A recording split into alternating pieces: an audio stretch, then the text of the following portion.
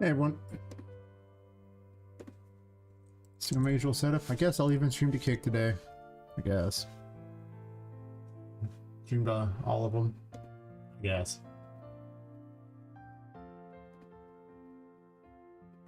I don't know how lucky they are though.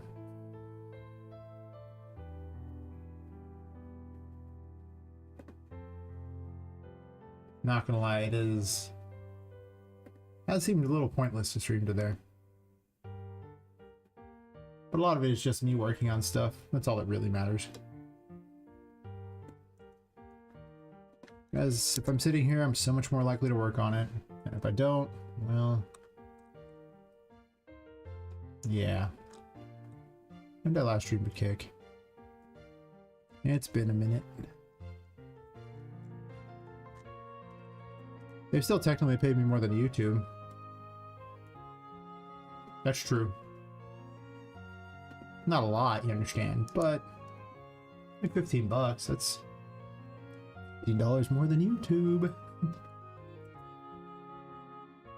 If YouTube ever pays me, I think that they're going to pay me about $15 because I think someone donated. I think about $20 something, $24 something donated. I think that translates to like $15 for me.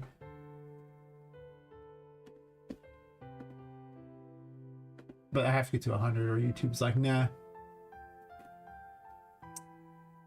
So yeah, about that. Does not seem like it's any likely to happen anytime soon. So barring me disguising myself as a peanut or something.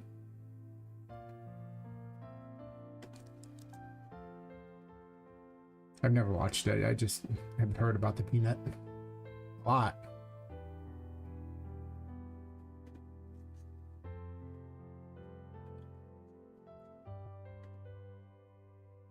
But I honestly don't watch a lot of streamers, so yeah.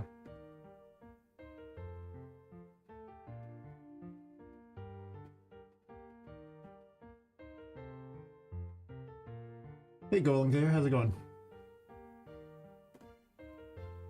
Wait, first person show ups on Kickable places? Wow. Usually it's the Twitch people who talk first. Do my usual setup here.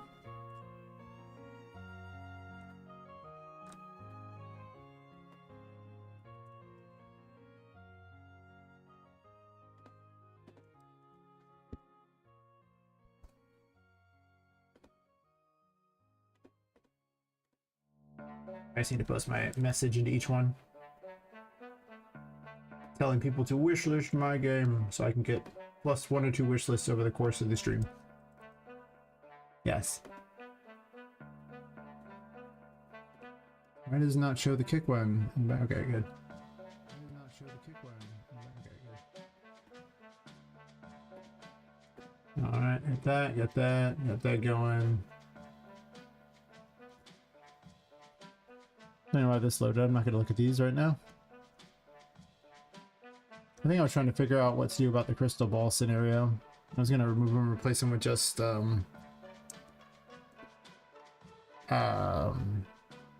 tarot cards.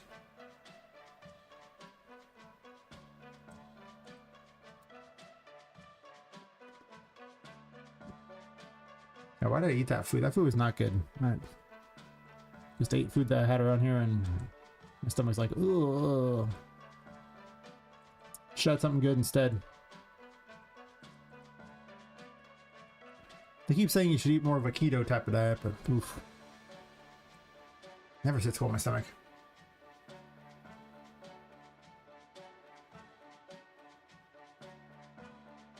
Hey, Drill Melody 18603. We spent how far in dev process? I can show you what I have going on right now if you want. And as far as release window, I'm gonna try to have the demo out this year, and then next year try to have the game out.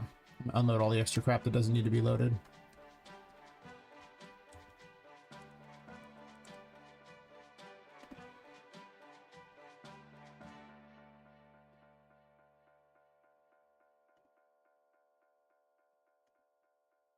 We're just setting up, so it usually takes a moment to do the first load of everything for the engine. a much longer moment since 5.7.3 came out, and is much worse than 5.6.1. Come on. Go ahead and turn off this other music because I don't want to hear this too. Give it a second while it loads everything. When it's not streaming and I'm in the games package, it gets, you know, 60 to 70 FPS, but that's a different story in a different day. So the game's called Poppet Quest. You're playing as someone who's killed and your soul is stuffed into a doll. She's trying to escape the Whimsy Wonder toy store where a curse brings all the toys to life at night. It's a lot like a theme park in a building. Kind of like if Disneyland was crammed into a 5-story building. Or Disney World, take your pick, whatever. And, yeah. Oh, apparently I can't jump in here. She uses tarot cards for her abilities. This one's the Fool. The giant squeaky toy. Also a fan favorite. If it wants to load today. First load, slowest load, you know? I should probably... Can break things too. There's a bug where the enemies in this room don't spawn. Don't worry about it. We'll just skip them. They don't matter. They suck at the very start of the game, so they're tutorial enemies. Oh, I didn't put a nav mesh down. One second. Let me put a nav mesh down so the enemies can spawn at all. That probably helps. It's looking for a nav mesh to spawn things on, and if it doesn't have one, it will spawn 0 enemies and make this really boring. Hear me out. It's a lot more fun if enemies show up to fight. I mean, the bosses still show up. And the important enemies, they show up. But yeah, that area won't have one because I blocked it, so they can't have one there. Alright. Let's try this again, but this time with feeling. I was actually working on the second chapter. This is the first chapter. It takes me roughly just under 2 hours to do everything in the first chapter. Take a lot longer if you don't know where literally everything is, like I do, but when you made it, you kind of know where everything is. There ain't no surprises. Oh yeah, that's the bug. The enemies spawn on the ground in this room. I don't know why. I've been trying to figure out for a while. Probably equip that tarot.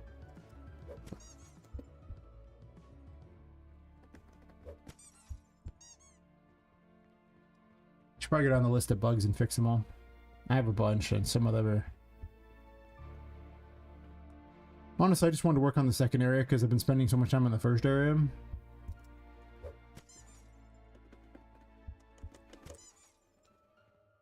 But...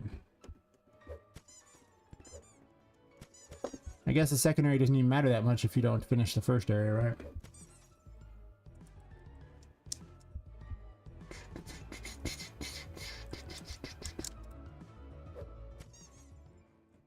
Alright, so the main mechanic of the game is you're powered by the curse. In that other room, you don't have to worry about it, but in every other room you do. This is for dodging. If you're in the darkness, you gain curse power, but you lose your sanity. If your sanity hits 0, the curse takes you over and you lose, and that's bad news. You don't want that. I'll let my sanity run low so you can see the effect. I think I can release what you have early access to iterate on it. Some games these days for this alpha stage and does this build on the way. You know, maybe. Because I'm pretty certain it'll take a normal player like 5+ hours to beat what I have, because they have no idea where to go, and in a Metroidvania that makes a disgusting amount of difference on how long it takes to do things. Because I know every little secret, so it's like, What the game really needs right now would be like balance and a lot of like tutorial explanations, and the menus need some work because I just changed how everything operated again. Mostly to simplify, because there was a point where there was like 66 different unique abilities, and that's just too many. The game just like, you'd have like 1.5 rooms to use each ability. It's dumb. I was like, this is a bit much. So it's down to closer to like 40 something, maybe 50. I'd have to look. There's some passives, so the passives I don't know if they count, but as far as unique abilities, like recently I just added this terraform thing. Takes a second to swap for the first time. I believe in you and your ability to swap. Yeah. And in this form, like all other teleporters are enhanced, but it drains their curse power. This was so I could do a lot of abilities at the same time. You'll get the next tarot card. But I could release it as an early access now, probably, and it would be passable. There's no real story included yet, so that's another problem that needs to be addressed.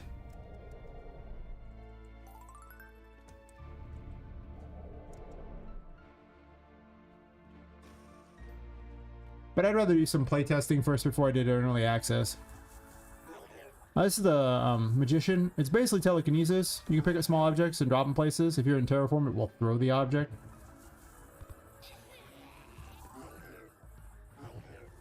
It also can manipulate objects in the environment, such as drawers, cupboards,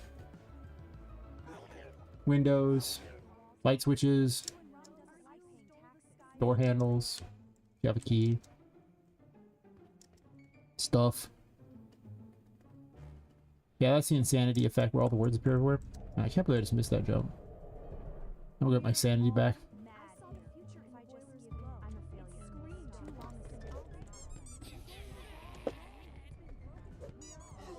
I really want to put something back here. I got rid of the items here because I thought they were not nice looking, but now I realize I don't like how open it is in that spot.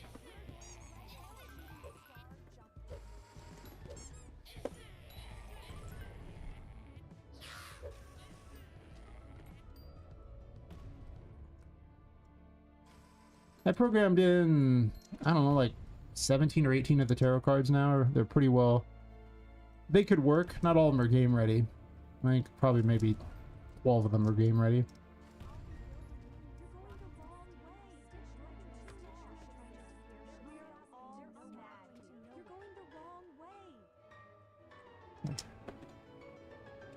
Sanity back.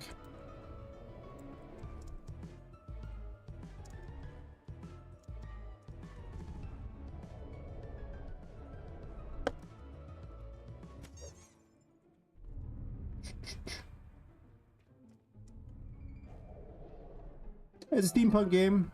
You are trapped in the building because the curse is only on the building, so if you leave the building you will, well, fall lifeless. So don't do that. But you can come in here and look if you want. Then when you get tired of it, you can go back in.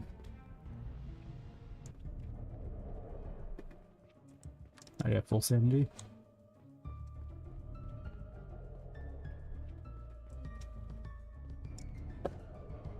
I gotta give her another weapon early on in the game. The way I tweaked the things now, some of the weapons have been kind of replaced. Like their abilities that were like, you know, attack-based abilities. So now it's like, or I should say combat-based abilities. So it takes quite a while to get the next weapon, which yeah, I don't really like. I kind of want you to have another one within the first half an hour. I didn't bother to grab the key for that door, so we're taking the long way since I didn't grab the key. Doesn't really matter.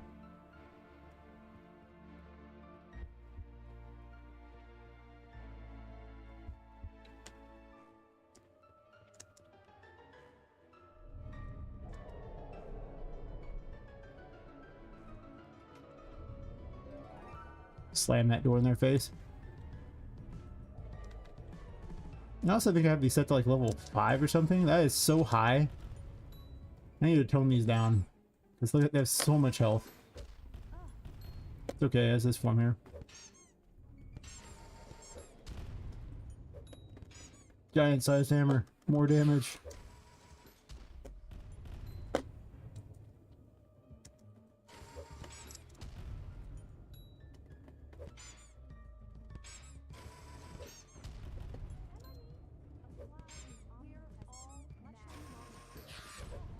Yeah, I gotta reduce the hit points probably by about half, honestly. There's supposed to be 4 of them you're supposed to take out in this room to free up a painting. It's part of the map travel. I'll get them as a map, as you can see. I need to rework these because I just changed how the map worked, but you know, there's 5 levels like that. The area covered so far is 2.19% of the game. I actually have most of the game laid out, actually.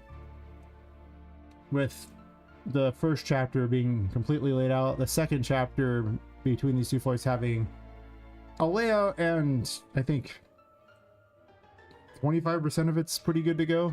I mean, it's got a game, it's a game of 5, but it needs stuff to look good. Chapter 3 between these 2, So anyway, and we're not going to talk about chapter 4. Chapter 4 is a little ways off.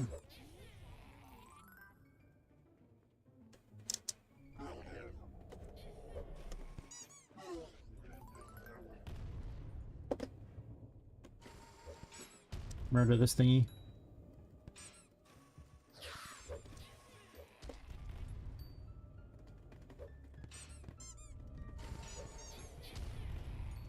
I'm not used to having this ability this early ever since I included that terraform about, I don't know, a week ago.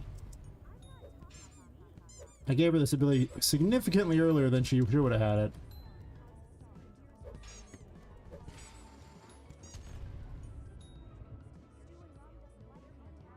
Right away!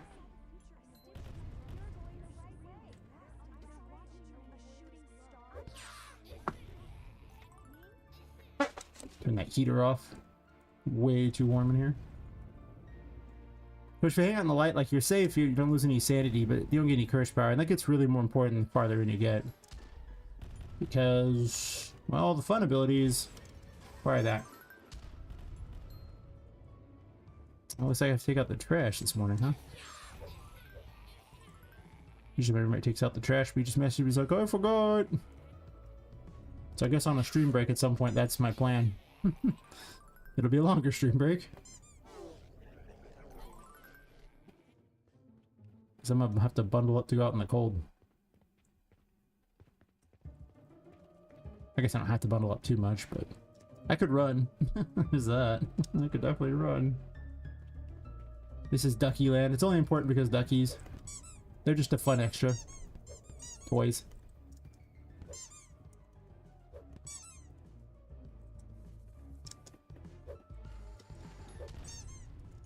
Oh, something launched me there. That's interesting. I wonder what caused that. Maybe it's just a physics interaction. Sometimes you get launched, okay? Don't worry about it.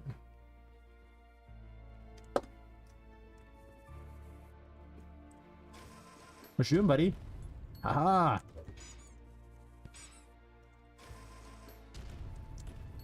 Almost got hit anywhere like an idiot.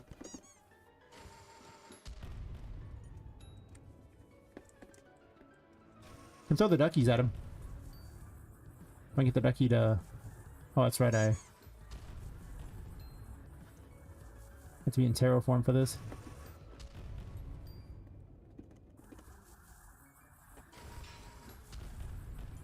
Doesn't do a lot of damage, so it's not really the best. Its biggest purpose is really just to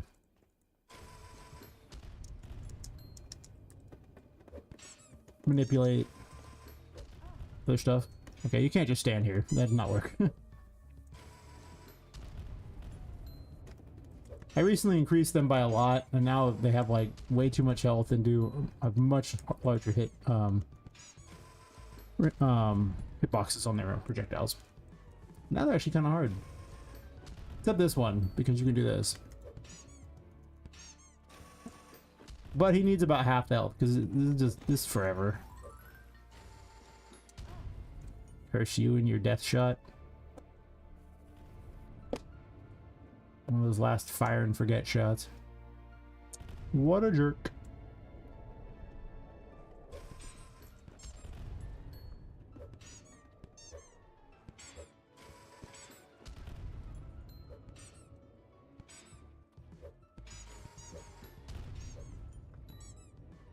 You have a dodge you can do. I should use it more. Cost curse to use, so pretty effective though. Maybe I just leave him as it is. I haven't set it level 5, and unless I give her +1 level before this, he's level 2. You get a level every time you find a tarot card. The entire deck is in the game, so there's 78 cards. The minor arcana only give you a level, the major arcana give you a level and abilities. So far I've only got a couple major arcana.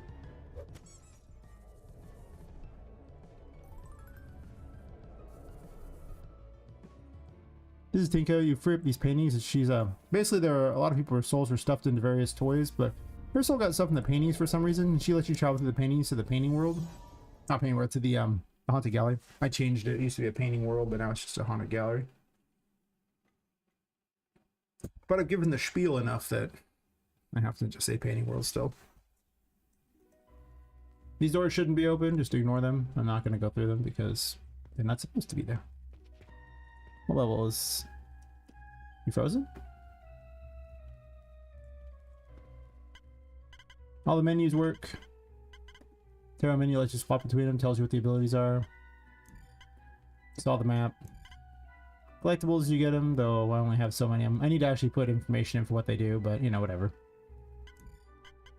Loading, saving works, so you can only save when you're in a toy box. It should be one of these things over here. You can load from anywhere you want. Why aren't you getting in?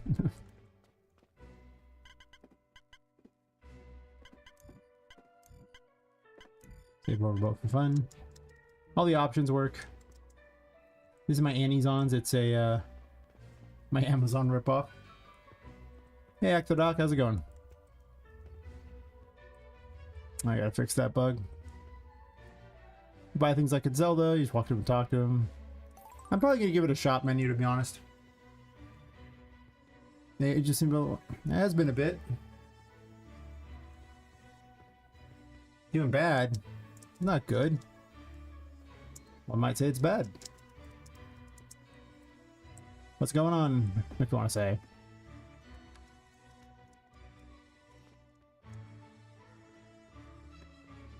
5.7 in the bug where this appears now. 5.7 screwed a lot of crap up. Gotta change work, so I'll end up fighting with some clients one day. Yeah, aren't clients fun? I mean, you know, sometimes you gotta put up with people who suck to make a living, you know? This door should be closed, so I'm not going through it either. I was working on things. For those watching the tour, we'll pretend like things have been not left open. But I am not sloppy. Okay, this should be hard to get through. Okay, what the hell? Making my life way harder. Wonder if I increased Poppet's collision a little bit without thinking about the consequences. I might have. Sometimes I do increase it by a slight amount, and it does not always work in my favor.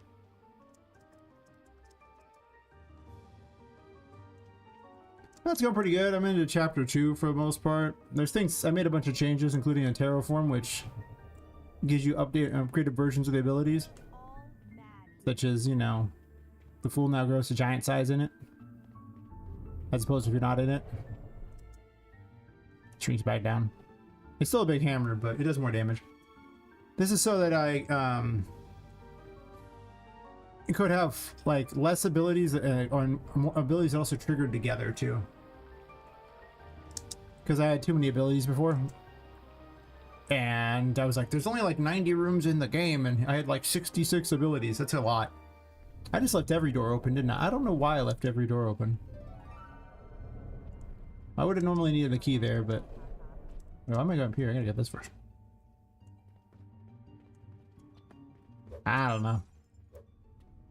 I'm like 3 months behind because of health problems, so I have no idea anymore. Like, at first I was like, oh, I'm gonna be working real hard, then I had all the health problems, like, oh, never mind. I'm gonna try to have the demo out this year, which means the playtest will have to be before that, and then... There'll probably be more than one playtest, too.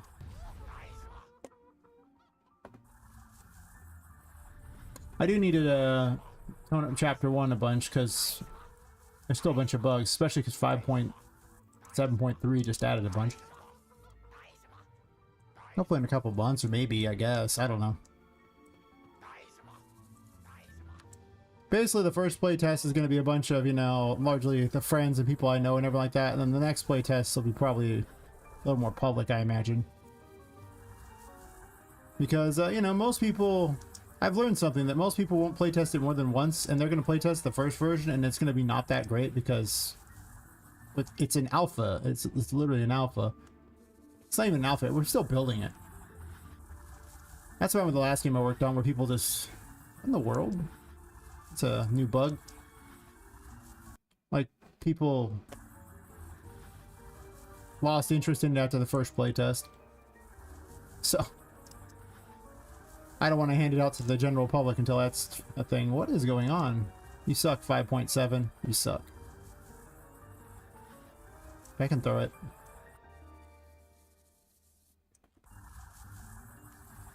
Like right now, I'm sure this bug would annoy the crap out of people.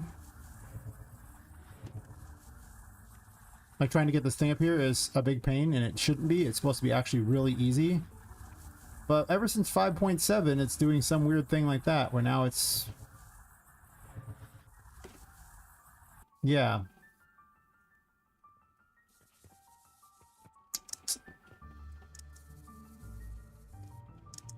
But I get the feeling nobody would want to have to deal with these bugs.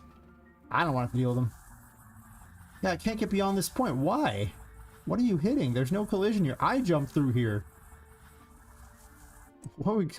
What's going on? I jumped through here.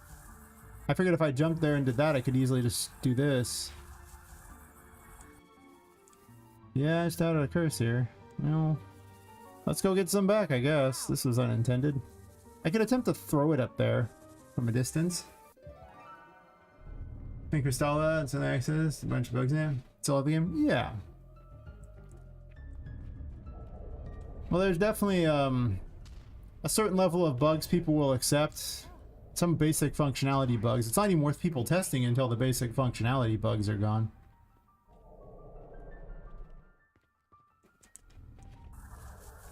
Which I think is a big issue there. Once those are gone, I think that people will be more likely to want to play it.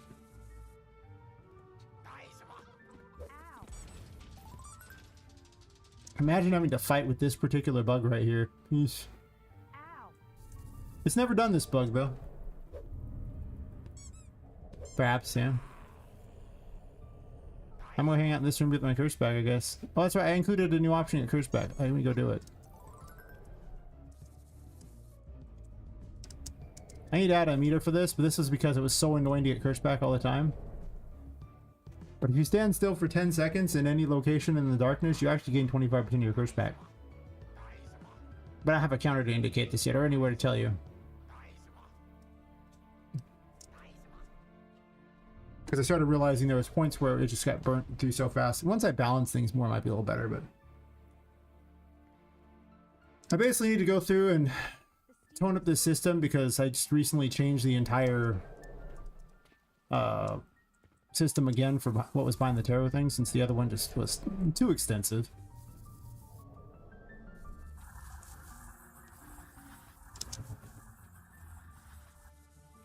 It's up there now, but where'd the other two go? I left and they returned. Nice. Right. Oh no, you want to add like explanations of functionality. That's just bad game development if you don't add explanations of functionality. That's like the Metroid problem. That was one of the things why Metroid was maybe not the best design game. It was just an early design game. Even then they fixed a lot of designs later because of how crappy they were. But they didn't explain how to do things, and you just discover it by luck or some sort of magazine telling you.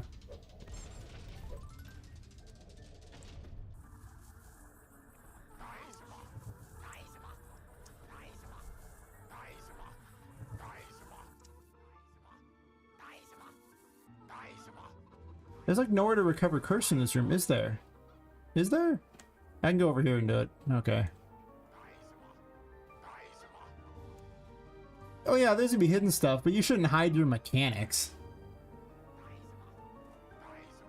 You should definitely hide. Like, this is a Metroidvania. There's so many secrets in this. It's stupid, but I don't want it. You can't figure out how to play the game unless, you know, you get lucky. I don't want that to be the mechanic. I want the mechanic to be, you have these abilities now. Can you solve my, you know, all the weird things I put in this game with them? Can you solve this bug? There you go. Not something I want the players to have to deal with. Oh, I forgot. Swapping there causes that to drop.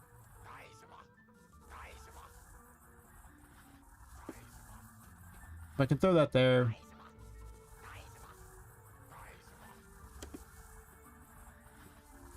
At least now they're all in the right area. So dumb.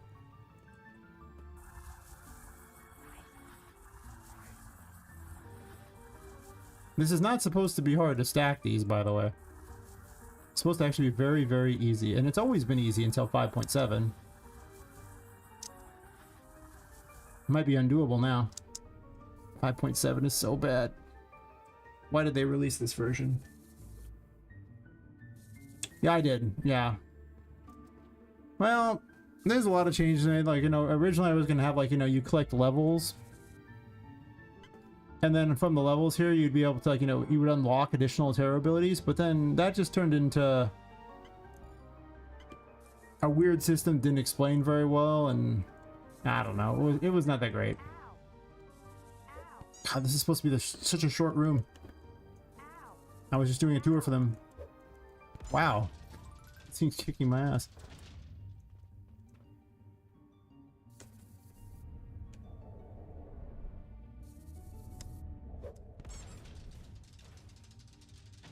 As long as they don't move. I guess that counted as moving.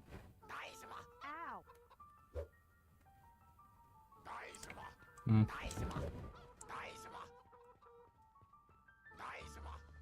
Taking a serious beating here. This isn't even on anymore. It should be on.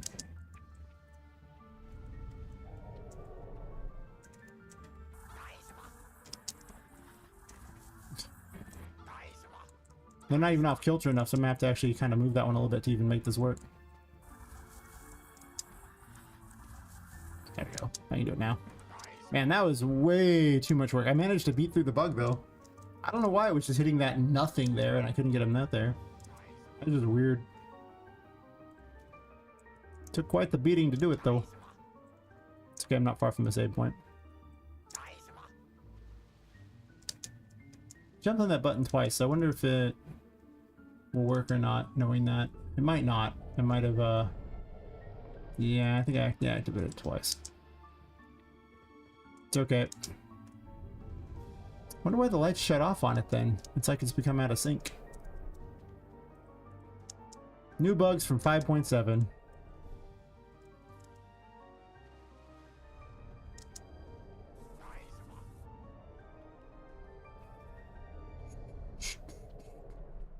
I guess I should go through and fix all the stuff in chapter 1 that's broken. Finish up the last things that, you know, would make it nice. I redid the water, so it's nicer. It's so much prettier now. Plus, it also reacts to those. And it's also one material. Did I fall in the water? Okay, I didn't. I was like... I've already faced enough bugs. Now I gotta play bad, too? Jesus. Hey, nobody want that. Sorry, I knew there was a save point there, so I wasn't too worried about my health. But... let's see, I'll probably have a stripped down version to just test. I'll just leave story out and everything, and I'll just, put like the most briefest of explainer on what to do. Just so people can test the gameplay, and then story can get added in later. I think that's what has to happen for the playtest, because otherwise... it's gonna be way longer, and I need people testing it before that. Besides, I don't want people getting tired of the story before it even happens, right? So I just need the like briefest of explainers, like, so, you know, just say go do this, and not actually include a story explainer. Maybe a message saying in the story it would say to do this, so go do it. My complicated explainer. A secret route.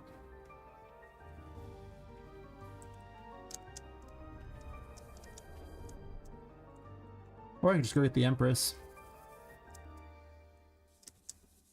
You're going the wrong way. I saw the future in Emily's glow.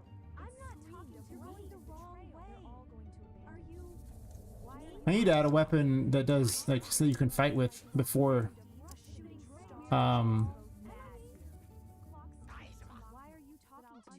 before Patrick, because I tweaked how the Empress was, and now the Empress doesn't have an attack anymore, and I moved Temperance to later.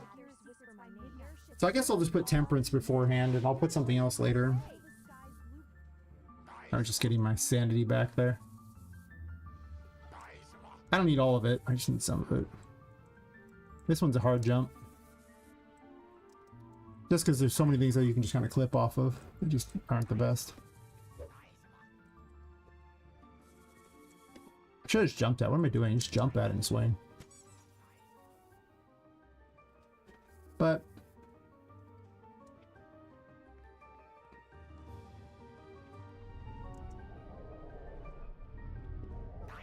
I think with a few tweaks, like with the most recent list of things, and if I just include a better menu system to explain this new change to how the abilities work, it's probably play testable. I mean, the latest string of bugs is annoying, but I obviously wouldn't kick it out the door for playtesting until those bugs were fixed, but no reason to have people test the bugs that I already know are there.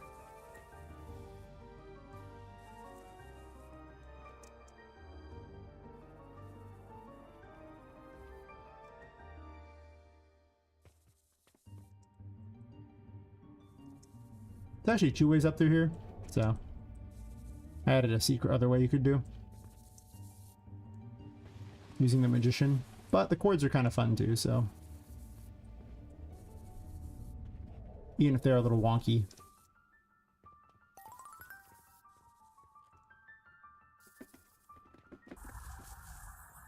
Normally there's a secret outside of that window as far as the crystal balls, but I'm going to replace those. I'm going to have a story whenever you pick up the tarot cards. And each of the 4 like suits of the minor arcana are going to tell you like their own little story. Kind of like how horror games include information that way and everything like that, but only this is not a horror game. But like instead of having documents and stuff like that, she gleans information by collecting tarot cards, which I think is more fun. Also, it eliminates between 42 and 72 collectibles in the game, which is quite a few.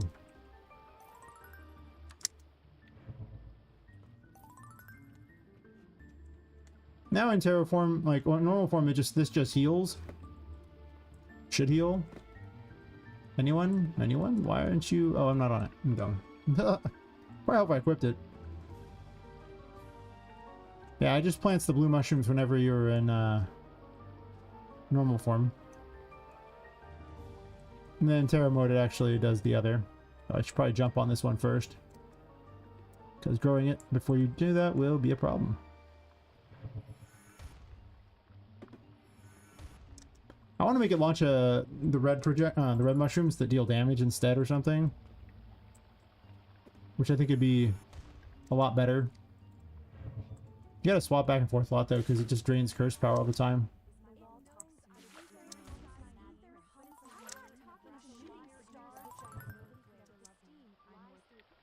Yeah, I gotta explain Terraform too, because that's about a week old.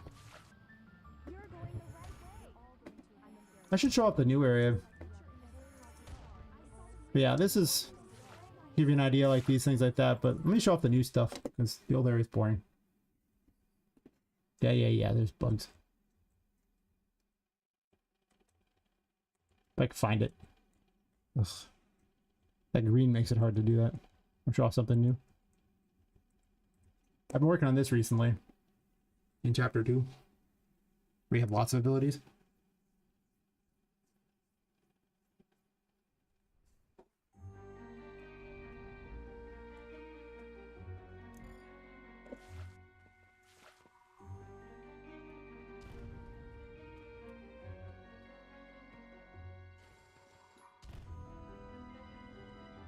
Alright. Once more to the breach, dear friends.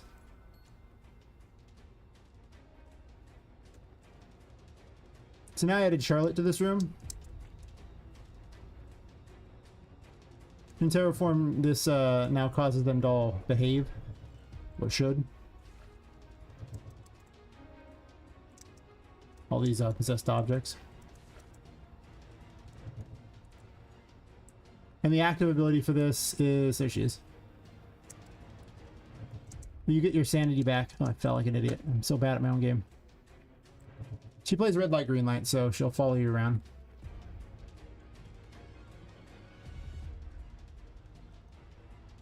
I want this key.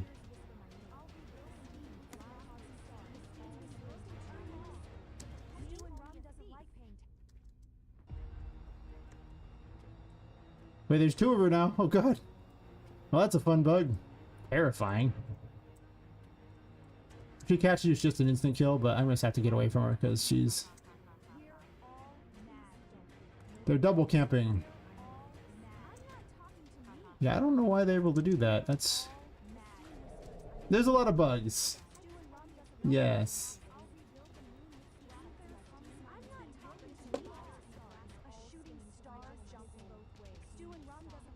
Not looking directly at her. Them. Not looking directly at them.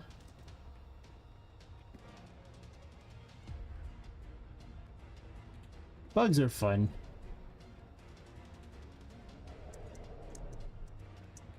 You will not have to deal with two Charlottes. That's a me special.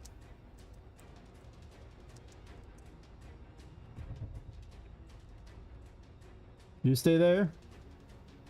Oh, my curse back. I'm watching you. They're cheating. They're blocking. You suck. Because it doesn't count as looking because it's being blocked by the other one. You suck. It's okay. I'll live. I didn't anticipate there being two of them. It's just a ray trace going directly to her, and as long as the ray trace is touching her, she won't move.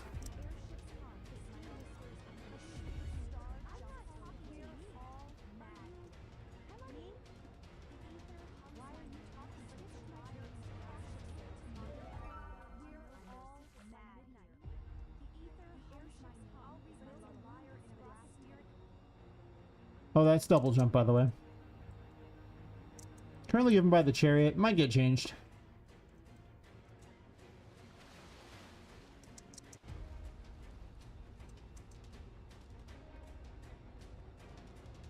I haven't had enemies outside of this area, so Charlotte's the only thing to worry about right now.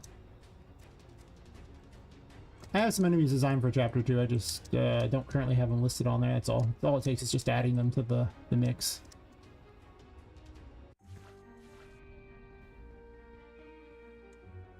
This whole area is like still about lowering the water. Every time you hit a button, you lower the water. Whee!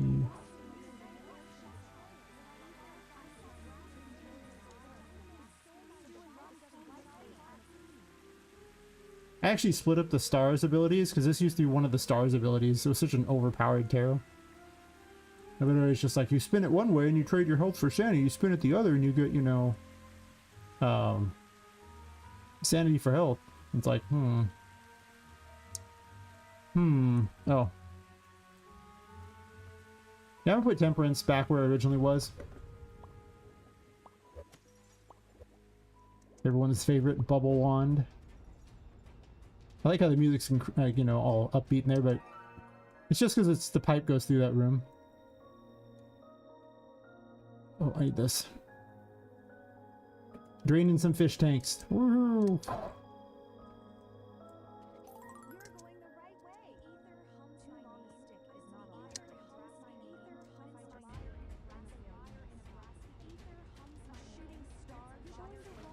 Okay. That needs to be inside of both things, so you can't just do what I just did. Hey, Ivy Debbie. Well, Chapter 1 is playable, albeit full of some bugs. It takes me about 2 hours to do everything in Chapter 1. Probably take a regular player who has no idea what to do, like 5, but, you know. I'm working on Chapter 2 because I got tired of messing with Chapter 1. I don't have any enemies set to spawn here. I would say maybe like half an hour of this, with besides adding in enemies, is like has the game set up, right, game ready for it, with just bugs. And then after that, well, there's concepts laid out for the whole game, but it is a big game.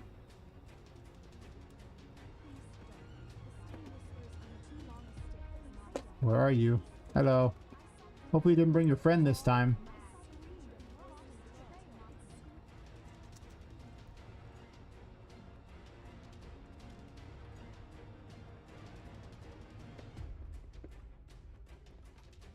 You stay in there. Slam it in her face. I gotta decorate these rooms more. I'm lowering the water in these things to get places. I don't have the boss ready for this after these. Like, there's a sequence you go through, and then there's a boss. And the boss is not ready at all. Not even kinda. I missed my secret! You gotta make it sound like you're falling really far.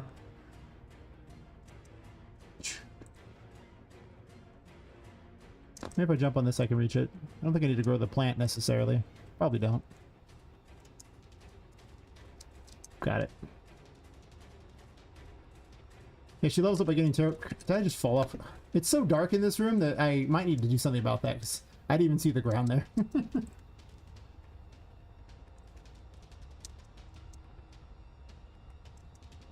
Kind of ran off. I mean, I know where the ground is, but that shouldn't be the deciding factor. Because look at how dark that is. Like, that is... I kind of lit up a bit, but you really can't see too well in this thing, so... Maybe like a slight amount more light. Or just add light. +1 level! Yay! Guessing at the other level too. I started adding more things in this room to grab. Hello.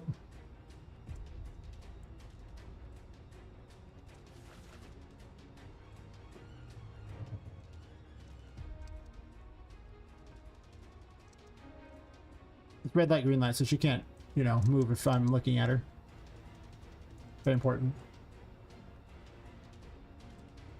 Yeah. Other sections aren't that dark. It's just down here is really dark. This was just some boring hallway, and then I decided it was the ghost girl was going to make, yeah, have some fun with you. Oh, don't sit in terraform. The main mechanic of this game is if you're in the light, you gain sanity, but you don't gain curse power, and if you're in the dark, you lose your sanity, but you gain curse power, which is what powers all the toys. And if your sanity ever hits 0, you lose, so don't let that happen. So you don't always want to be in the light. Like, I was just standing there in the light, and that was actually a dumb decision in a way. I don't really need sanity that bad. Usually curse is the limiter these days, because the Hierophant exists, and the Hierophant is overpowered. Yeah, I'll see some other areas in a second, because I'm grabbing keys from outside of this area. This is not actually a boss fight against her. She has multiple boss fights in the game, where you're trapped in the room with her. This is just me running through.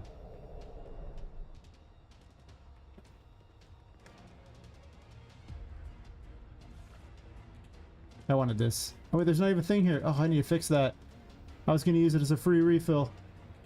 You stay over there. I want to get these stairs. Nope, nope. My stairs. Not your stairs, my stairs. I'm terrified of her. She doesn't have a jump scare yet, but she will have one at some point. Just an instant kill. You know, she just kills you if she gets nearby you, so don't let that happen. Yeah, this room is not dark at all, though, you see, so... Some rooms are much more bright than others.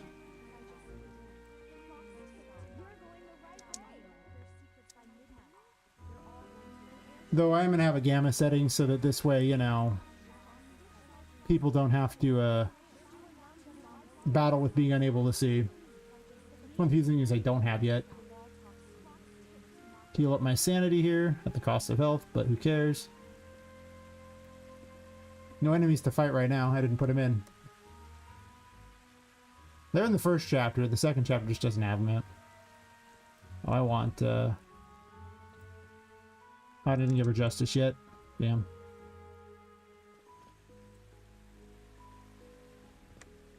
This temperance, it's a bubble wand. There's nothing to bubble, but, you know.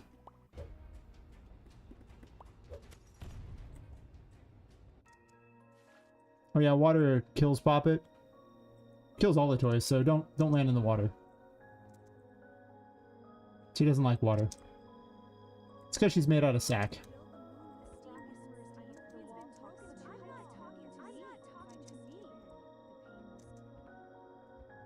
But yeah, there's a couple aquariums here, and you're just draining the aquariums. And there's a... Well, I guess not every toy hates water. There's a pirate girl doll who lives in the sunken ships down here. pretty much inside there if you once you lower the water enough to get there. I might get rid of the bloom effect. I don't know, like I put bloom on those things, but it is so overpowered. Leave this on. I think I need to increase the drain on this because I end up using it all the time now that since I switched it, and it is too good. Because I get to ignore the game's mechanic a lot. I mean, I guess it's, you know, it turns your health into a mechanic in its own right. And I suppose with enemies actually to fight me, it won't feel as free as it does right now, where I'm just automatically using it because there's nothing to worry about. My health doesn't count here.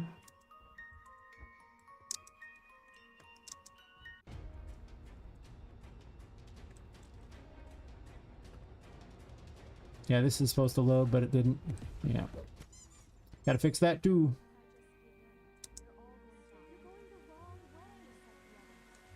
I don't know why the painting blockers announce themselves like that.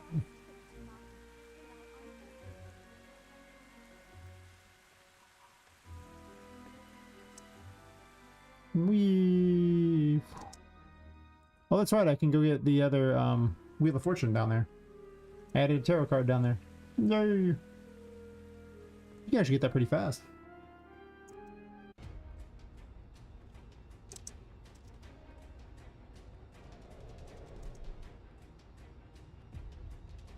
Don't know why the Empress on of all things. Pretty worthless here.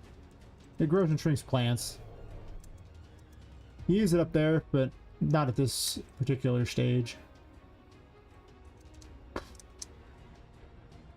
I need to make her more threatening too, because when you're just running through her, she doesn't even really show. I mean, she's here somewhere. She likes to come from the water. The ghost girl has no problems with the water.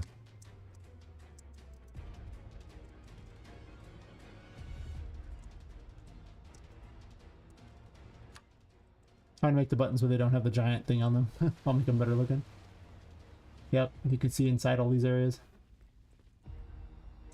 Yeah, that glow is just... oof. People are like, add bloom to the game.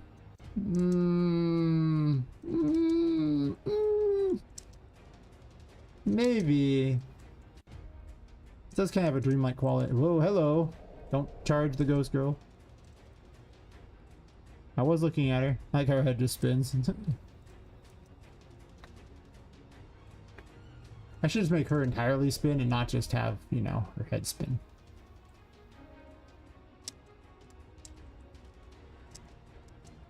I don't know where she's at, but if I hurry up, it won't matter. Probably.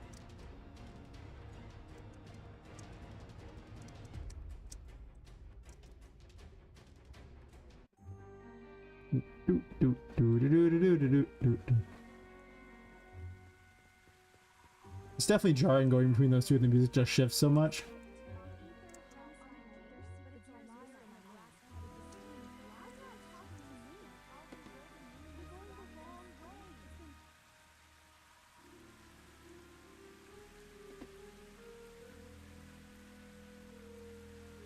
I have to adjust the order the tarot cards are handed out too. I guess then I'll just fix a billion bugs and reorder some things.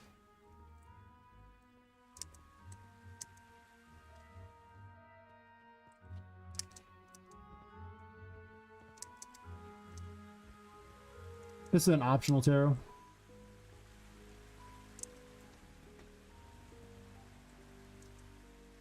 Though I already have it, but you know, just to show off where it would be.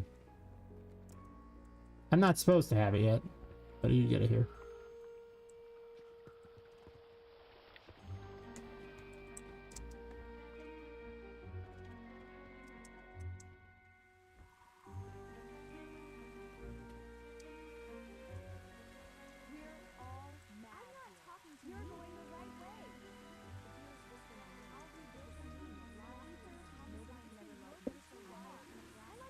Yeah, once I put enemies in these areas and fix the double Charlotte bug, maybe make her a little more threatening, though maybe not. Maybe I'll leave her as she is. It's just a fun little... It's not supposed to be a boss fight, so I don't want it to be too tough. She's just playing with you. You didn't spawn back in. Interesting. I gotta fix that so they don't do that too, but...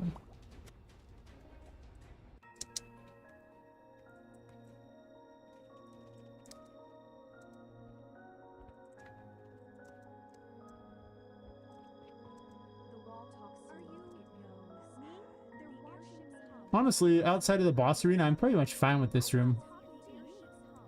Inside the giant skull thingy. And obviously the boss just isn't done yet at all. I have barely put any time into her, so. Not gonna bother to fight her right now, but I'll at least jump out here. Weep. I gotta build this battle arena up to be cool. I moved it from a different room and she's just not there yet. But anyway, that's like the new thing I was working on. There's so many bugs.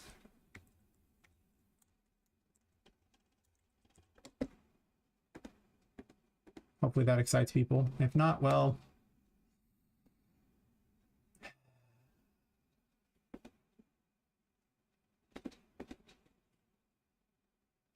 And like everyone's watching me on YouTube lately, not Twitch. Cool. Yeah, it's okay.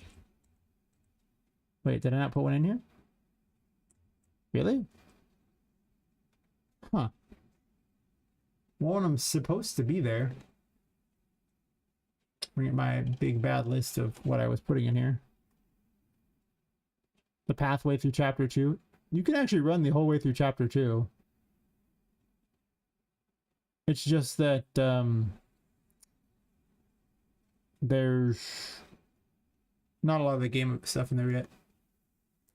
Like, rooms have concepts. Some are gamified, kinda. Like, they could use work, for certain. Four of Swords should be there? Okay.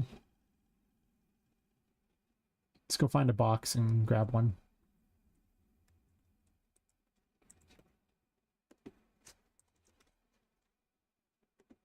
Every room is like, there's data layers for all the rooms, and there's 89 different data layers. So there's actually only 84 rooms made so far, because a few more floors, and then one of them's a Miss Potman game.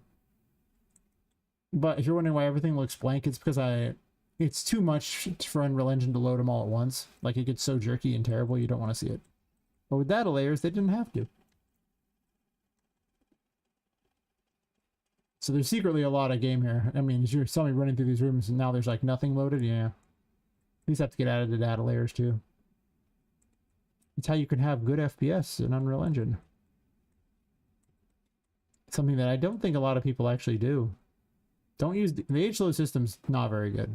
It's not very good. It's really not very good. It has a cap and the cap is very low. Like, it doesn't say it has a cap, but you'll find it doesn't want to build anymore. You'll find performance degrades really badly after a certain point. Like, it's just nothing good going on there. You won't like what happens. So, I advise against H-loading more than you have to. I'm probably gonna only have the building and the city and the H-load and everything else just be data layered. Though maybe it's a good idea to H-load the stuff inside these too. I don't know. I guess when the data layers are loaded for this giant room, it might be necessary. Four of Swords. No. That's Four Swords.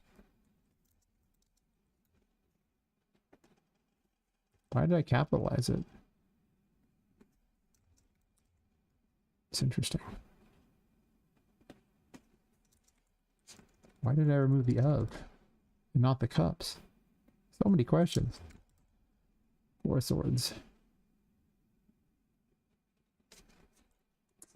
It's the lower decks.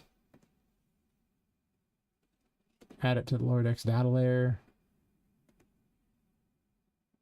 Also, the other ones here, this one here is not in there, and yet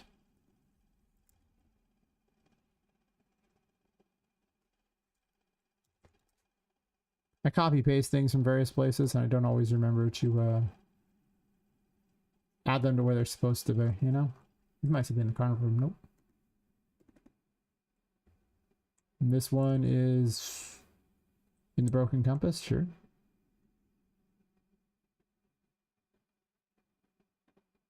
Though it's listed as the Six of Cups as well, which means I didn't put one in there yet. I don't know. I think I stopped midway through there. So we'll just say that this one is what is this one? It'd be the Six of Pentacles. I gotta get images for these. Pentacles, Cups, Swords, and Wands. The 4 minor arcana thingies. That should also be a minor tarot card. And let's move it to a broken compass.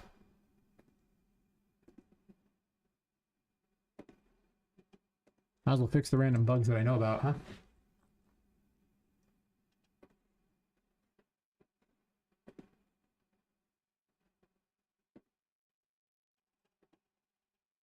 Where's my list of bugs for the other? Oh, let me respond back to my roommate.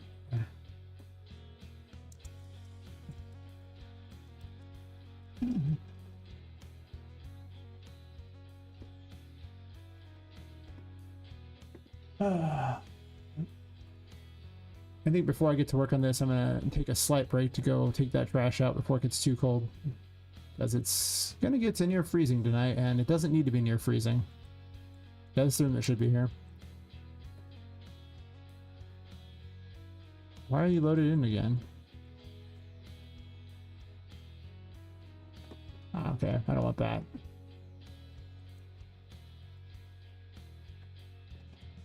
Anyway, I'll be right back. We can stare out at the something for a second while I do that thing.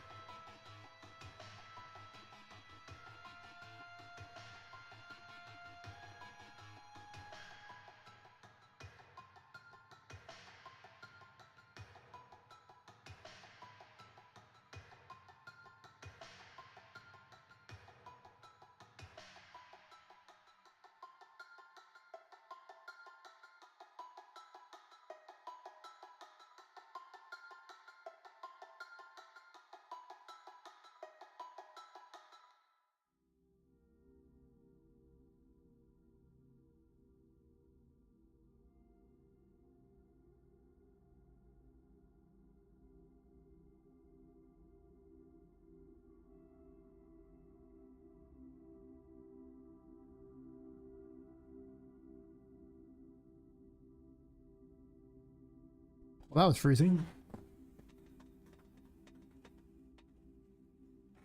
I was like, oh, I'll just be fine. I'm not going to bundle up. It's really cool. Yeah, like sockless shoes on, you know, basically just like they're effectively like slippers, and I mean, it just got, I don't have any extra layers or anything. Just going out there in the cold going, yep, good plan. Not a good plan. But it's supposed to get colder.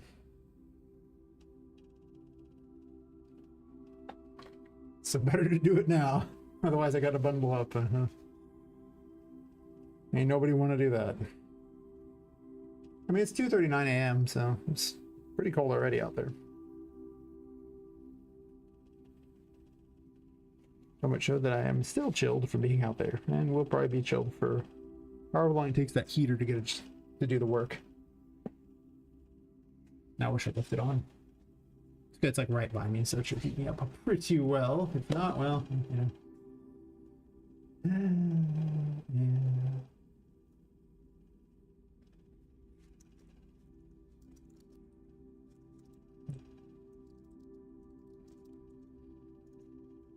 Okay, so now I told him it's done.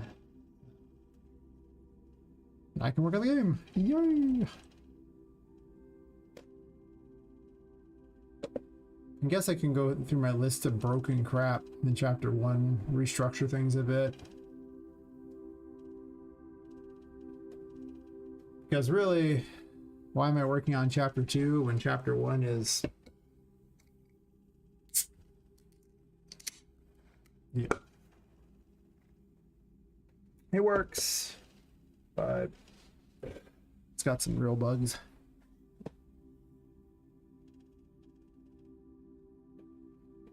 Some of the ones, like, I wasn't certain on. I remember the chapel had some problems with grabbing things. I don't know why. So, I'm not sure about this bug here. It's the same one. I should just mark it all as one bug.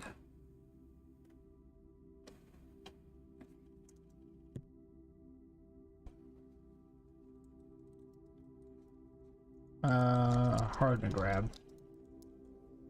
I'm just gonna go ahead and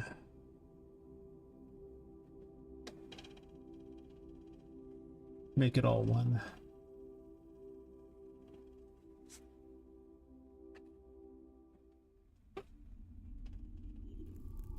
I actually added the secret stand there for 10 seconds thing,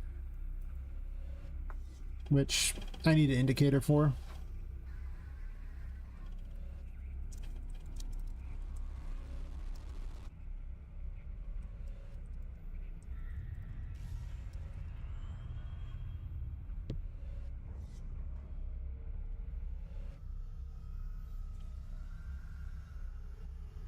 That means I'm just going to do right now just to get them out of the way.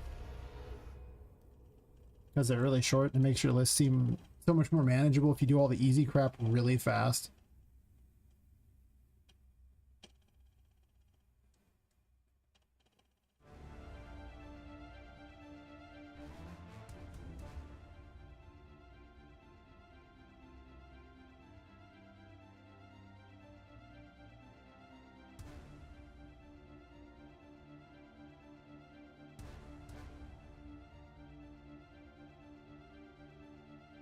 Turn the lights on.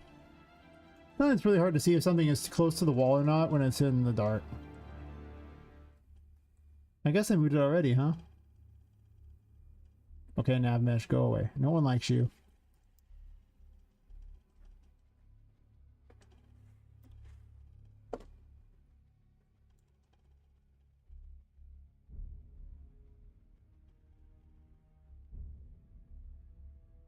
You're just making a little rattling noise.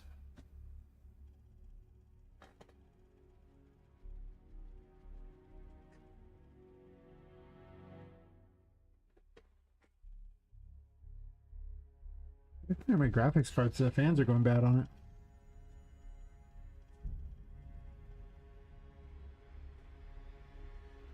That's the case, fan.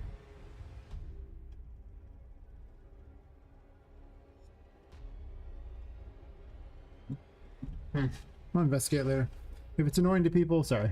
That's all I gotta say. If it's annoying, sorry. If you can't hear it, then there is no rattle in Bossing Say. Or Dulcing Say, that was what it was.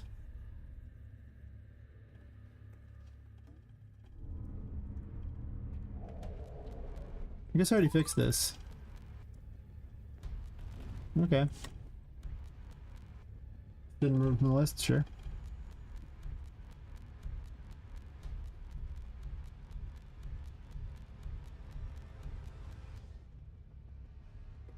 Oh yeah, it sucks. The painting ripple doesn't work anymore. 5.7.3, ladies and gentlemen. Why did I upgrade? Downgrade. Why did it downgrade, I should say. Oh yeah. This is a real joy killer right here. For some reason, Charlotte doesn't like to move in this room. Has he just deleted the nav mesh? I don't need the nav mesh over the whole thing. I just need it right here.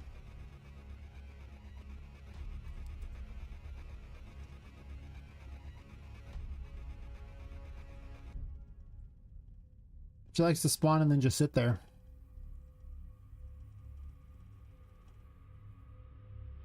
But not in the lower half room, just the top half.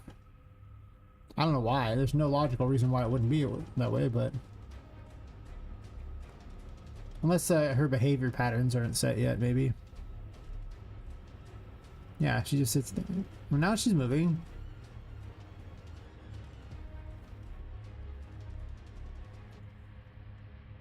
Okay.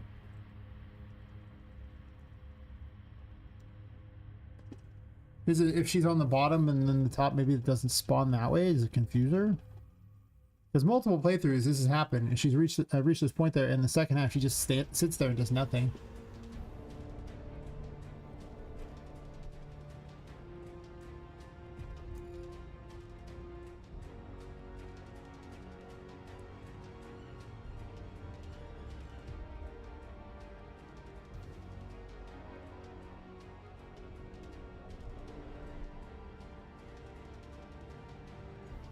Yeah.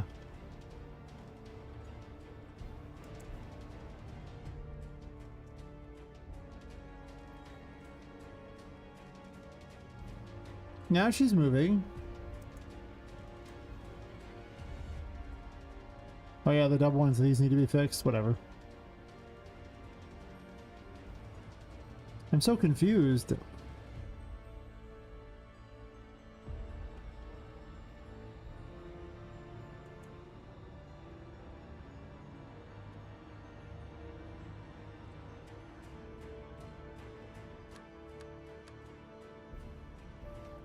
Yeah, the numbers no longer change on these two. Like a bunch of code, like just no longer works, even though it worked before. Why is this door not opening? The other's open. Now the button's not working either? You suck, 5.7. I'm just trying to see if I can trigger the bug without having to play through a whole playthrough just to see.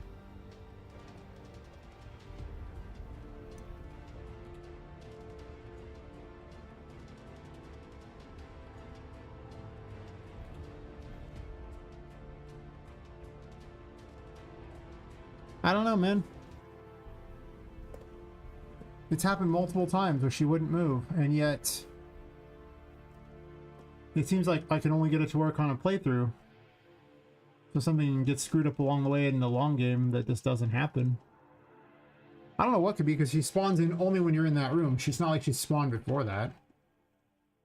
Well, I guess other versions of her spawn, but they don't save anything. So it doesn't make any difference. Like, it's a fresh blueprint each time. It's possible her AI's got some weird options on it, so I should check the Puppet Master and see.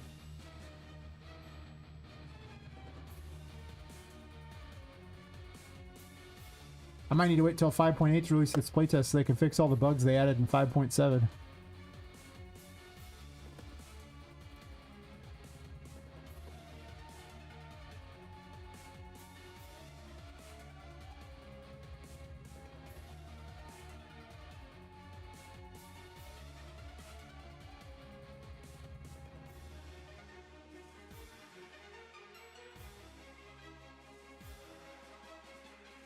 Yeah, she just switches room locations.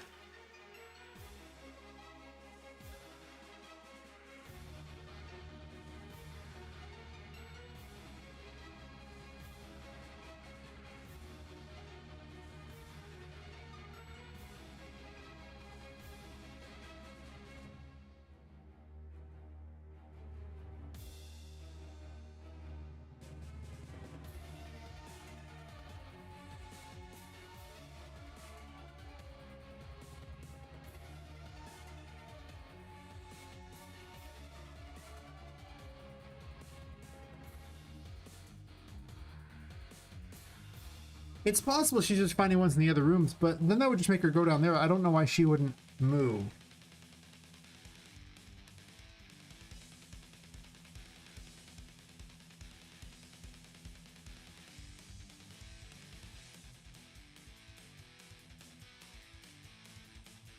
Hmm.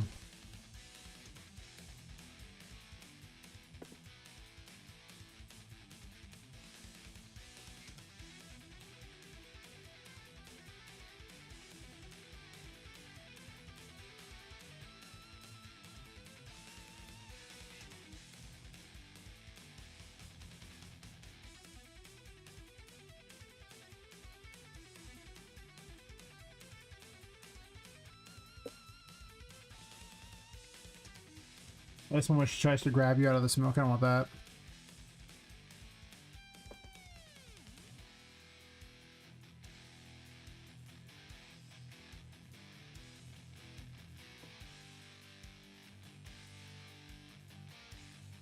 Which one's being spawned in?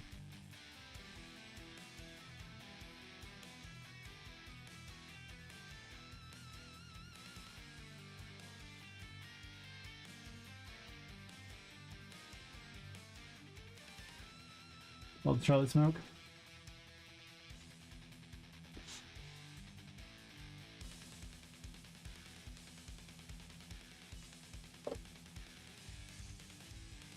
Yeah, I gotta give it the room info thing so this way it doesn't duplicate the stuff.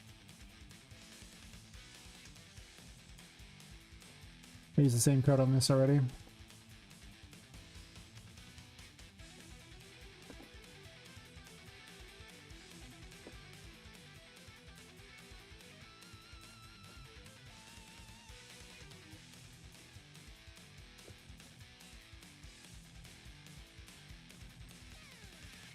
API interact.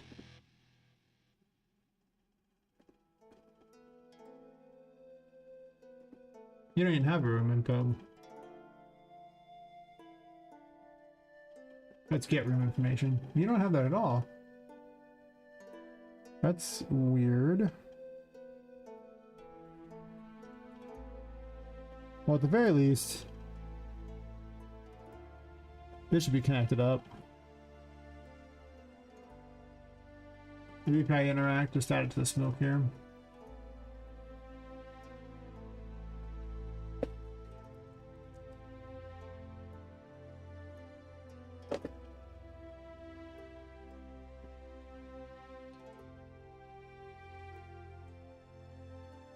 Both says room located in as well, but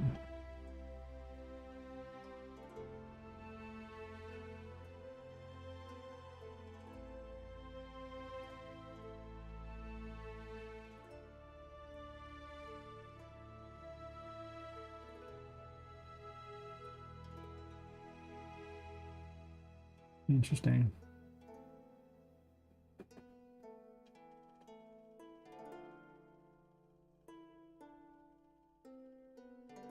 Import computers make. Oh, why am I grabbing that one? You can't do that. It's just a thing there. This is the grab.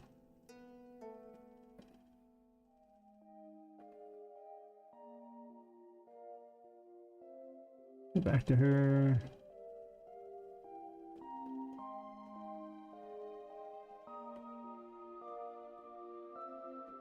Just to prevent this problem here.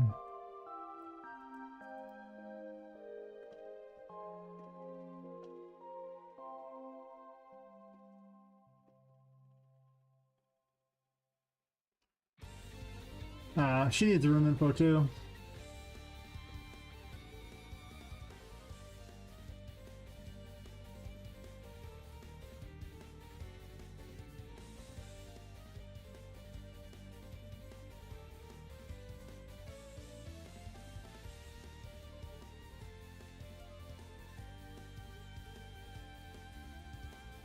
When I spawn her in, can I set it there?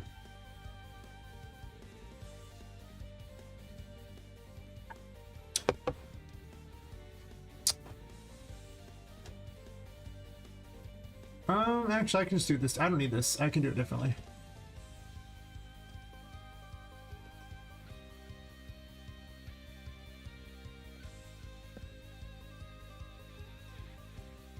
Because I don't have the information already exists, which room Poppet's in, and as long as the as long as they're both in the same, it's fine, right?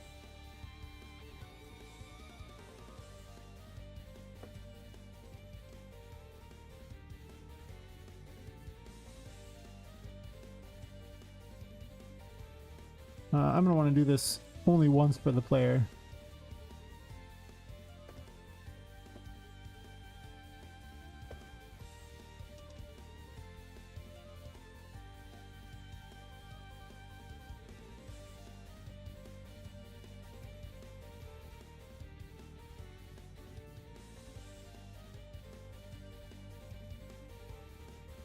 That is a confusing player room name.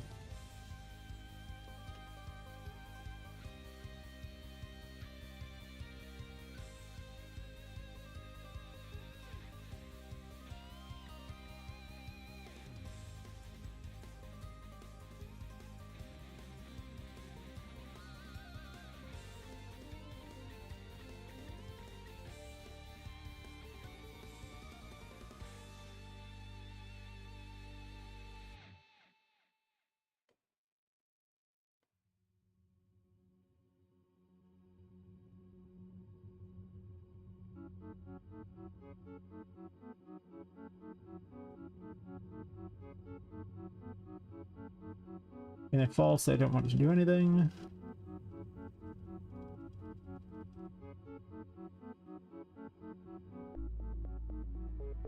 And they'll only do this if it's valid, otherwise it doesn't fail. That's fine. Those move to nearest, they move to random needs 1, 2.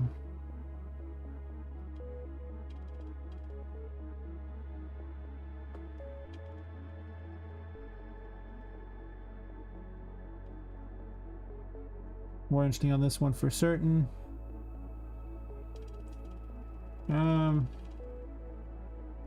Yeah, let's just do it this way. If valid, try this here.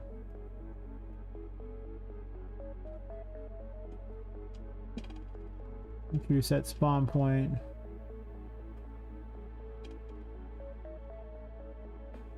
If false, loop back around and try again.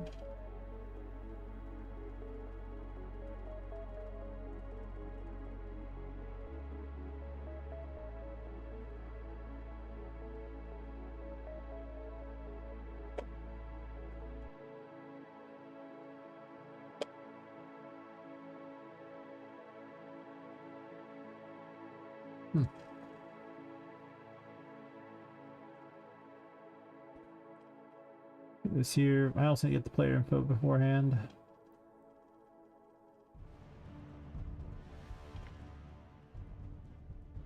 Oh, I guess I gotta plug in my mouse. It's all like battery low.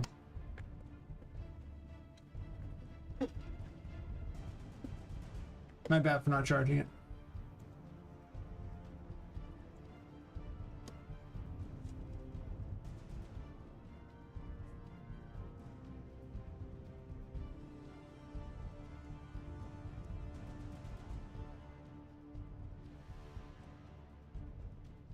Wait.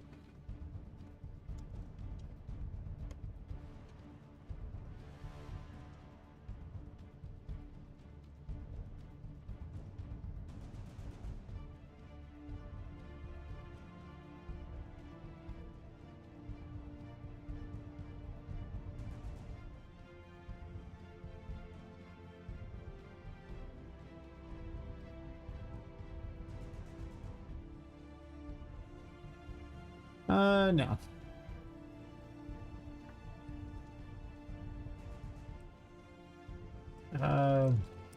Target. Milk spawn, I guess. I'm sure. If I pull random each time, we'll get a random one each time. That'd be stupid. Don't do that.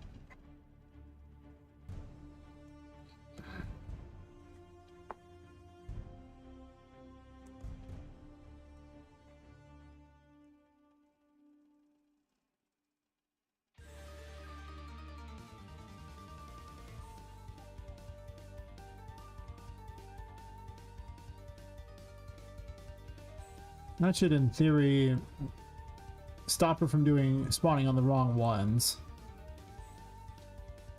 Beyond that, might not fix the problem.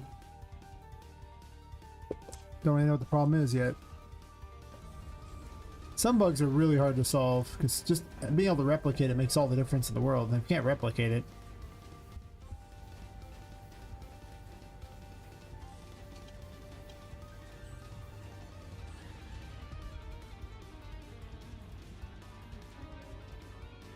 playroom second floor, sure. I think I gotta tell all the traps where they're at.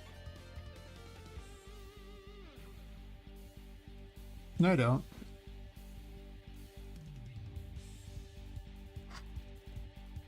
Alright, it's the room info, and then... Oh, I didn't include this yet.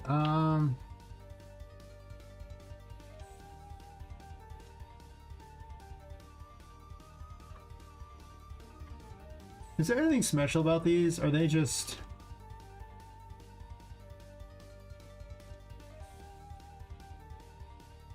What puzzle do you have?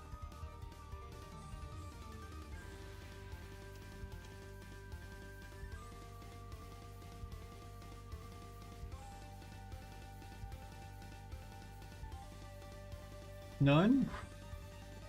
Because I can just put them in the room info, the data layer, because they just are they're basically just static points that don't have to do anything special. Like only Charlotte really needs to be spawned in and out specifically. It's just so that her blueprint actually runs from the beginning, because if you use the other, it might not work. Like it might not run it from the beginning. It'll often run it from kind of wherever it was, which breaks things because it doesn't necessarily maintain all the variables either. So basically it does the worst conceivable method of anything you could hope for. Just assume that. It's just, if it could do something you didn't want, that's what it just did, and you won't like it. There you go.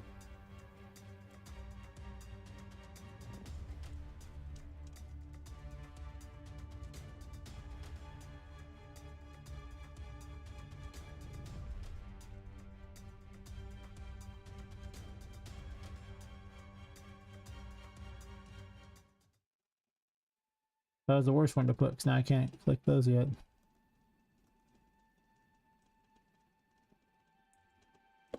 Okay, well, that was the worst one. Get off this.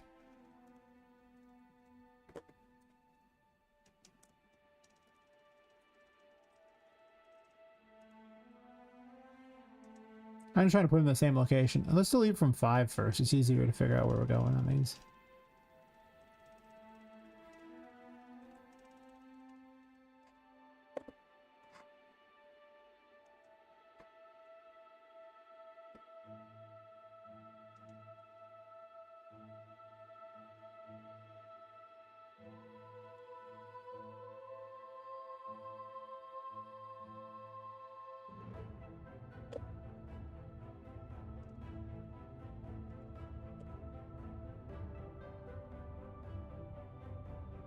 I'm slowly phasing out this spawn system because it is not ideal. Yes. Also, I should move these to first floor.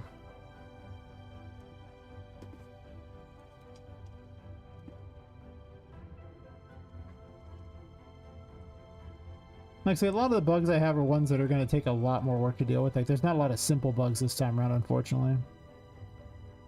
What I am going to do, though, is unload every room that's not these, so I don't have to watch it be slow.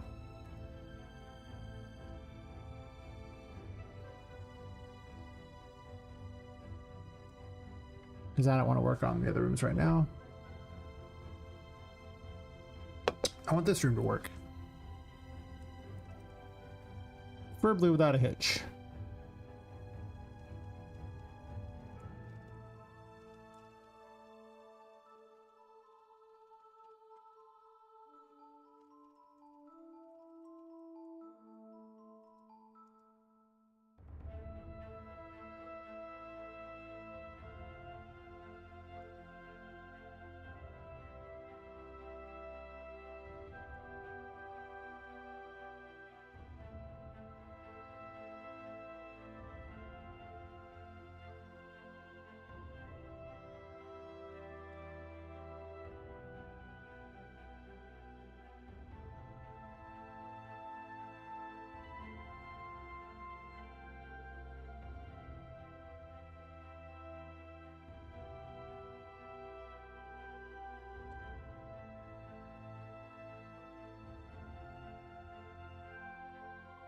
Um,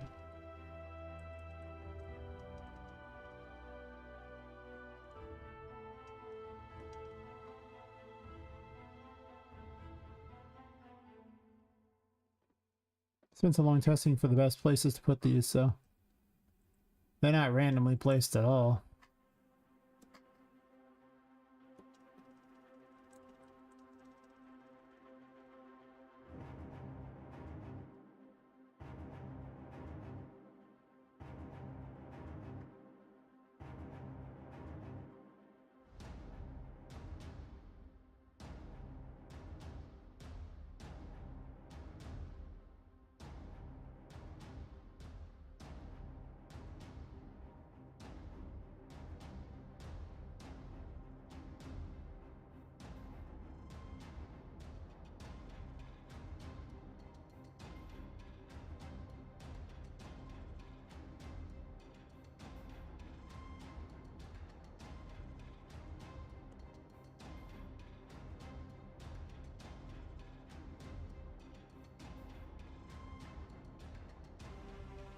There's space 2, there's 1.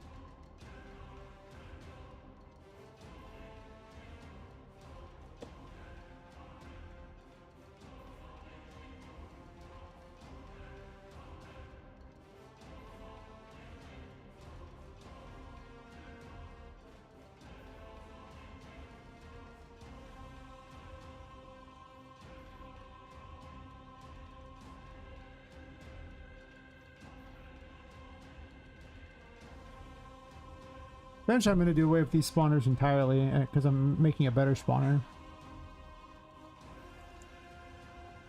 that fulfills my needs a lot better than this one does.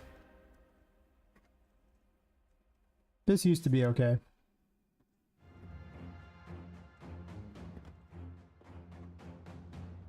It's nice that you could see the little things to place it. The other one you can't do that, but the other one lets you have, you know, it just checks the room they're in, doesn't check, it doesn't require you to have rooms that are perfectly rectangular.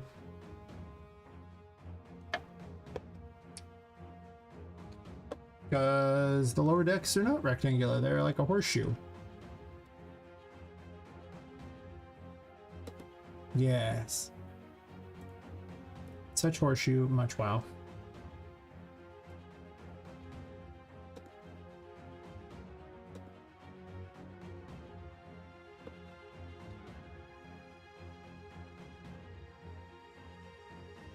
Curious.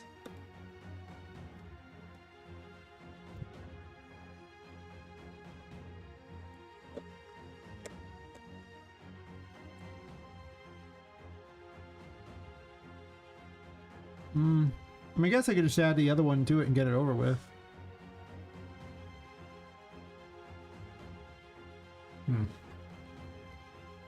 So again, there's not much point when I could just literally put all these things in here and not worry about it, you know?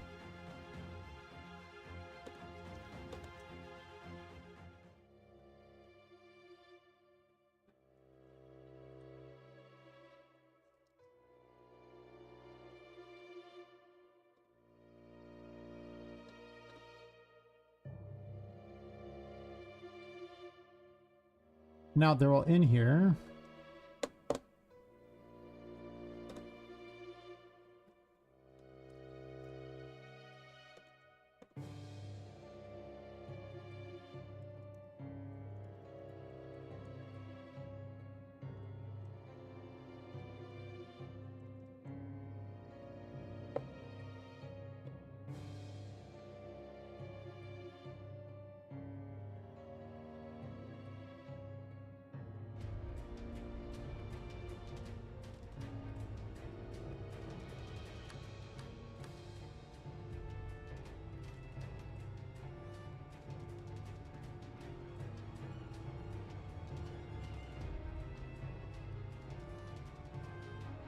Why did I move this one over to the side like I'm supposed to?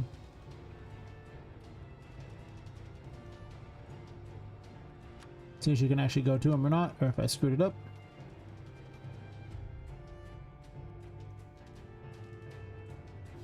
She most certainly can go to them. I just need to move the center one back a bit.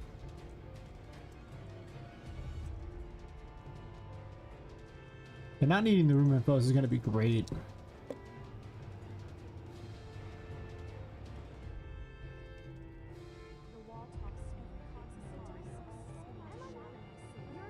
It works great.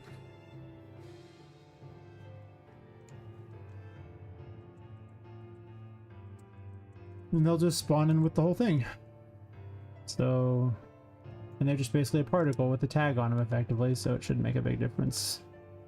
Probably. It might. We'll find out.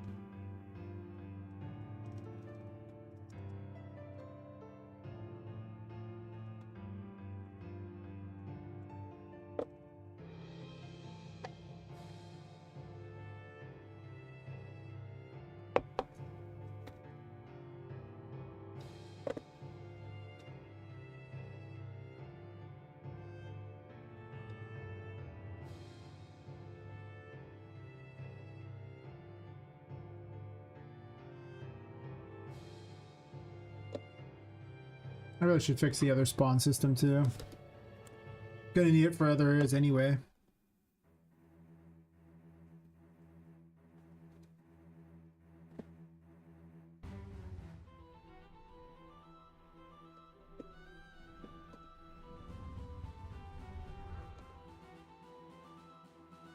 Good news is this spawn system should basically cover all my needs. Just indefinitely, as opposed to the other one that was restricted to rectangular objects.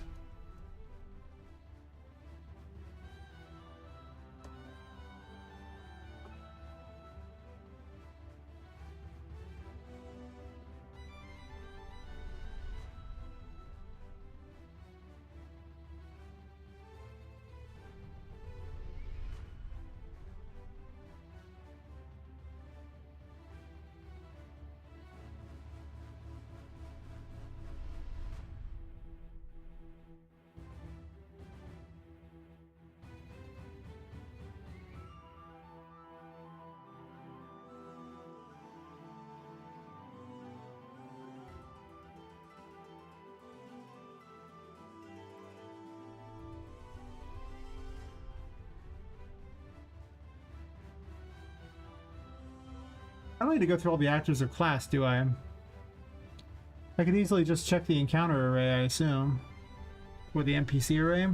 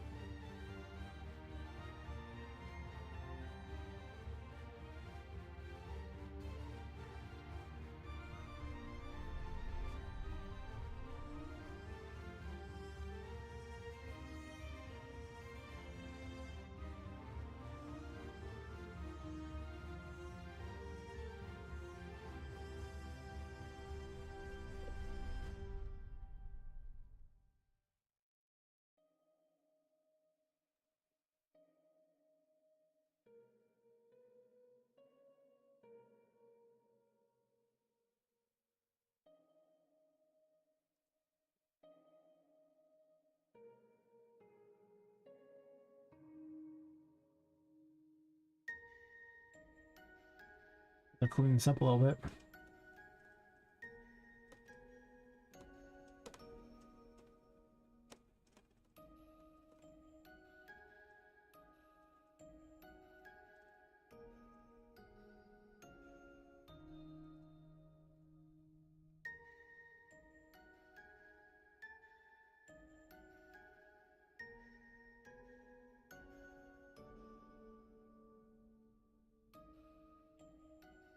Look, spawned in, I think.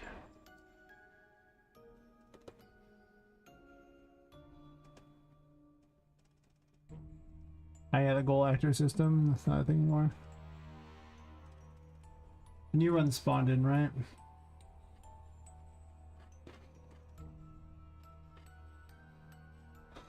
Yep, right here.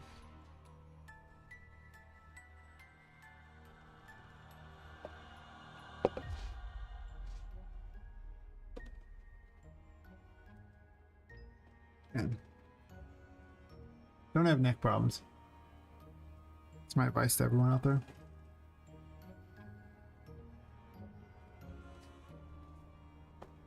So we get the actor right here. Alright, because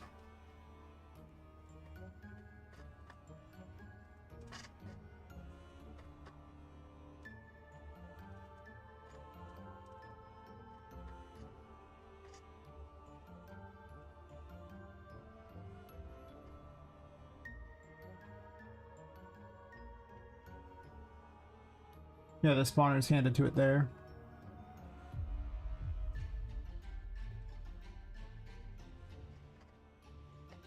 But do you radio the other thing about it?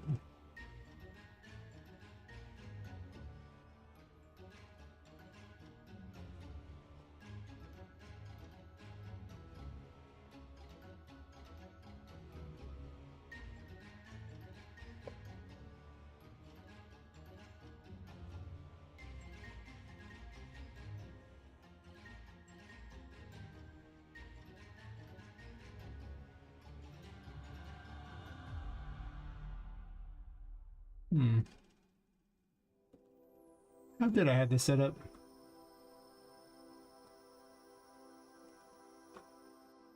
Puppet info. When do you run puppet info? You should run it somewhere, I imagine.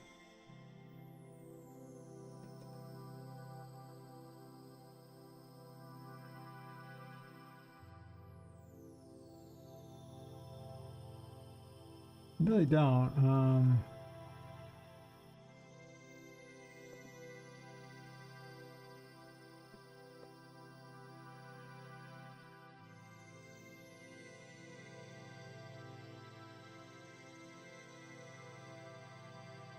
You know, the Puppet Master's being the spawner, it's almost like I don't need to do a lot there. Puppet info, okay, it sends it right there. Set up character info, and that's like right in the event we can play.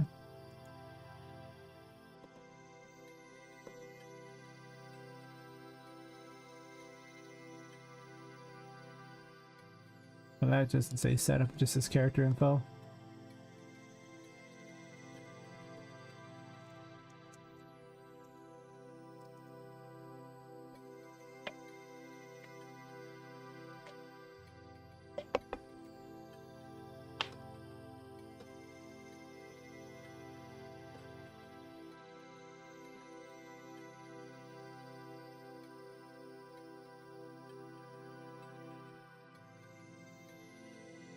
So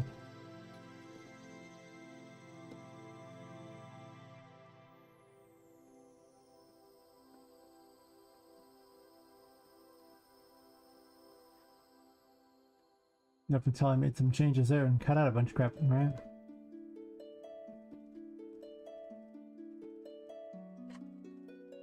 And then for the NPC array, double check some things here, make certain I have right there. Everyone gets out of the NPC array, right? No.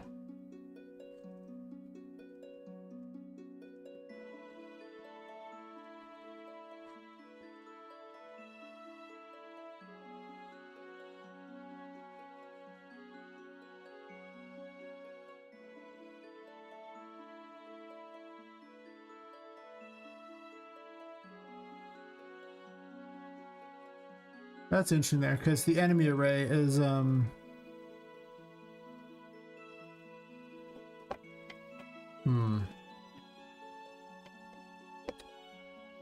NPC system, I don't really want to use that. I want to add to the NPC array. Which means that anything in there I cannot give it the enemy tag.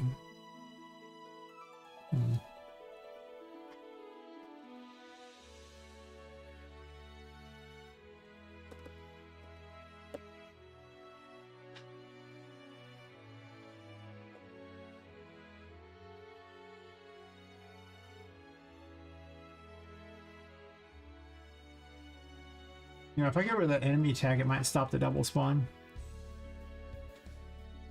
Let's go test.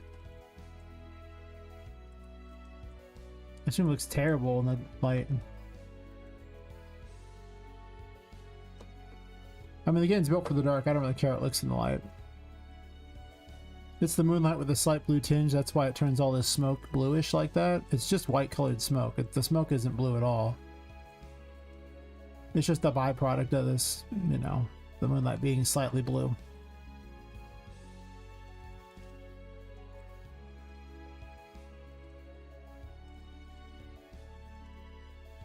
I could increase the light a bit while I'm at it. I'm reticent to do too much more of an increase because it's already really bright in some areas. Should increase that even more.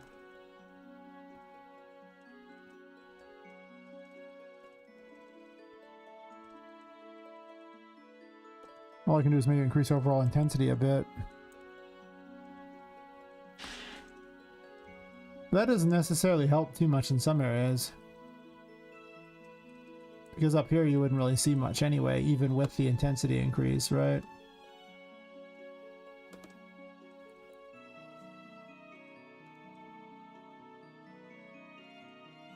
Yeah. I basically just need to include some kind of extra light, because you just won't see any difference in these rooms. Because all it really does is increase the intensity of the light out here, but that only has a marginal effect. If light would actually get into an area, like if the light's completely blocked, it does nothing.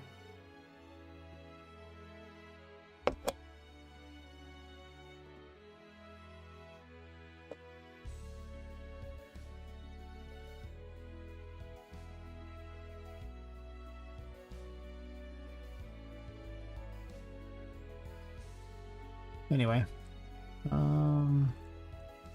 was gonna test that. That's what I was doing.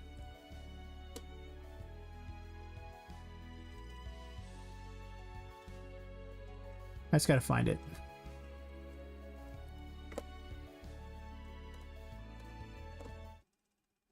Always a challenge.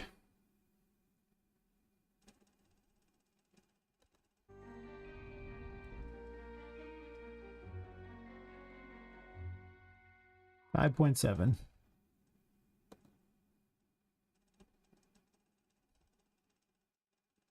So many bugs that could have been added by 5.7. I realize I'm on 5.7.3, but it's just as... It's not as buggy, but it's still one of the more buggy releases that have ever existed. 5.7 was the buggiest release. It dethroned to 5.4, which was the penultimate shit release until that. It was so bad. It's crazy how bad that thing was. I remember having nav meshes that were broken and just arching up into the sky in 5.4. It was crazy how broken that release was. But 5.5 came along and fixed it, so I have high hopes that 5.8 will do exactly that.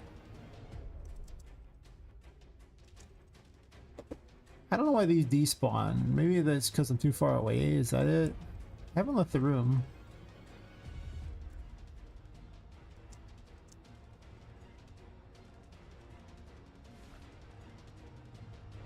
I'm not sure I can get double Charlottes to spawn. Just one of those things where it just has to happen.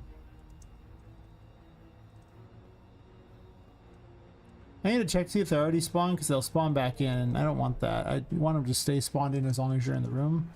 But every time I hit a room info, it's checking again, and it spawns them over. Like, it'll do it here, too.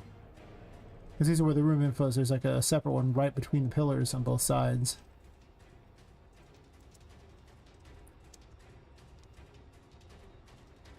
But how many Charlottes are around now?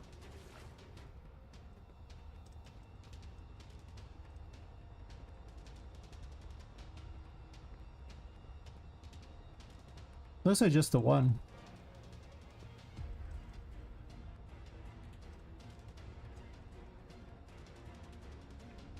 Are you caught on a chair? I guess I'm still count as looking at you, huh?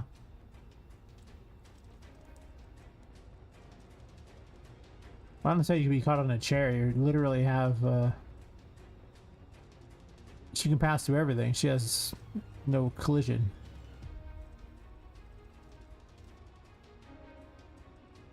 I think I fixed her. You know, the spawn system might be all I really need in general. I could just get rid of the other ones entirely once it's perfected. I treat them all like NPCs though, and they have to have like a tag to make certain that they don't spawn twice. But might be able to fix this here.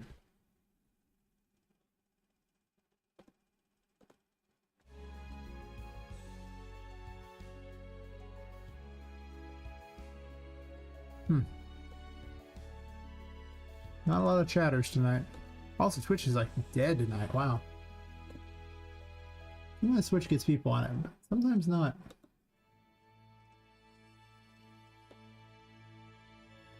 To be fair, the viewing experience is like 1,000 times better on YouTube than it is on Twitch. Like straight up 1,000. Just 1,000. It's just. Maybe it's because these are block the ads. I don't know. Sure.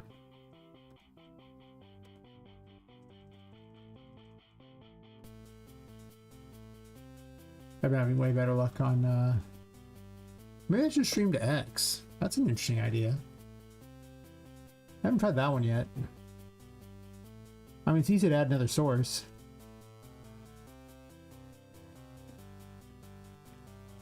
I've had the best growth on X of anywhere.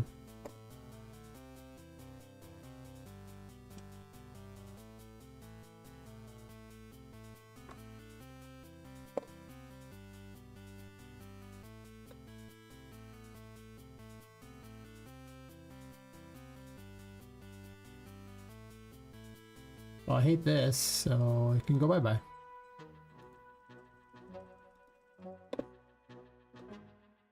I got all these tracks from Humble Bundle to sort through for ones I might want to use for music, and whenever I hear one that I just hate, I just delete it. Part of it's just so I can see if YouTube will copyright claim me for the stuff I paid for the usage of. They do a lot.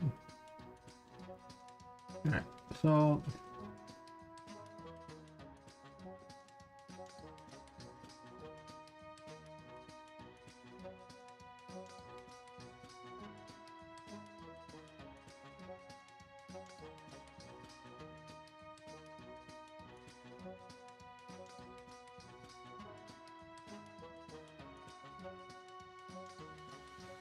yeah, I'm just skipping to all actors of class, no point. They already added the NPC array. Going through every single actor on the map seems like a way worse strategy than just checking the tiny array of NPCs, which will be... I mean, usually, I think the most it gets you is like 5 in one room or something. It's so small. Maybe a few more in the Haunted Gallery. That might hit as many as like 15 or something, but as opposed to literally hundreds of actors that I searched through when you search for actors of class, which is not ideal.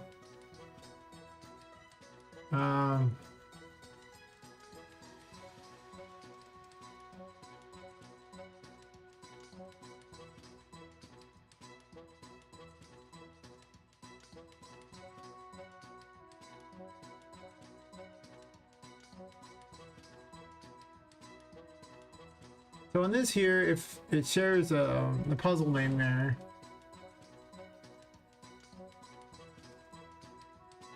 then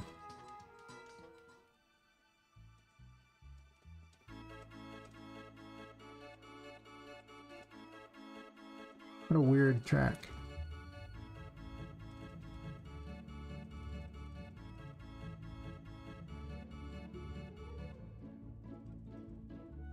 I hate the logic behind this. Oops.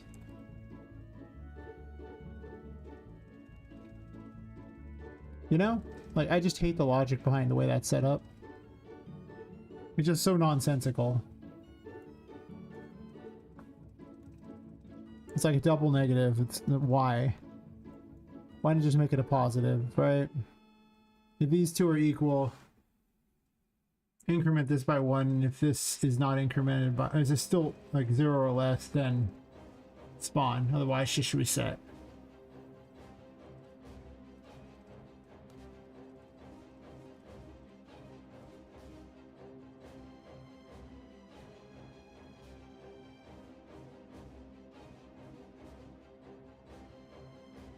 I get the feeling the books are spawned in by the room infos and not by...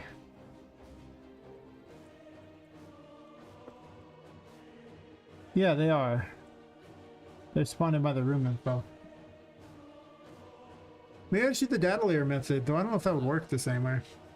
Hey Lepus, how's it going?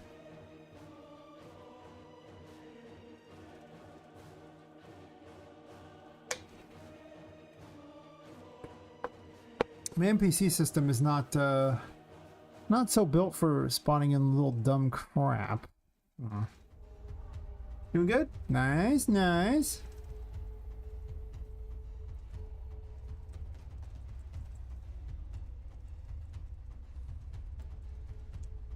Got anything exciting going on? You're like the only one hanging out on Twitch. Twitch is like so dead today. YouTube's doing good. Twitch, pretty dead.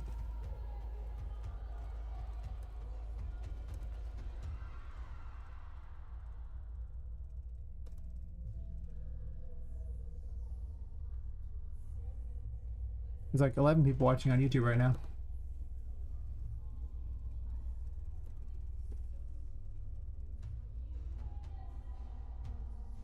They could all be, you know, sleepers though.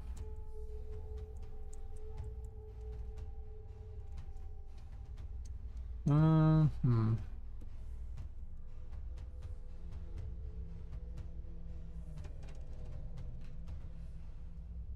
need a solution to this problem.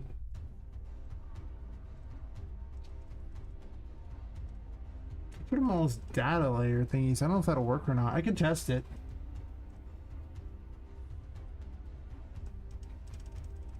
It might not work the way I want though.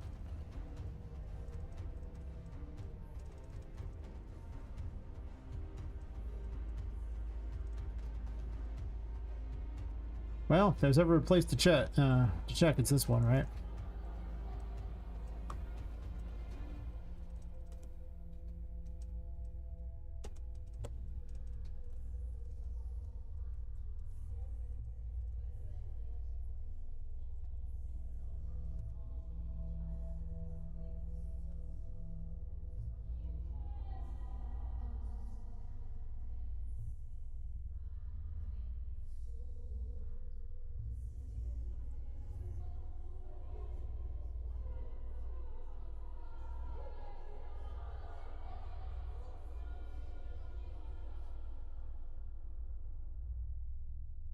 Okay, when I grab this one, I want this, not that.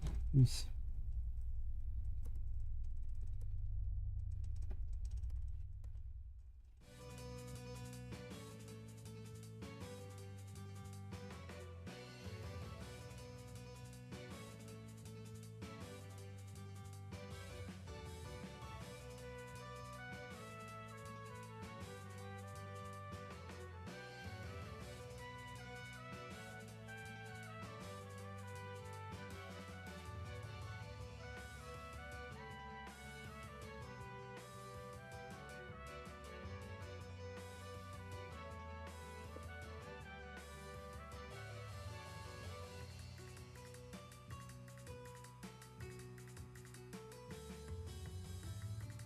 I'll have to see if this works or if it causes bugs. It might be more effective, who knows? I'd be surprised, but could happen.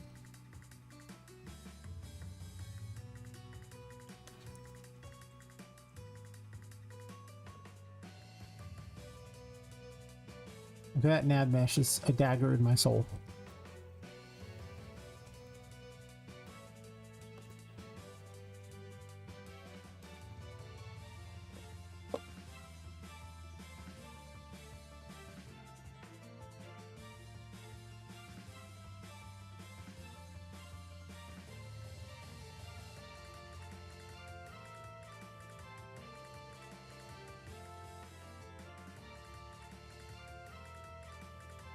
The easy jumps.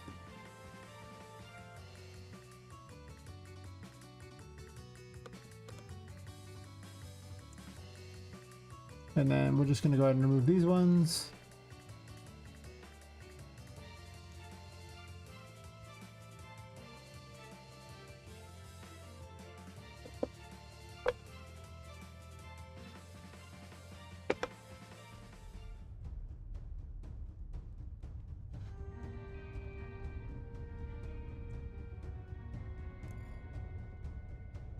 I actually have the dev menu right here. I don't know why I'm not actually using that one. I have like a special button for it, but it seems unnecessary. I guess it's marginally faster.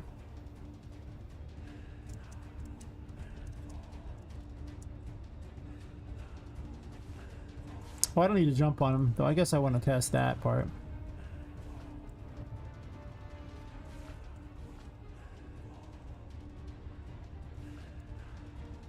One of them's not there. Also, the double Charlottes are there, by the way. Why?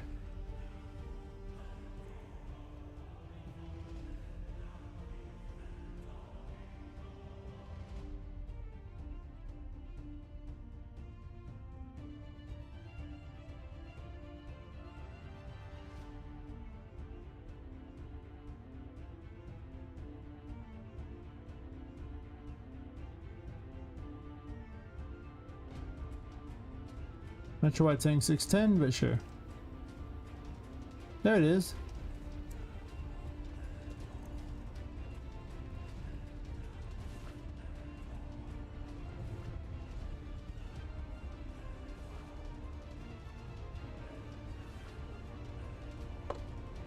It's there, okay.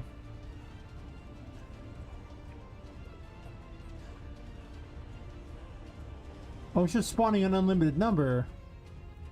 Oh, and I'm getting destroyed.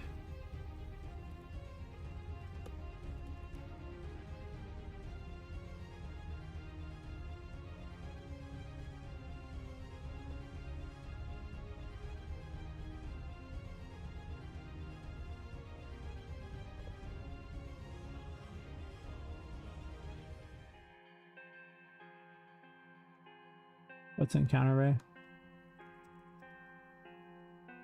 Counter table.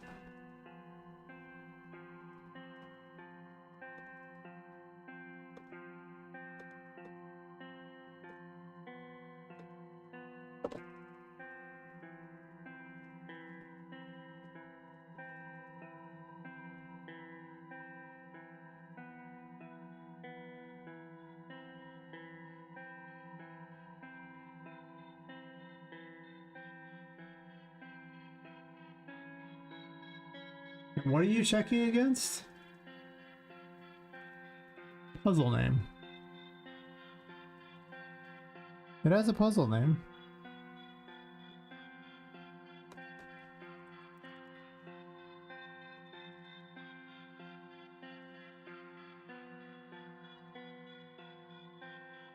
It's actually fine.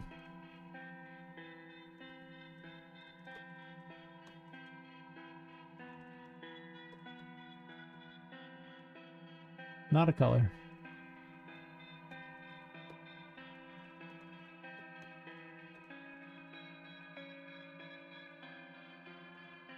Well, I need to invest much time in this system anyway, because it's a lot of the NPC bugs are based around this system having problems, so.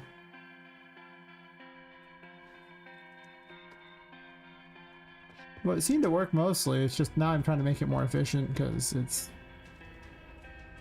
heavy.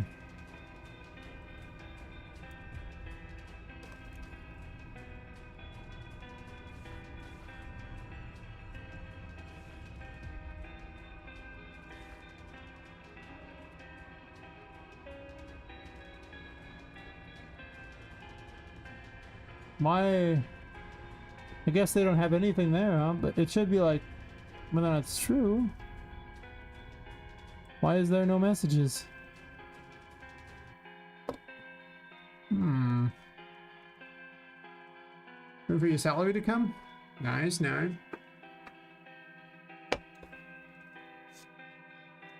You gonna buy all the cool stuff?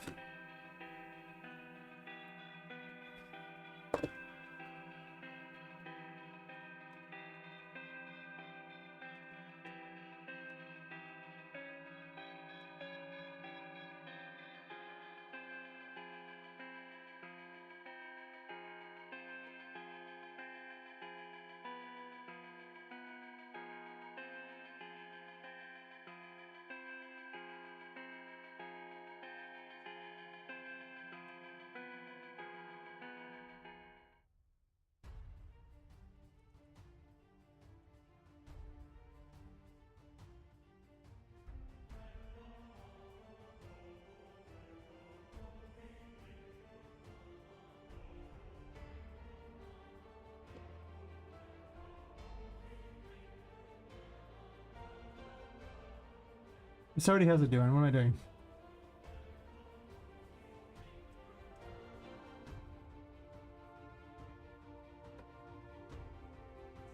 But I suspect I was supposed to do this earlier. Hope so? Hell yeah. Buy all the goods.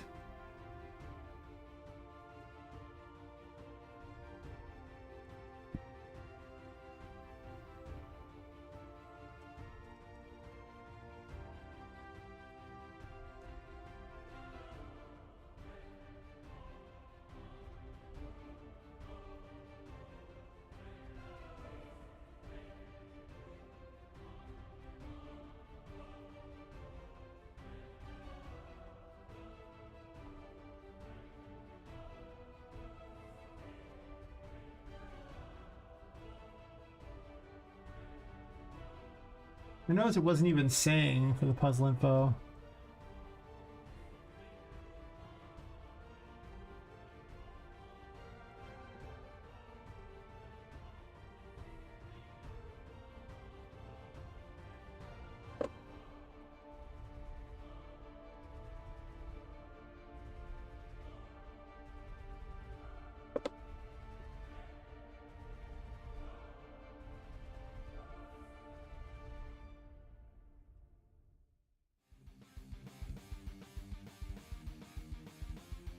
I realize I don't want to buy anything. There's like nothing I actually want, so it's kind of... I just invest money. I don't ever spend on anything. Don't really know what I'd want, to be honest.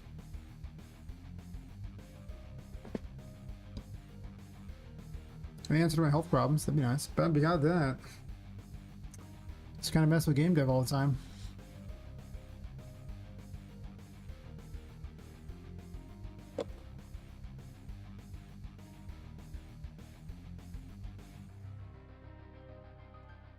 Maybe I have to stick with the Get Elector as a class. It's kind of awkward, but...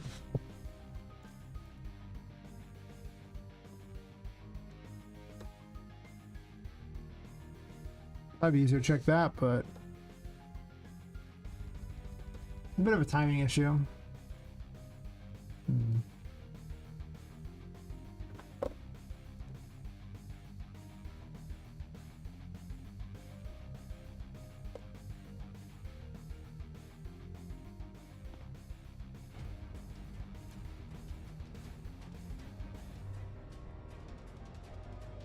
Oh, now you're doing it.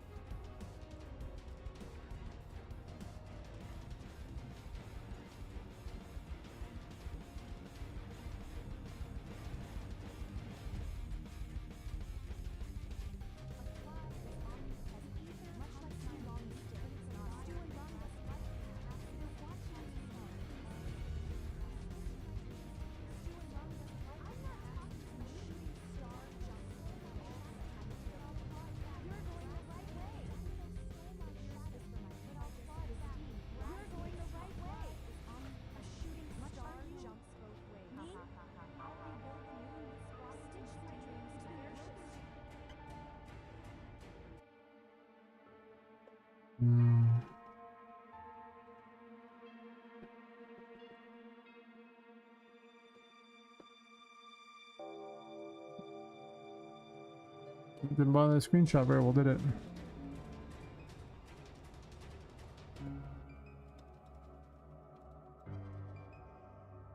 Oops.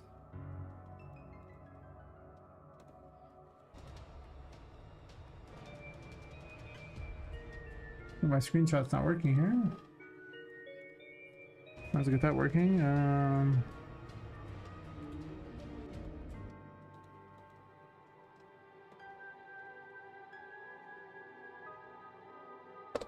Oh, the FN key's on.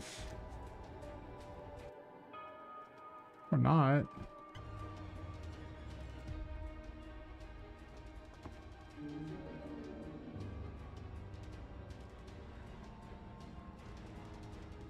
Alright, key.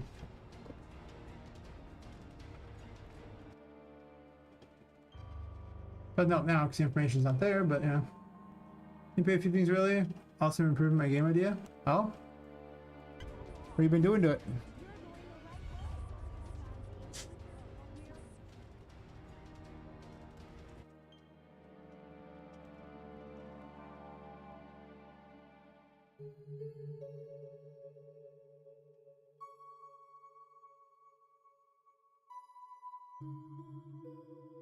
Hmm.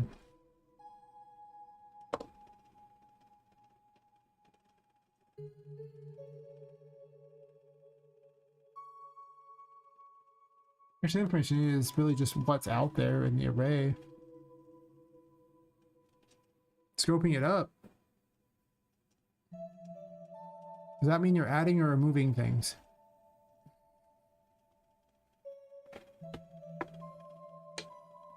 I could read it either way. Does it need more goodies in it? Is that a thing? Is that important? Might be. I can see it.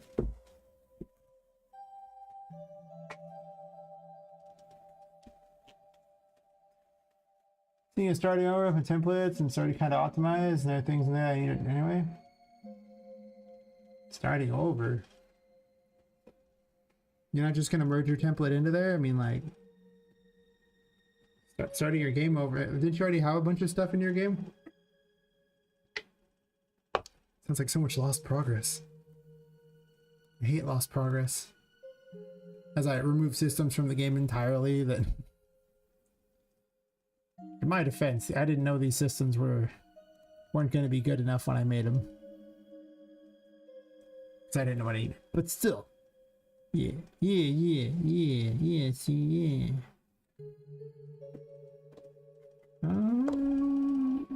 I guess I already have the graph mentioned over here, so as long as I validate here. Actually, there's a puppet array.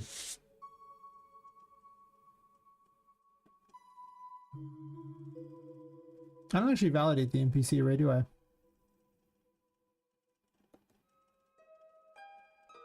Can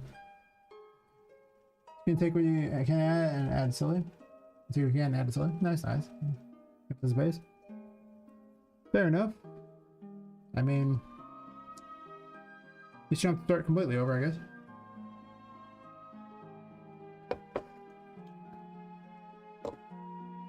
God, everything I have right now is super tedious, and that's why I was building stuff instead of dicking around with doing it. All the things that need to be fixed.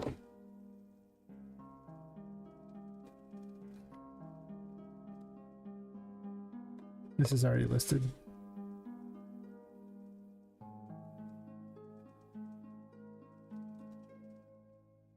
I was in the middle of fixing this, supposedly. Well, let's get it back to her not spawning a million times over, and then I'll deal with it.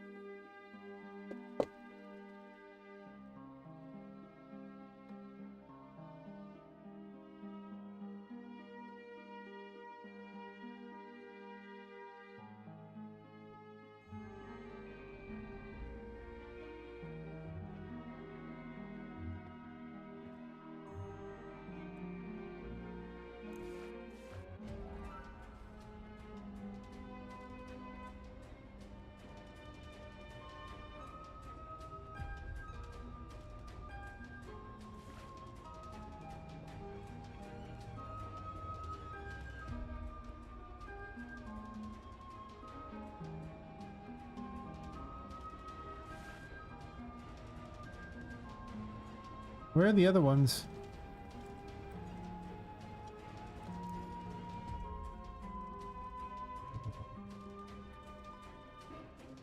Yeah, this doesn't do what I want it to do at all. Because you notice it's only spawned one book this time.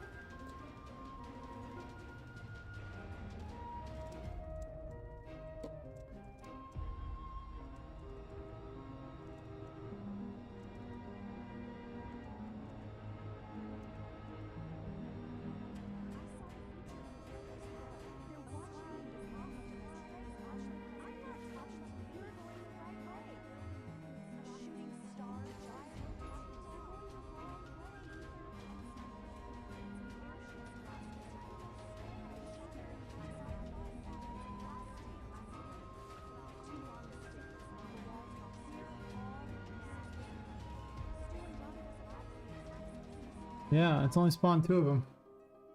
I lost my ideas lately, so working those to make a better experience, also more remarkable. Fair enough.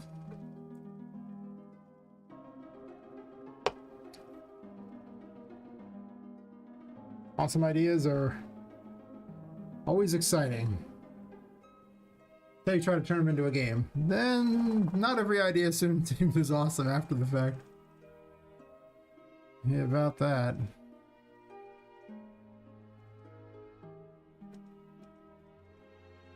I don't have a good solution for this. I'm not sure why these wouldn't be here.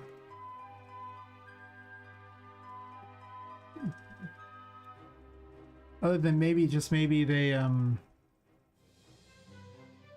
writing their code and then they decide something isn't there, so they destroy themselves.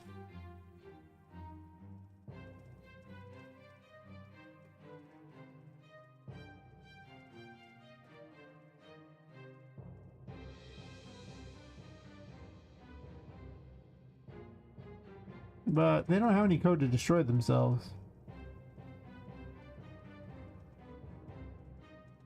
I mean, they just don't.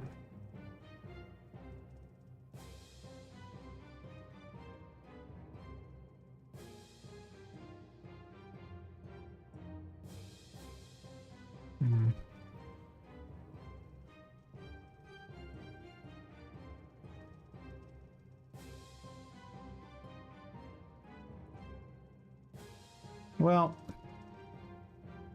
this is what in business call a problem for future me, because I don't need to work on this room yet. So why am I doing that when I could be working on the important room? All the early stuff.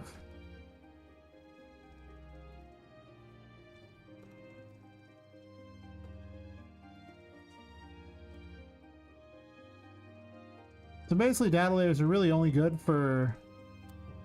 Well, no, that ain't bad for that, because it's the stuff I have in here that's also blueprints, and it's fine. It spawns in just fine. Like this spawns in fine. It's a blueprint. Wonder what would cause a bug with that? Whatever.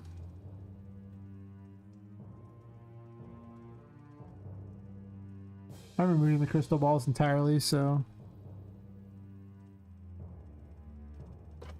Did I fix the 3D text problem with the doors? It's more annoying than you think, because the 3D text now has permanent collision that can't be removed as of 5.7. And that can just block the player. So... kind of annoying. Hear me out. It's kind of annoying.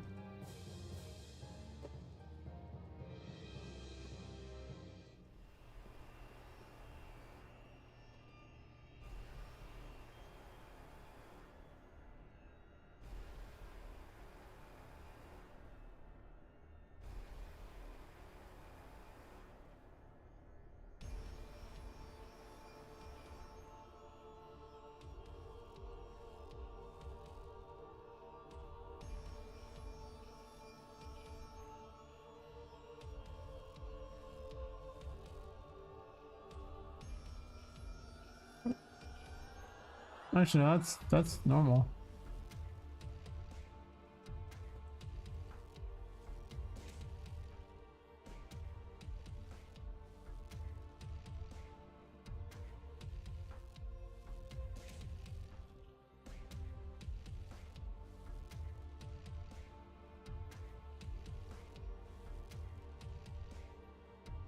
Is there any point to this messaging crap?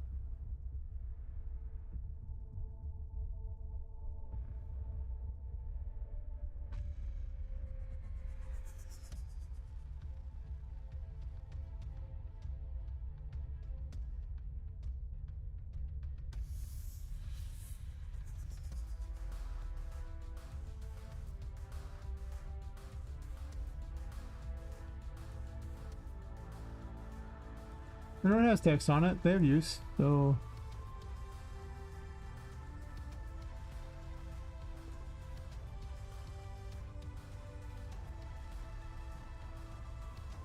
I guess I got rid of the others. Yeah, I guess I already did. I should make note of these things when I get rid of them. Spending all this time trying to find something that I already fixed. I don't necessarily need this information on here. I'm gonna add it to my to-do list to get an idea of where it's at. I think Oliver and Bugaboo just need to be set to flying. Because I think that they're spawning, but they're falling through the thing they're standing on. But if they're just set to flying, that shouldn't be an issue. They don't have to move, they just stand where they're at. Not ideal, but the loading issue thing is, we've seen I can't just put NPCs directly into the data layers. That's a disaster.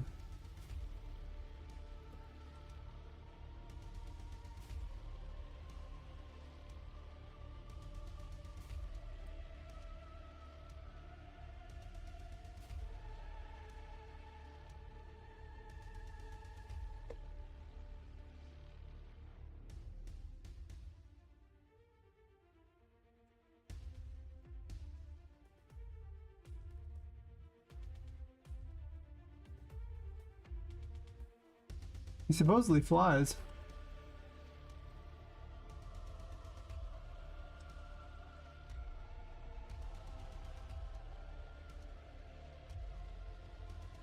Not falling.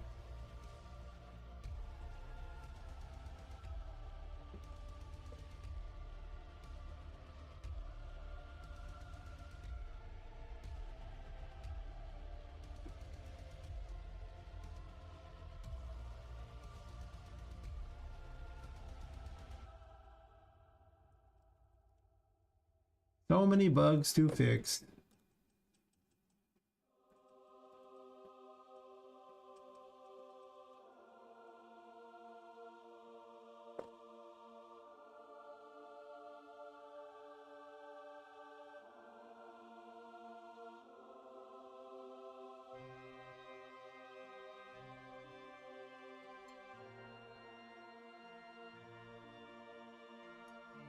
Why is your character movement down here? You're both VP NPC, but this one's character movement is way up here. You're not as part of the NPC thingy, but this one came from NPC. I think we in the business call that weird.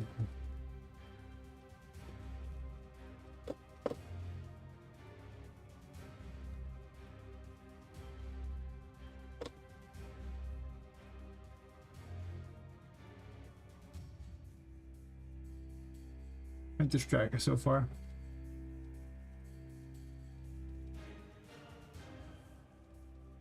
Less good with the voices.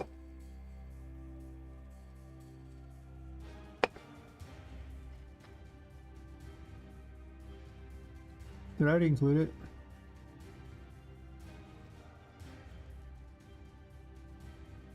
No. Where's it at? There's a bunch of ones I need to add. Oh, it's already I need to check, so fair enough.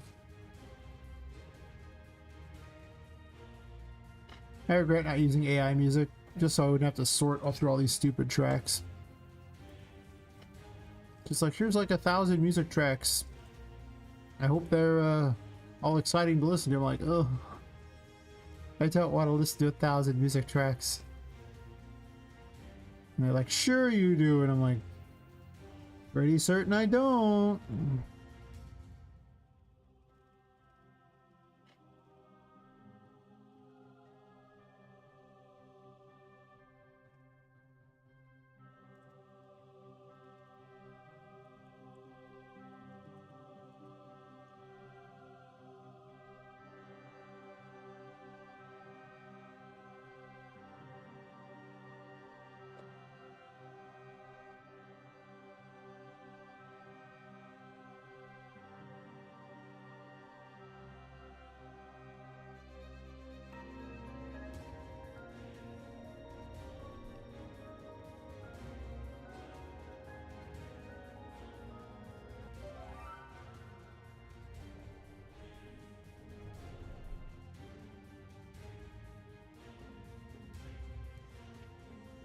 Let's see if he works, because last time that was what stopped my progression entirely.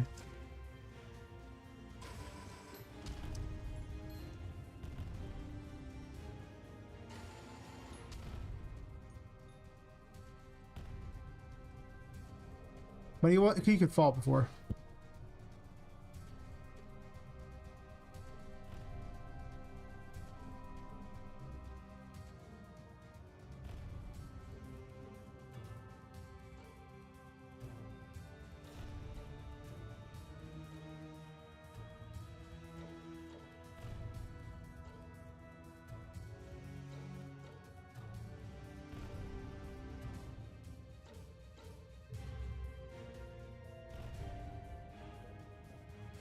Bit of a sneezing fit. Don't mind me. I'm allergic to game dev. It's a well-known fact.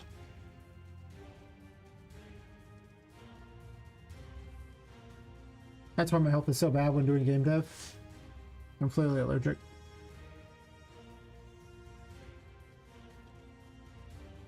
Such is my fate. It is what it is. We all have our cross to bear. Allergic to cats and game dev. Means I can't date at least 75% of all women out there in the US.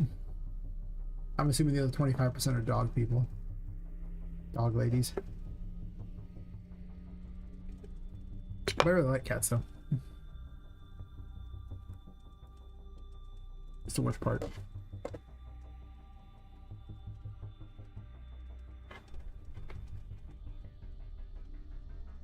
I remember you used to remark that was like the worst part of dating was, you know, after you break up with them, you don't get to see their cat anymore.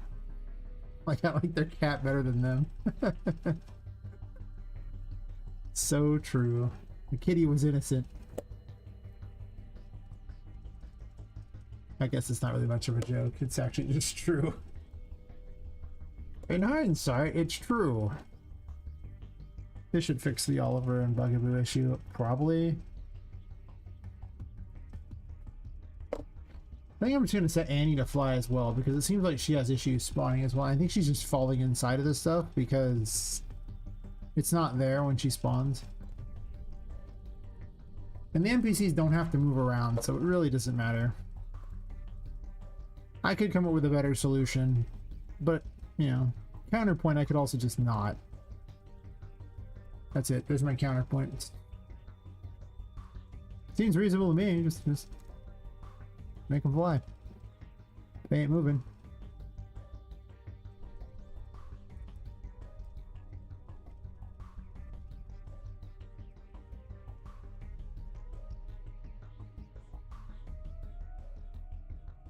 I had something where they briefly flew and then would drop them in place, but nah.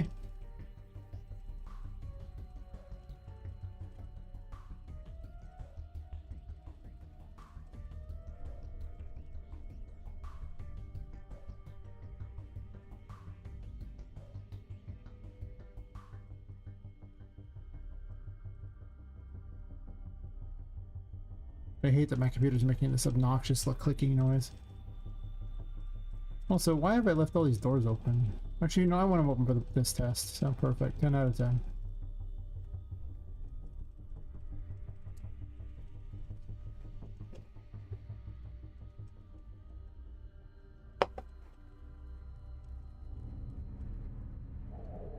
Yeah, see, she spawns in super fast.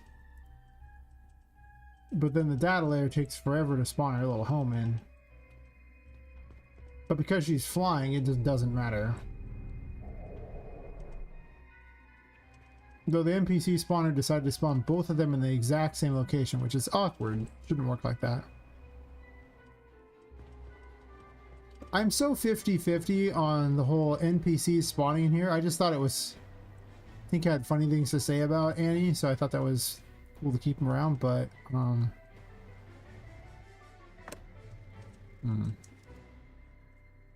the problem is that well,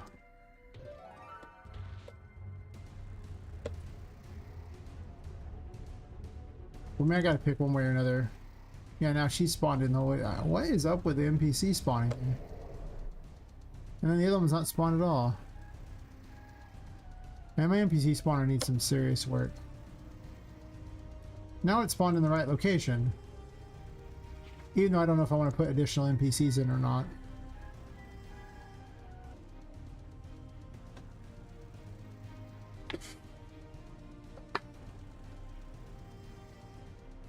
It might be just necessary to put the kibosh on the Toy City idea.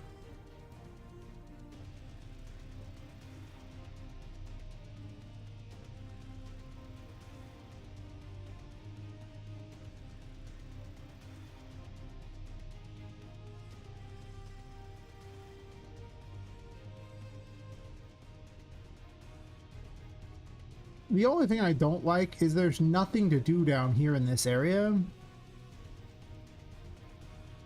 But I suppose that's not really bad. Not everywhere has to have something in it. There would be places where people would simply walk through.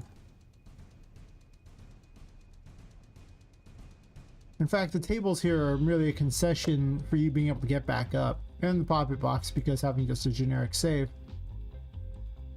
It was kind of nice to just have the stores always in the same location, in which case I would have to eat 4 rooms up to put little mini Annies-ons around the building.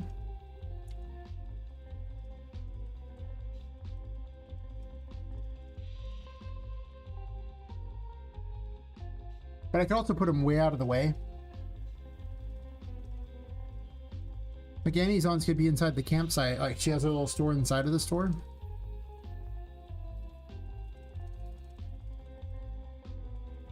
In fact, I could just put her inside each souvenir shop. You just build a little store inside the souvenir shop.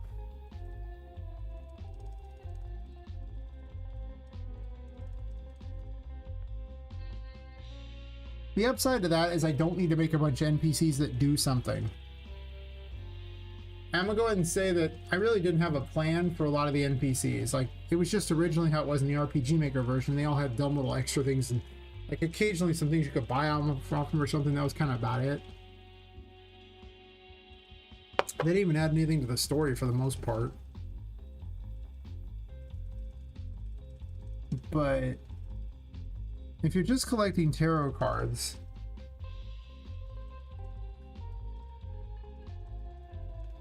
I mean, having one say where the tarot cards are might be kind of nice, I guess. But I don't even think I want that necessarily. Like, maybe you just got to go find all the tarot cards. One of the, I mean, because you have a map, and the map will eventually show off items that are on there. I think if you have, like, I don't know what it'll show them. Something might.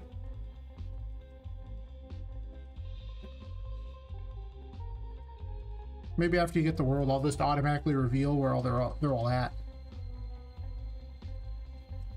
If you don't already have them all. You might not. But otherwise,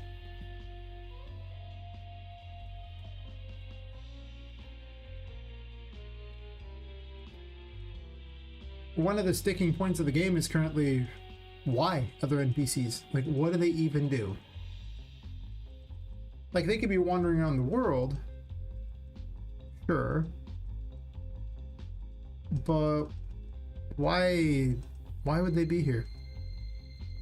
I think I just like the idea of a toy city more than I like the functionality of the toy city. That might be it.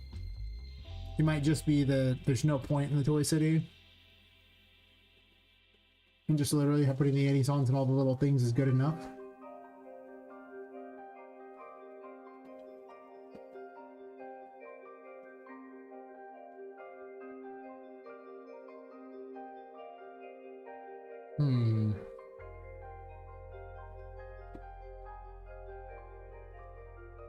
Of course, it's super inconvenient to have to go to the various stores if you want to buy something, but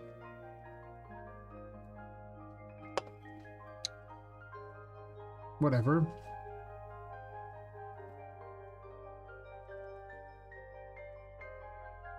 I do like the idea of removing a whole bunch of work, though.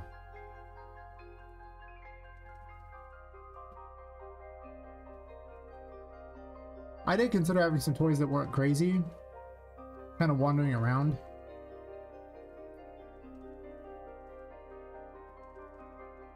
But why would they move to the haunted gallery? Why would Tinka let them move to the haunted gallery? You don't gotta let them use the paintings.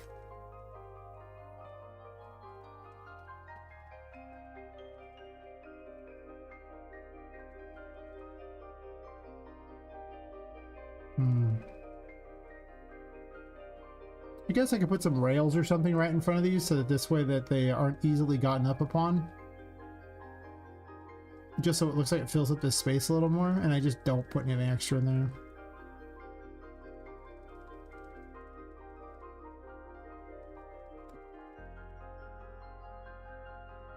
And that'll make Annie's zones more exciting because you'll find it in places. And like I say, I've already got souvenir shops in every chapter anyway. So if she just lives inside of a souvenir shop, just selling the items on the sly in there, that would work. And that axes the need to have any kind of extra NPCs.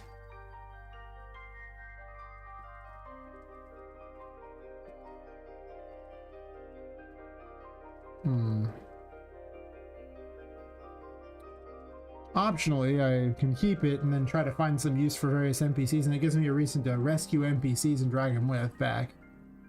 Awkward mechanic that honestly plays kind of not great. Like, it's just another item to pick up and you just throw it through the painting. And the system's there to do it. But it's really awkward. It doesn't seem all that good. Like,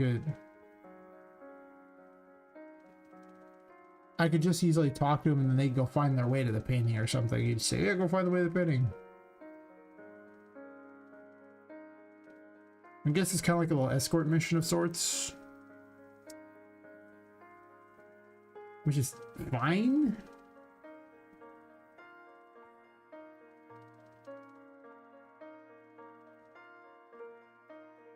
But again, I really don't know what the point is. Like, I have to manufacture reasons to have them. Just like in the other one, where I had to manufacture reasons to have those two. It really just comes down to making the haunted gallery cool. This is the problem I had with the painting world. Where the painting world was so big, I was trying to find reasons to fill it up. Why I eventually got rid of it, because it made very little sense to the story, and it was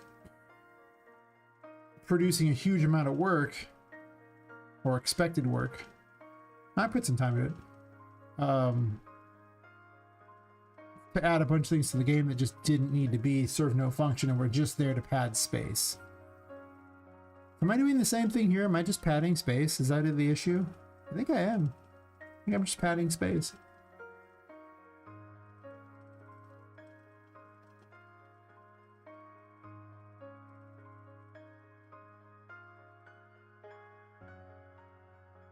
If each Annie-zon sold, like, you know, 4 different tarot cards, that means you'd have to locate each one when they're always in optional areas. I was going to put them in storage closets, but they don't have enough storage closets anymore. If anything, I'd almost want to get rid of the storage one I already have.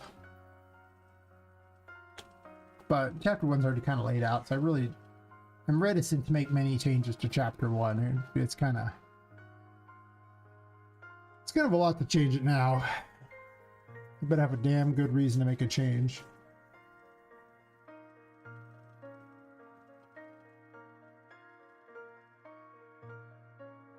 I think I do get rid of it. At first I had a purpose for a couple of them because I was going to have the crystal balls and the audio logs, and I was like, well, I could have a couple NPCs. One tells you about where the locations were, or shoot hints. The other one also does it for the other things. But now that I'm just replacing it all with just having all the tarot cards give stories. For all tarot readings, right? Reading the tarot cards should, you know, tell all these things. Now that I'm replacing with that, it really did cut down the value of them. Yeah, it did. If I kept them, what other use could I have for them? Obviously a shop. Sure, okay, fine. How many shops can I have? Well, there's only tarot cards to sell at this point and keys. That's it. There's tarot cards and keys. It's all that's available for sale. There's no other collectible items in the game besides these two things. That's wrong. There's some ritual pieces later, but you'll have to find some, basically some objective items. There's 5 of those. I'm not going to sell any of them, so it's irrelevant for this discussion. So how many shops am I going to have that sell tarot cards and keys? I mean, functionally one shop could just, you know, over time sell those. There's no crafting to worry about. So it would just be people to talk to, and maybe they say, oh yeah, go somewhere and find something. Well, I guess there's that. It's like, you know, they give you hints about things if you rescue them, I guess. But that hint is invalidated if you just explored in the first place and went and found the item, right? The item would have to be thoroughly hidden or only spawn if you rescued them. Basically adding an additional step. Which isn't, I don't think, something I want to do. This is a Metroidvania. This is not like a irregular like RPG where there's quests and everything. No one expects quests in their Metroidvania. I mean, like, I've seen it before, but it's always wonky and not very good. I know Bloodstained tried to have them, but they were like one of the worst parts of that game, by far. Go kill these things. Come back. Okay. Thanks. Go kill these things. Come back. Okay. Thanks. Oh, look, I'm trapped again. Bring me this card. Okay. I think that was both quests in the end. There was really just these 2 different things there. It's just like, it was weird because the game didn't have them. So without having had them in the first place,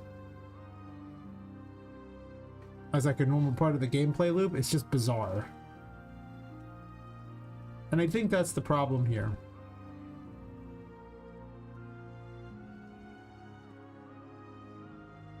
So it just comes down to what can I put down here to make this interesting, because this is an area that's like a thoroughfare thing. Like, you know, you come through here all the time to get through the paintings. I mean, I guess, you know, going through the paintings and talking to Tinka it's a useful thing. It's just there's nothing to do down here, which I realize, you know, from the functional standpoint of a room makes total sense because people will be walking around down here and they wouldn't want to have things here, but how can I hide something for Poppet to do? I don't know. Anyway, I said all that out loud so I could convince myself to take this mechanic out because it's too much work for too little gain, is what I'm seeing. Oh, it's already up there.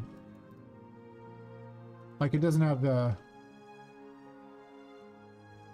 any purpose. Wait, are you part of the... What the hell is spawning in Annie's? I guess Annie's spawning her own shop? Okay.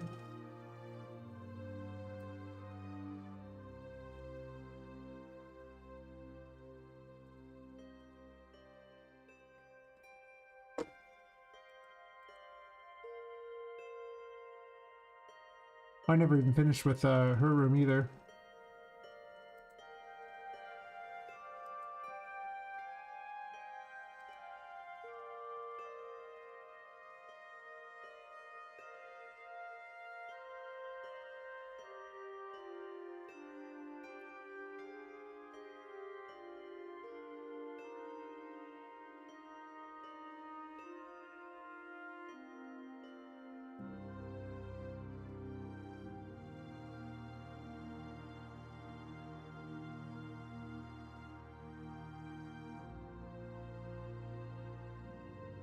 So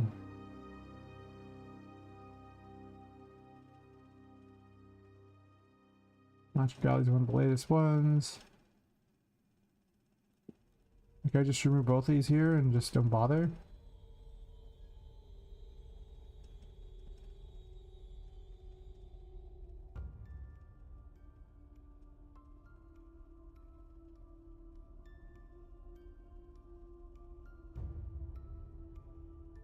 I can't copy the full transform out of there. I have to copy them one at a time. Yes. Trying to find out exactly what she's supposed to be.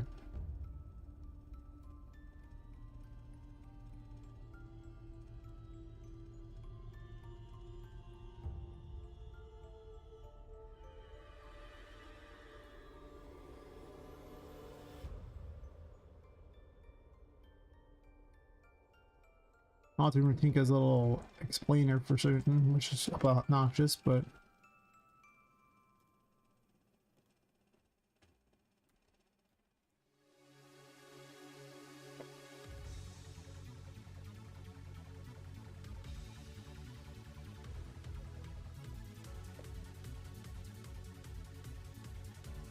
it does help solve a different problem. And that is what goes in the campsite, which was like the little shop up here, because I didn't have anything good for it. Not a very good unique purpose for going here, you know? I think I'm gonna remove the center shelf and put Annie's ons in place of it.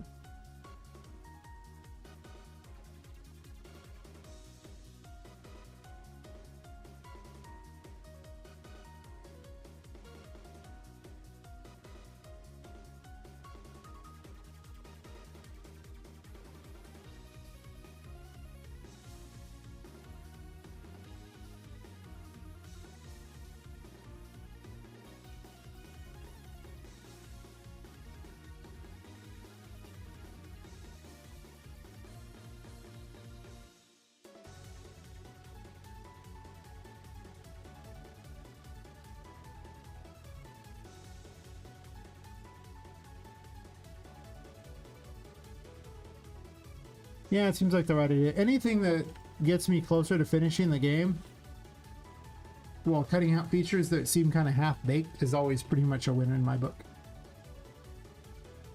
That's kind of what we're doing. Like lately it's just been cut out half-baked features. And once you do that, like, things just work out so much better. You spawn your building? You do have a building to spawn. Which you should.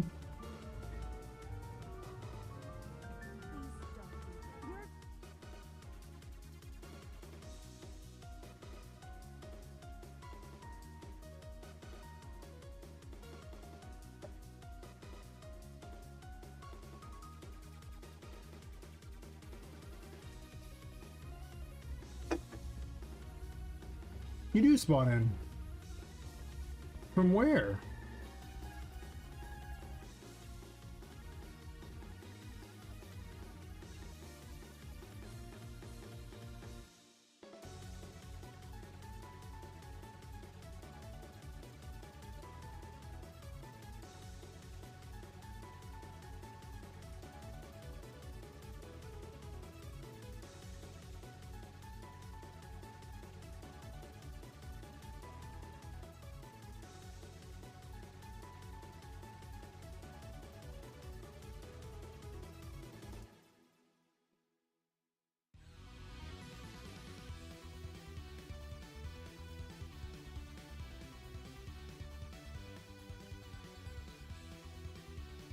Oh, you just aren't visible to start with. Well, that's awkward.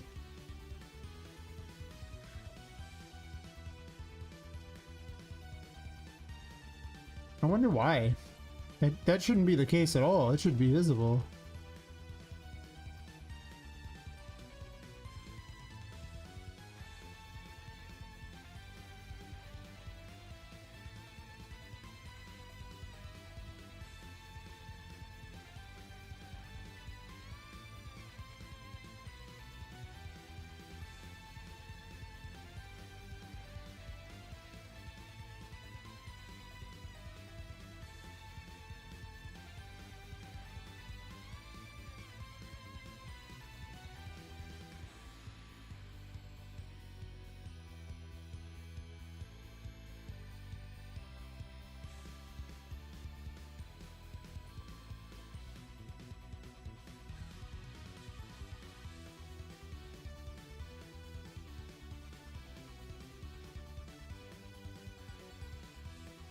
Chalk it up to 5.7.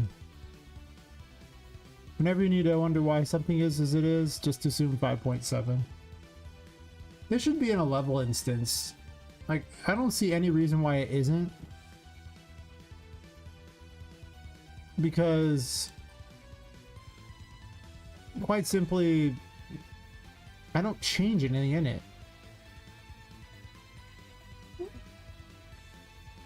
But it's slow to move because it's a bunch of different things. And level instances are just way easier to load. Otherwise you gotta have less crap. I mean, for all these coin piles should actually probably just be merged into one coin pile surprise.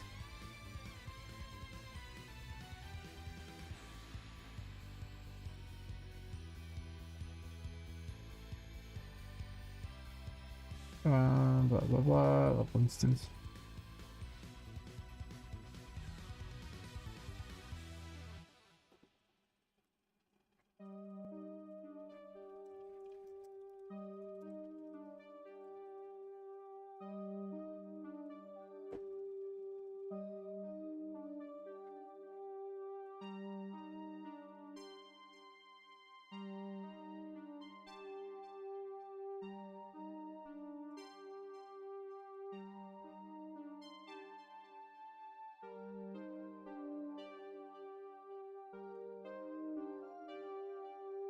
A lot better if I do it that way.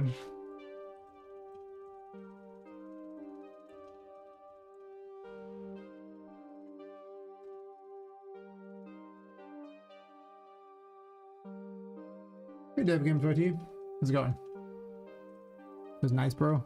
Yeah.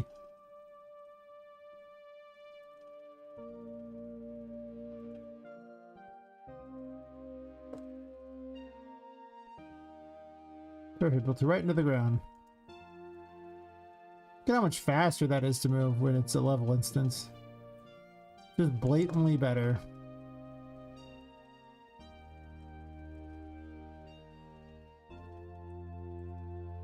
And that's what matters. I kind of want to push this against the back wall a bit. Once again, over. Don't forget to like someone's India. I appreciate the support.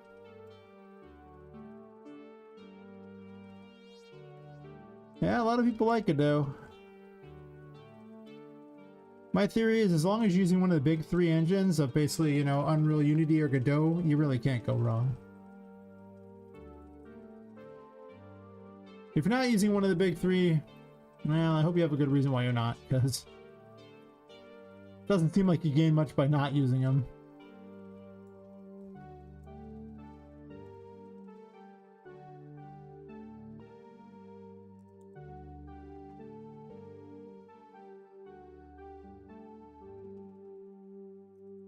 What sort of game are you making? Or have you already made games?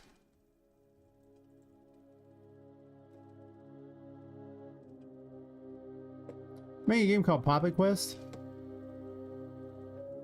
It's a 3D Metroidvania. You play as a woman who's killed and her soul is stuffed into a doll, and she's trying to escape the Whimsy Wonders toy store. And I'm making a little shop here, inside of a shop. It's supposed to look dark, but it's hard to design in the dark. I'm making my little shop here. I'll load it up in a second.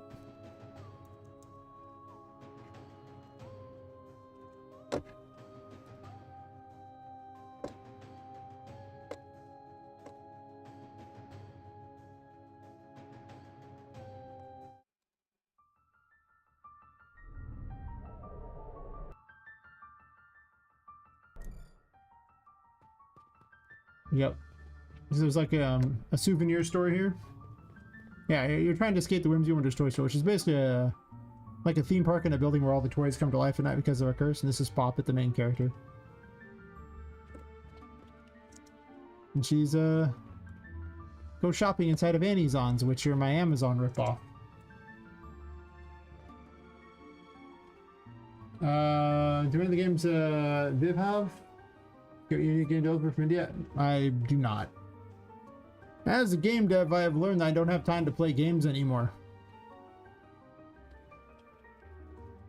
So let this be a lesson to anyone who loves games. You better love making games, because otherwise you don't get time to actually play them anymore once you become a game dev. I'm just saying.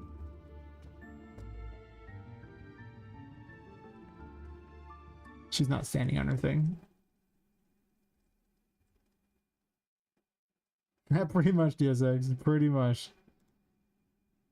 You gain a lot more sympathy for people because, you know, they always talk about, oh, I can't believe they released this game with all these bugs. It must be super simple to fix. Blah, blah, blah, blah, blah.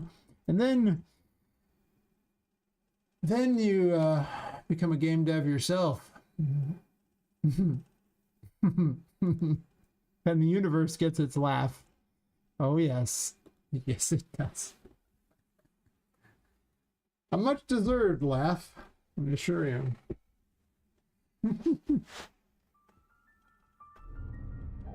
It's like I ain't even mad. Just... Oh, thanks. Yep, now she's in her little thingy. She just has that little stupid animation thingy. These are a little higher up than I want them to be, but not that really big of a deal. Doesn't have the money like that. Perfect. But there's a register right here. Open my dev menu. Nope.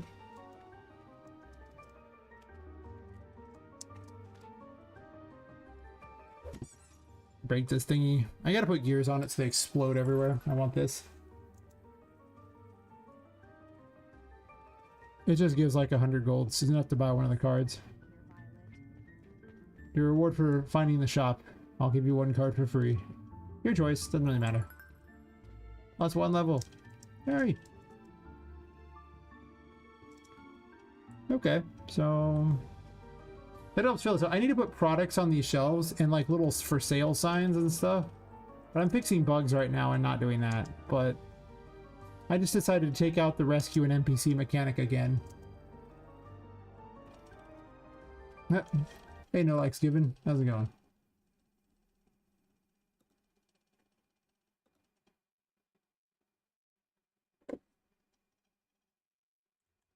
That looks like it'll work pretty well. I was also going to swap this out here, put temperance over earlier. Everything's in data layer, so I have to load them up to look at a room. I can't load the whole game at the same time. Unreal Engine will throw a fit. I just put temperance here too. Fine. I'll give them temperance early. I don't wanna. Don't wanna. That means I gotta move this card. Don't even have the full safari room loaded.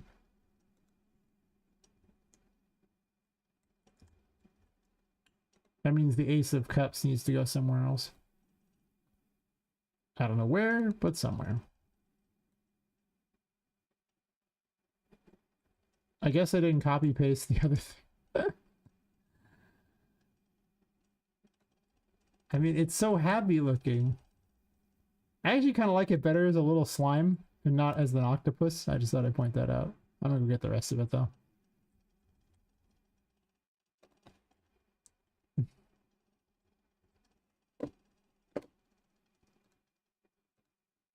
Finally, Dread Song's released after waiting for almost a week to get a letter of rejection. A letter of rejection? I don't understand yet. Finally, it's released, man. You get a letter of rejection? What are we talking? That must be missing something.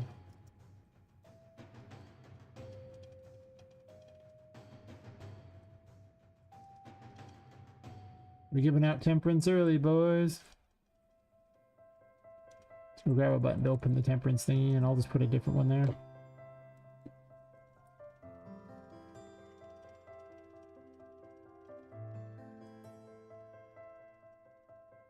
Another I'm also my live stream. The chat says to rate another game deliverer. Same here. Oh. Appreciate it. Yeah, unfortunately, With the way YouTube does it, you have to have 1,000 subs in order to get to enable raids, which is dumb because the people who most want raids are those who have less than 1,000 subs. But I've only got like what, 552 on YouTube? Not even enough to be monetized in any meaningful way. It's very sad.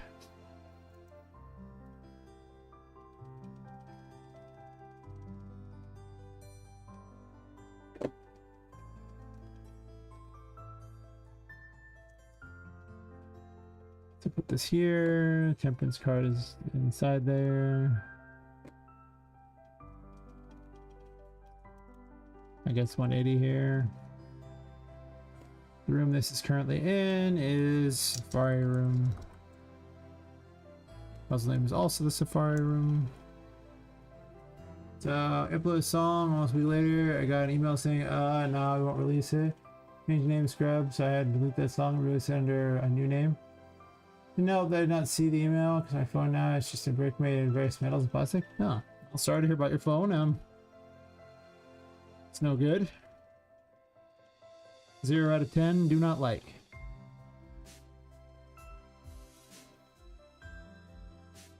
Let's go replace a crystal ball with the Ace of Cups. There's a crystal ball up here. I'm taking out all the crystal balls and audio logs, so... One more thing to improve the scope of the game. It's something that might get done, you know, within a couple years. And not what it was before where it was never happening. You're watching Top Gear and phone just froze and died? Phone was not in Top Gear. Phone was in fact in bottom gear. Negative gear. My chat says I'll buy a super chat of $100 and also subscribe to the channel so I can. I mean, you know, if you want to buy a super chat of $100, I mean, you could just have them subscribe. That'd be amazing. You don't got a super chat $100. That'd be nuts if you did, but just saying, I'm just happy people are watching. They don't even have to sub if they don't want to. I mean, don't get me wrong, I'd love if they did, but they ain't gotta. But if you want to. Phone was riding with burned out clutch and engine on fire. One last ride to hell. The phone was a trooper, you see. Maybe the biggest trooper.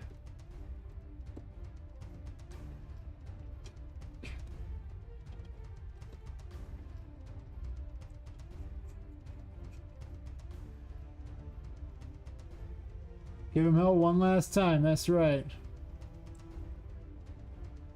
One last post before we all go down. One last video. One last social video. However a phone wants to go out, you know?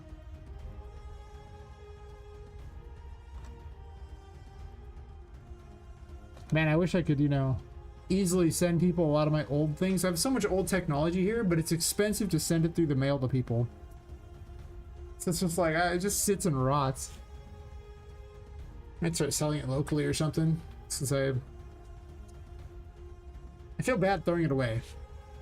At least on Samsung phones, and we'll go out with a bang. It's fair. Yeah, you just gotta, you know, stick with the cheap stuff. Better that way. Trust me.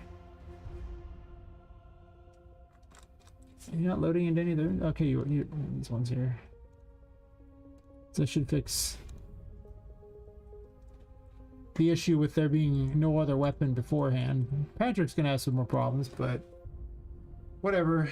I gotta really balance everything around actually having the stuff in the where I want it to be. I can't keep moving things around and rebalancing the game. It's getting annoying. You know? Weep. Button. Didn't open. It's actually not the right room.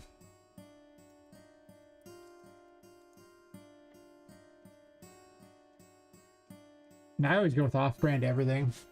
I just got like a Lenovo IdeaPad Pro.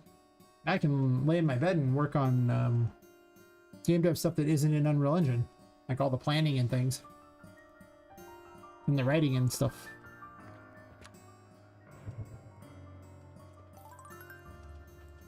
Hell yeah. Bubbles! So we're giving out bubbles early here.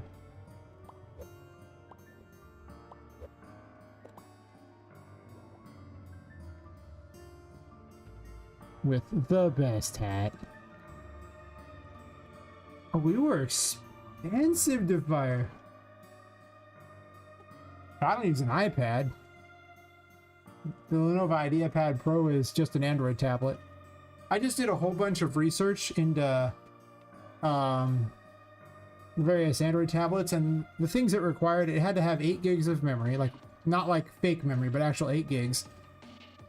And it had to have 256, you know, gigs of space. Sure. It turned out to be a 12.7-inch tablet, which fantastic. I also wanted the actual working pen so I could, you know, draw ideas out on it and everything like that. You know, just like mind map things a little easier. Oh yeah, I had to have like a 1080p screen at least.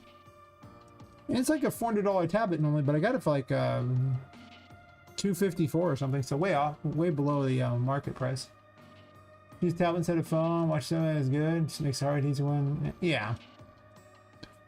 I got mine so I could literally just lay on the bed because I have issues in my back and neck, and the sitting makes it worse. So I was like, okay, well, if I get this, yeah.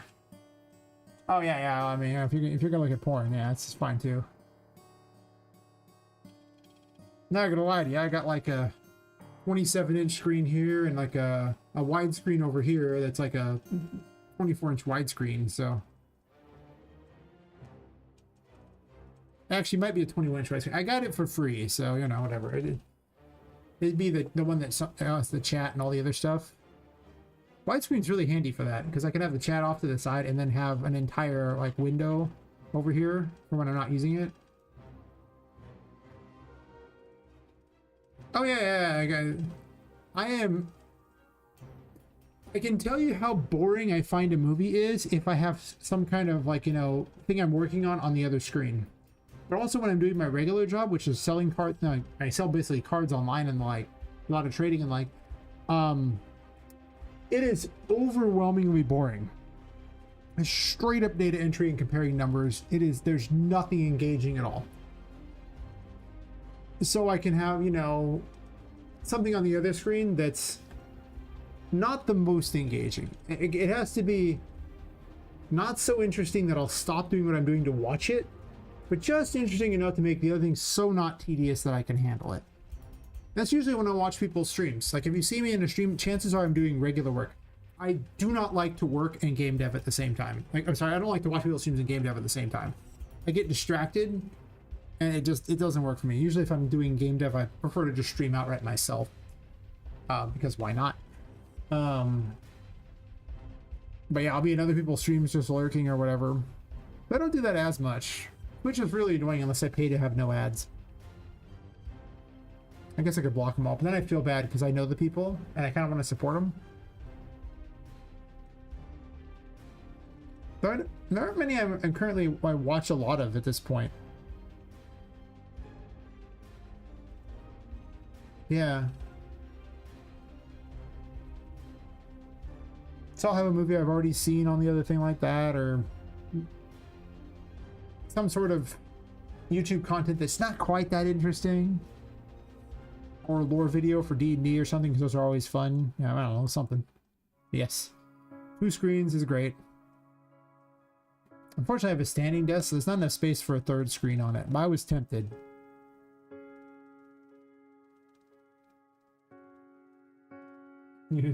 Feels big enough for an monitor. Too bad, you know, YouTube pays me $2. Yeah. Well, the worst part is if it's just like with the other monetization, then they don't even pay, so you get $100 anyway. I was like, cool, great, but when we getting paid, you know, like never, literally never. I should stream to X as well. Speaking of places I'll never get paid, you know what the monetization requirements are on X? Shit, YouTube's easier than X. You sure someone actually pays you? Okay, fair enough. Yeah, nice, nice. So check this. This is the most awful monetization out there. So, over on GoodX, first off, you gotta pay Elon $8 a month. Right up the bat, you gotta have the most basic bitch thing possible. Of course, it's not how you pay them to get monetized. Yes, because here you pay them $8 a month, and now, if you would like to get monetized, you need 1,400 verified followers. That's right, paying members.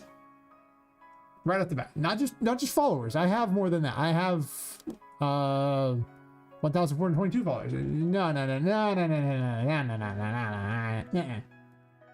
And then you need 5 million impressions in the last 3 months. I'm just saying 5 million. That's all. That's it.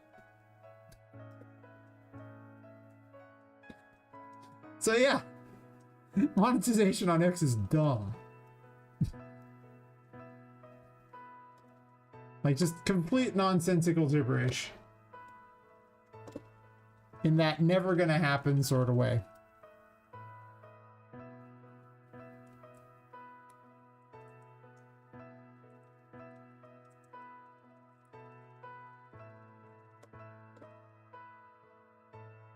Yeah.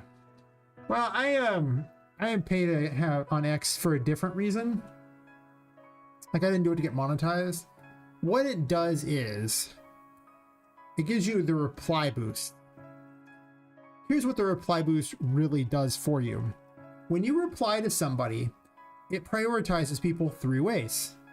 Those who have the most premium possible subscription and are paying like $30 a month are listed at the top of the replies. Then it's those of us who just have regular premium. And then it's everybody who doesn't. And then it's in order of post, like the time frame. So when I go and reply to all those people who are like, show me your game, my game is now on top of these lists because these people aren't paying. The other game does. I am. So for a mere $96 a year, I had like 114,000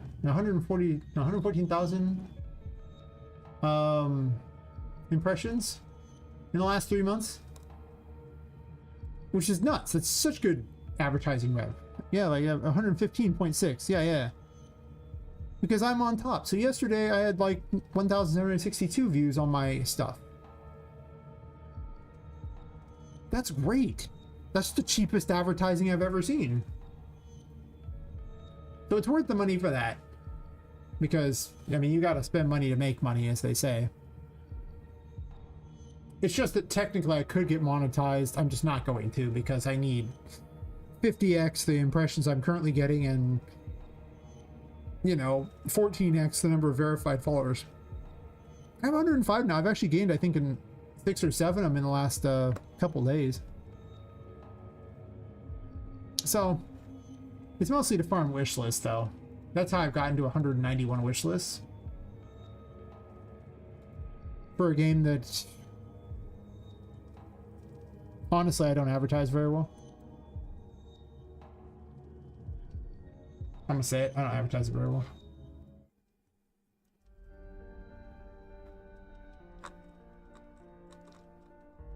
But yeah, that's my reasoning behind it, and I think it makes total sense, to be fair.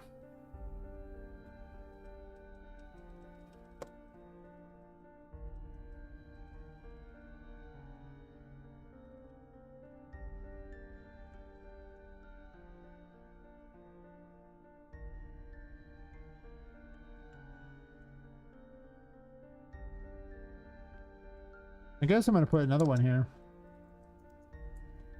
Oh god, they're numbered. Ugh. I'll renumber them later. I need to add a bunch of them anyway. If I keep going as I'm going, there will come a certain point where I have, like, you know, good monetization on all of them. and I would eventually have money, but it'll probably be a year or two away in all honesty. And I don't know if I care that much about making money off streaming in that regard. You know, like, it's cool, but if I didn't have the health problems, I'd do it.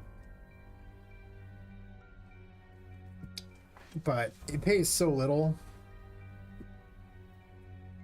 I get a little money off Twitch, but it's a little money. Really, ever since August, Twitch has just fallen apart for viewership. I think they're just collapsing as a site because they went after all their bots, I guess. And I didn't realize how many... Actually, they don't count lurkers anymore. In going after bots, they stopped counting lurkers. So it's like, cool.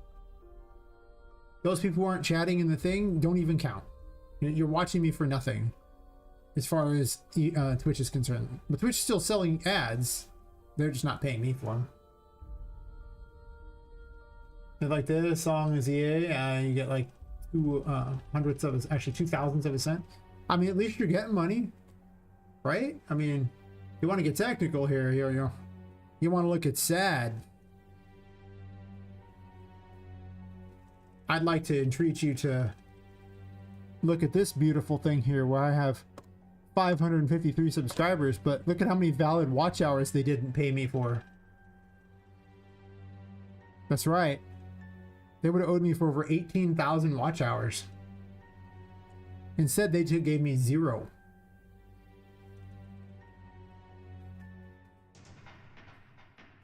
That's right. No money. No money. Not a bit. I just sold 18,000 watch hours for YouTube so they could make money instead.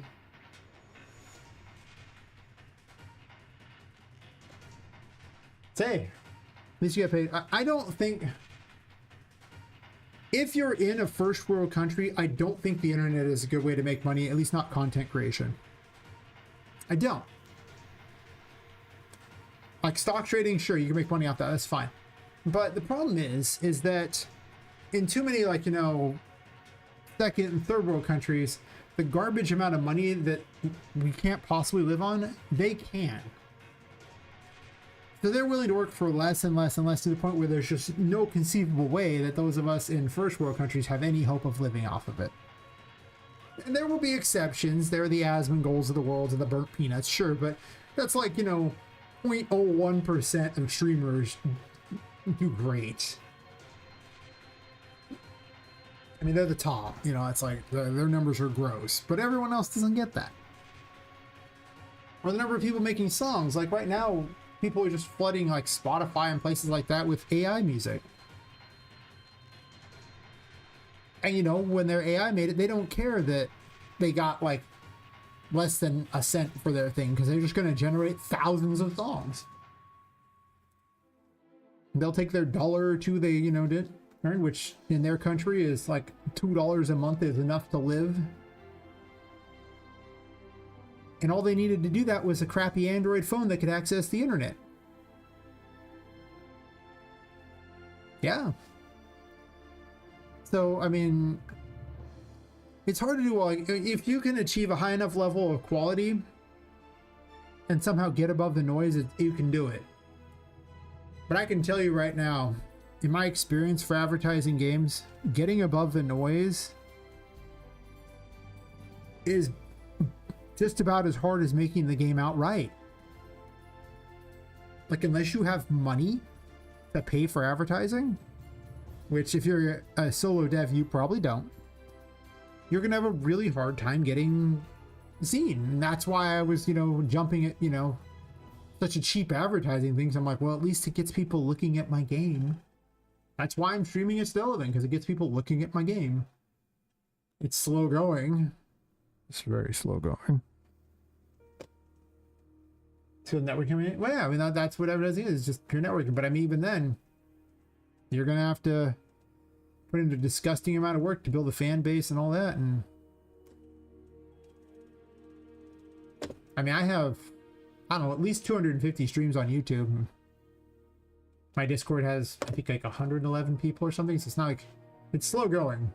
To be fair, game dev is not the most exciting content out there to watch. But I gotta work on the games, so if I can't really afford to stream games and do game dev, I have a regular job too. Like, how do you think I had him with all the health problems? I was so trying to do 2 jobs at once.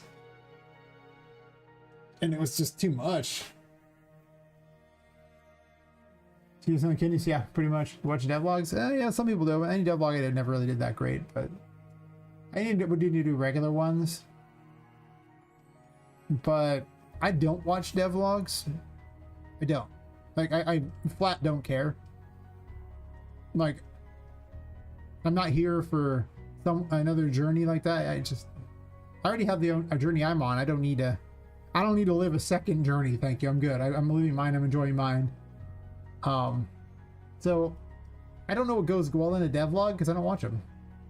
It's like YouTube shorts. I don't watch, you know, idiocy incarnate like that. You know, I don't know what people like. Someone tried to show me them and it was just like, wow, this is, man, I can't wait for the AIs to win and wipe out humanity if this is what people are watching. Share the struggle? Yeah, I already have my struggle. I don't, like, I would rather talk to them live than have their canned, you know, devlog. So, I mean, I'll go to people's, you know, various streams. Not so many on YouTube. They're hard to find on YouTube. Like, unless you're already following them, it's really hard to find streams on YouTube. I hate it. There should be a streaming section on YouTube. Just literally just people who are live. Like, what if they just took the category system of Twitch and just made their own little section like that on YouTube? How handy would that be?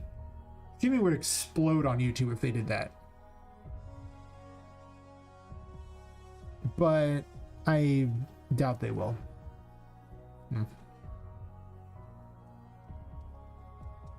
Because mostly they care about more slop. If they can have more slop, they're happy. And more slop they had. What was he even doing? Simplifying my game. That's what I'm doing. I'm putting the annies-ons in various locations so I know to fill them up. Perfect.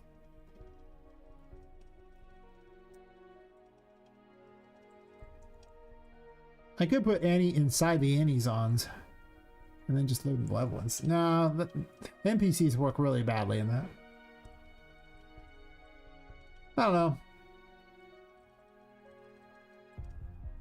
See, it's weird. Before I started working on streaming my own game, I didn't watch streams at all. I didn't like talking to people live at all. It wasn't really until I think Fox that I really started watching streams. Just, you know, because he was supporting me so much, I would just chat with him. But otherwise, I really just kind of lurked. It was just a pure lurker. Ace outfit? I was gonna give a tarot outfit, but unfortunately it's might have been co-opted for something else. We'll see. Oh,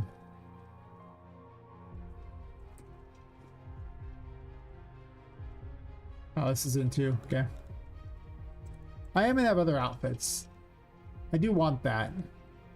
Unfortunately, because of the way women's outfits are, to make them all, you know, unique and ornate and everything like that, I basically just have to have a completely separate character model for each one. Because different portions of Poppet are exposed. So, like, getting the outfit to go over the top without going through is almost impossible, because I would need to have sections over, like, one of the outfits, Poppet's entire, like, midriff is exposed, and, like, in her default outfit, it's not. But then it would just go through the outfit because, yeah, I tried doing it with the outfit over the body. It did not work. So, I just had to just really have completely separate character models for each outfit. It's also kind of expensive to, you know, produce an outfit. I mean, unless you hand make it in Blender yourself, but I ain't doing that. I got better things to do with my time, like finish the game.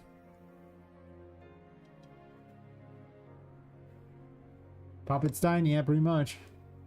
Well, that's how they do a lot of the models like that. That's why they that's how they do the outfit switching. That's why they cover the characters so much with the outfits, because then they don't have to have, you know, they can recycle the head and things like that. They don't, and the hands, they don't have to, do all that, you know. They don't gotta have special models for each, but because of the way all Poppet's outfits are,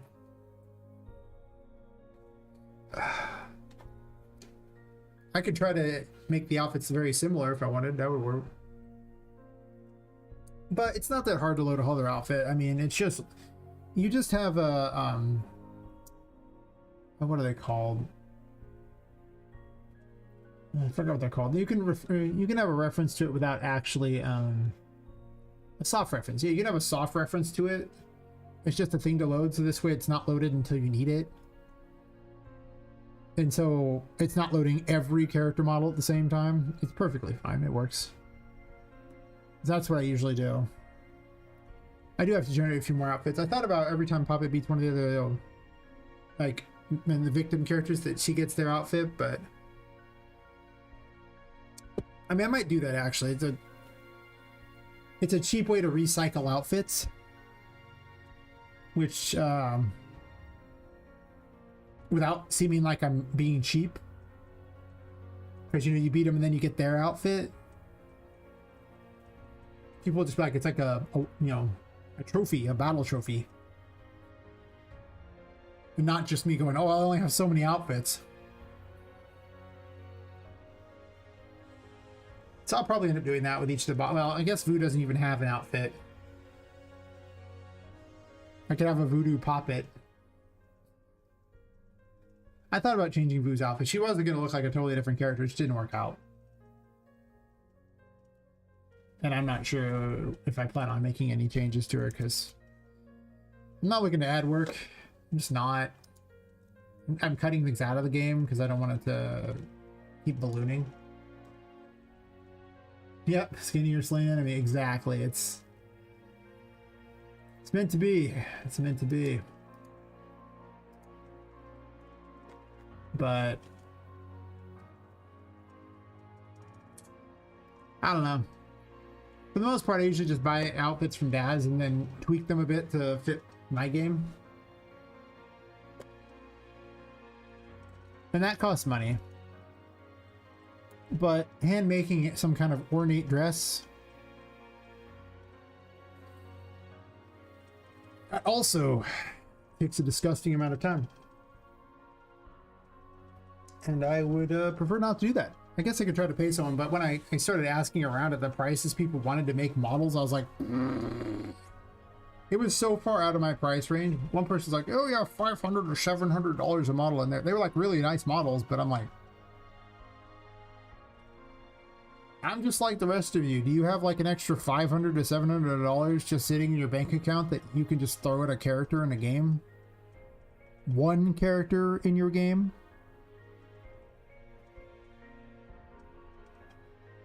I mean, I estimate I need something like 80 different models in this game. 80 different character models. That's a lot. I don't have that. So, the number of people who always message me going, oh yeah, you want to pay for this like that? It's like, who are you talking to? You're talking to like some poor solo dev. I don't have the money for that. Are you high? You must be. Why aren't you sharing? Sharing. Yeah, I was just like, wait, what? Really? So, I often question some people. Oh yeah. I tell people, like, the joke is that my game is, the budget of my game is Hope Streams and a 12-pack, and the 12-pack was gone long ago. In my entire game dev career, I've dropped maybe less than $1,500, and most of it was on the other game. I cannibalized assets from that game and turned it into ones for this one. But, I mean, even if I just said all $1,500 went to Poppet Quest, which is not true, that's not a lot in the world of game dev. But it's not like I can afford even more. So... But people get all excited. They're just like, well, maybe he'll pay all this money. No, I'm not going to. I ain't got that. I ain't got that at all. I don't know where to put this one. I didn't build this with the intention of this stupid thing going somewhere. It needs to go somewhere, though. Maybe if I move the... shop counter over here. But it's definitely been a funny thing where every other day someone messaged me, "You want to pay us to do this? It only is this gross amount of money." I'm like, I don't have that. I'm poor. Don't you understand?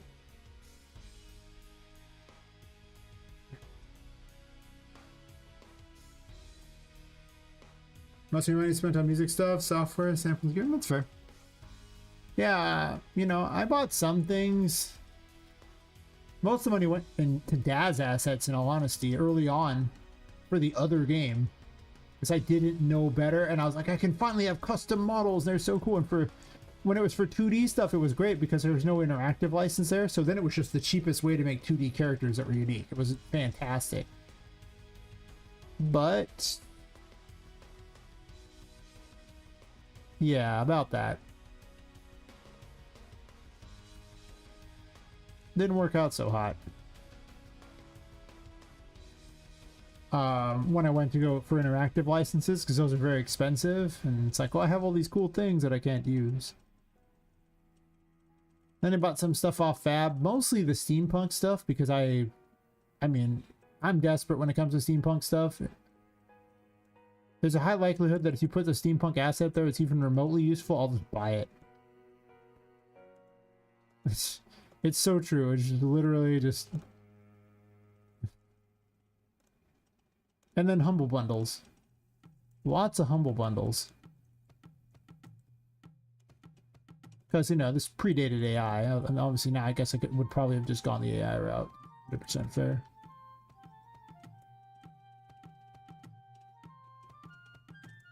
Because I still don't have a lot of money, and I am very peeved at a lot of the music people on Humble Bundle.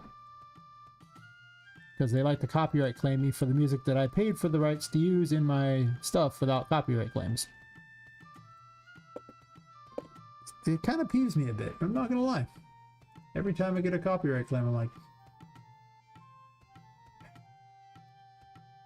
fine. Dude retracted his message about giving me $100 and getting all these people to sub. Maybe he ordered backwards. Maybe he was trying to convince me to give him $100, and he just wrote it in a way that sounded like he was going to give me the $100 and ask people to sub. I was like, man, if I wanted fake subs, I could have just paid some random site from India to do that. Oh wait, he is from India. Oh my gosh. The jokes write themselves, apparently. The Microchip, the enemies, yep.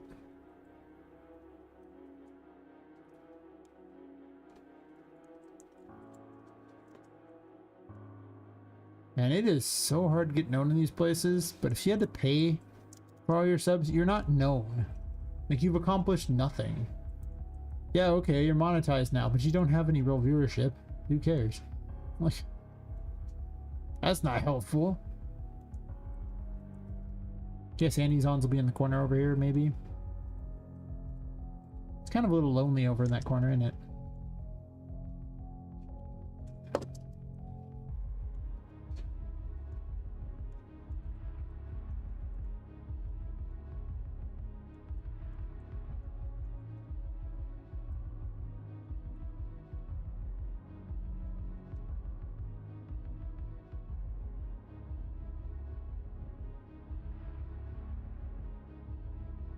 I'm not sure I want to have you jump this high because you'll hit those.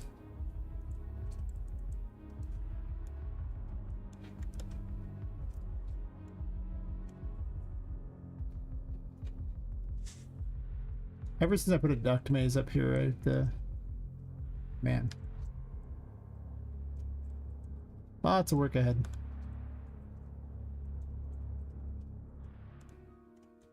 I don't know. I have a simple rule in life: never give money to India. Yeah. So tired of their little scammer ways.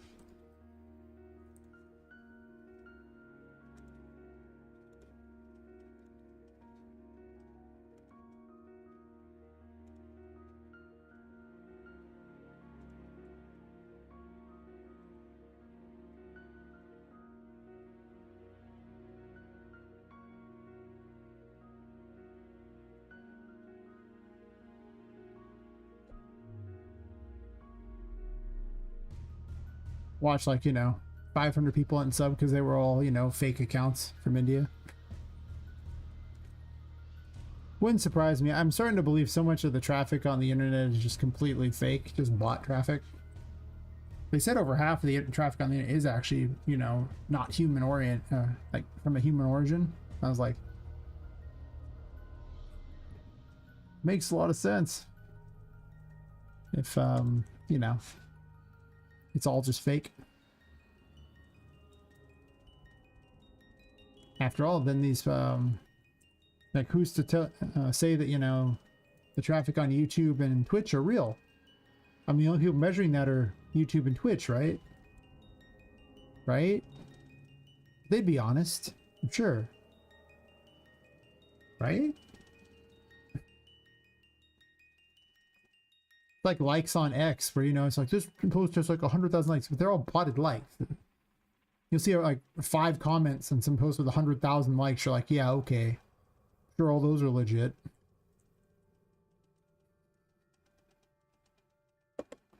It's very adorable.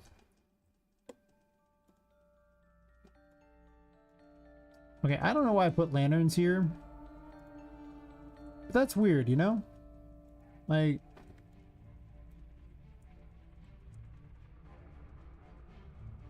I guess I don't really have lights in this room. But I can't have them in the middle of a shelf. That's weird.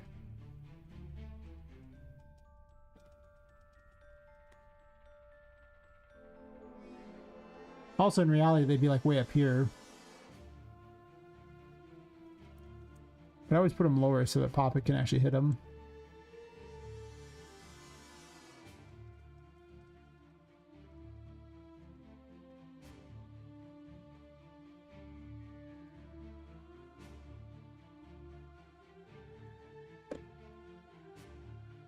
Oh, well, I'm putting anti-zons in places and I'll figure it out in this other crap.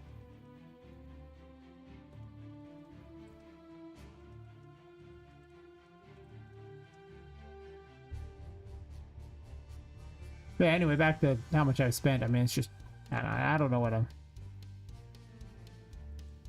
If I do get any money, I don't actually know what I would order. Like, anyone to make. I don't know. It would have to be something that would so drastically improve my game that it was worth the extra money. I don't really know what that would be. No.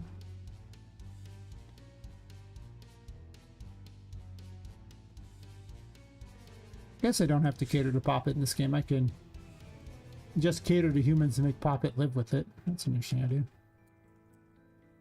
I did consider music at one point, but the problem with that is that I have music. What I don't have is like quality voice acting. I have like AI voice acting if I decide to pay for that. That's it. AI voice acting is not that great yet. Yeah, I'm sure I can afford them. Besides, I also want my game to not go, you know, fall apart too. And if there's one thing I've learned about Ubisoft is they only fire the talented people.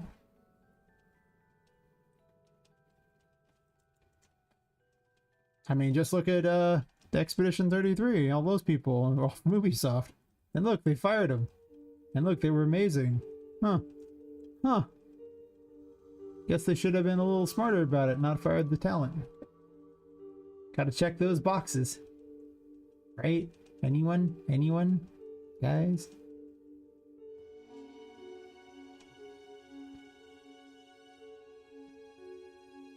I'm sure they checked those boxes though, so it was fine. I don't like the layout of this place. Yep. Fire all the bread and butter. Yeah, I don't understand people who hate money like that. I personally like money, so yeah. I am a bit confused at the dislike of money.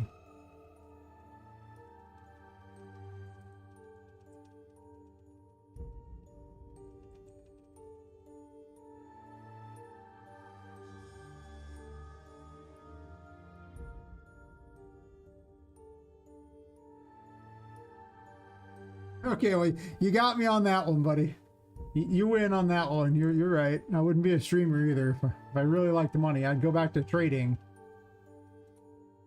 And within like a month, I could just make a game outright by paying somebody, which honestly, you know, what am I doing again? I still trade on the side. I just don't invest the time, and too much time goes into this. I just can't really afford to do everything. There's only so much time in a day.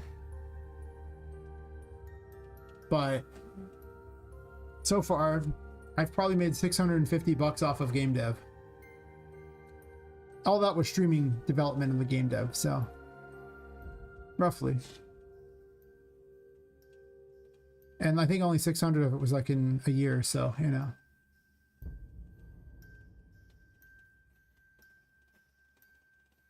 I didn't sink 3K into it. I sank 150. I'm sorry, or 1,500. Yeah. But it's a hobby. See, that's the difference. It wasn't really ever. I didn't start out as I'm going to make money off it. Later on, I'm going to make money off it. That was the dumb part there. I should have just kept it as a stupid hobby. Too late now. So, you know. It's true. I do hate money, apparently.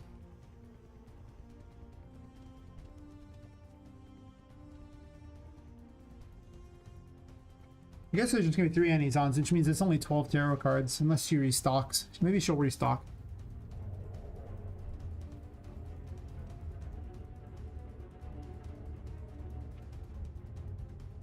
Yeah. I have plenty of TP. They're called magic cards. Come the apocalypse, that's what they're good for.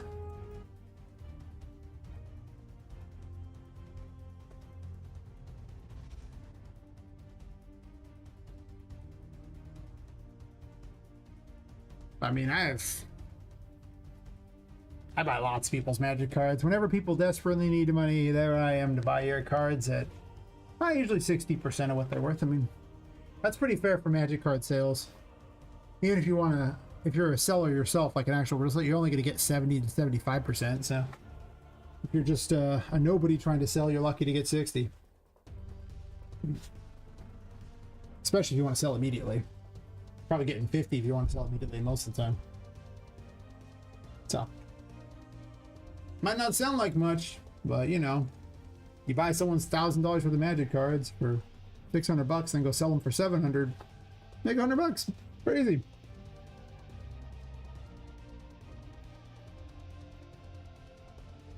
Oh yeah, I don't worry about the things I missed. I just worry about the ways I can make money now. A lot of what I'm doing now is just looking for endpoints in projects, and I kind of focusing more on things that actually make me money, because yeah, man, the game dev, it's a long road ahead, and I just don't think I can afford to invest the amount of time I'm investing as quick as I'm investing it.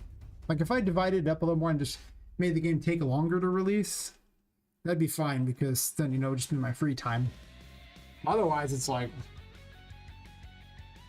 when I was working both, like before I had all the health problems and I was streaming, doing like 8 hours of, you know, 8 to 10, maybe even 12 hours of streaming, and still having to work my 8-hour job 5 days a week on top of that. Oh my god, I wasn't even sleeping. It was terrible. Like I said, health problems, don't do that to yourself. Is there a 4th Anizons? The Legend of the 4th Anizons? Maybe.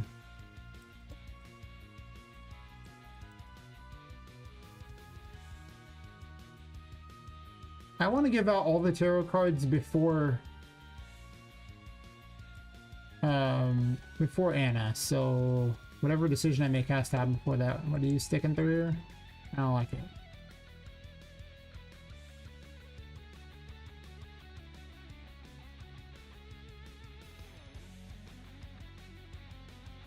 Not that it'll ever matter, because these two will never load at the same time, but at least I don't think it'll ever matter.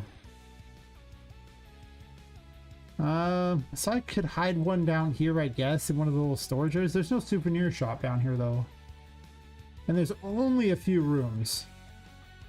as it stands, unless I expand this area, and I do not want to expand any areas at this point. Like, I'd like to keep the building exactly the size it is for purposes of everything. Which means the final chapter is actually technically the smallest one.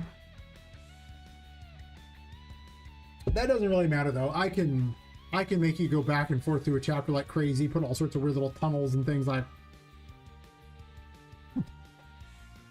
I can keep someone busy a long time. So the final chapter will probably be like 2+ hours for me to beat, my guess. And a lot more for everyone else. Maybe not though. Who knows? It's all over the place.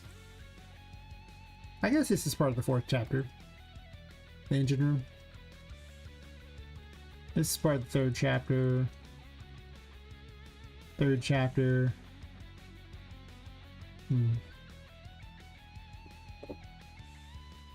I don't know. I probably should look at better ways to make money though, to be 100% fair, and just make the game dev have a longer timeline. Because one of the reasons why I've been able to do as long as I have is I have another job. People go, oh, blah, blah, blah, you know, how can you afford to have such a runway? Well, I just have a job.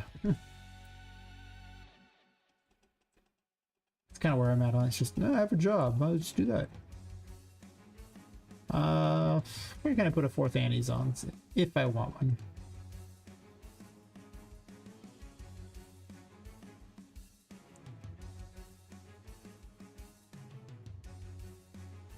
I guess I'll just put one here and call it square. The final Annie-Zons.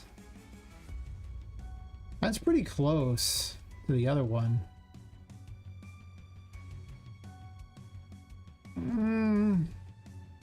Whatever.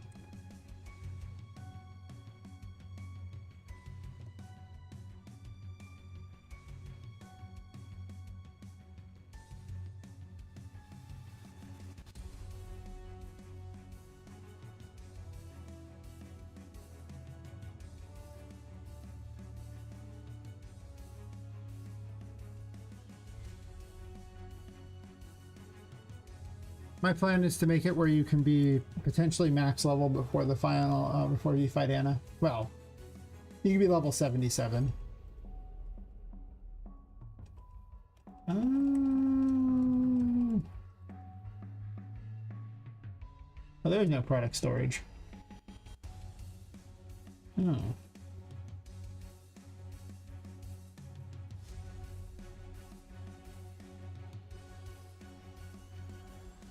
There's no product storage 1, by the way.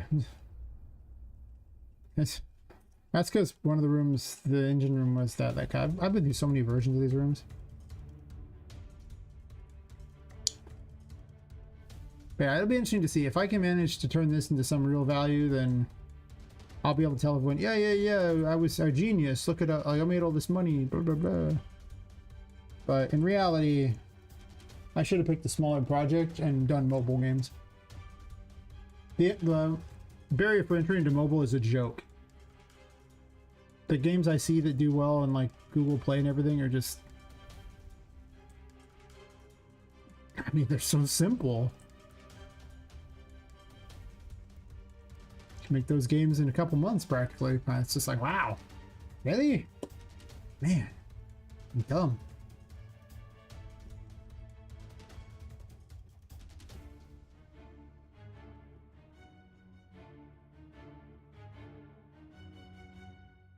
But no, I have to do my dream game. And then realize my dreams are insane. Yeah. Oh my god, my dreams are... They're a little more reasonable now. Fair point. They are more reasonable now. They were stupid before. They've been stupid for a long time. But they're more reasonable now as I keep cutting things out of the game that make no sense and really compress the game down into stuff that's the funnest stuff, like, you know, not just the extra weird, oh, that sounds cool.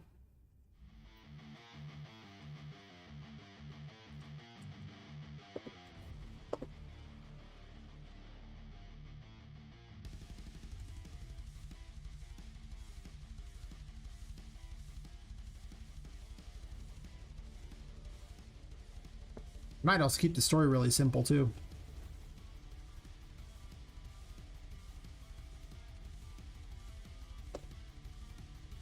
gonna take a quick bio break.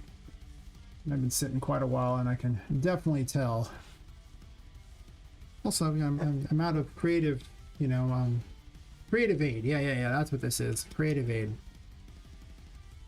It's not really creative aid, but it actually kind of is. Anyway, I'll be right back.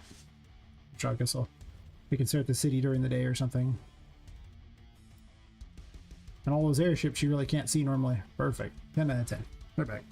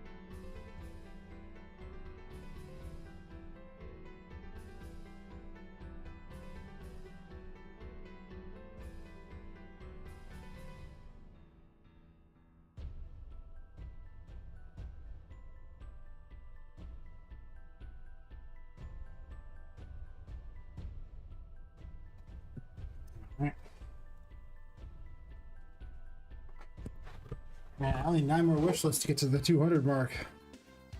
Another milestone. soon, soon, soon. Cough, hack, wheeze. I'm allergic to game dev. If you ever need any more proof.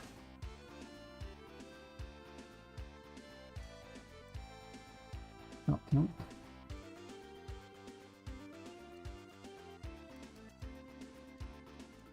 I doubt there'll be a room called product storage too, but I don't have an idea what it's going to be yet, so.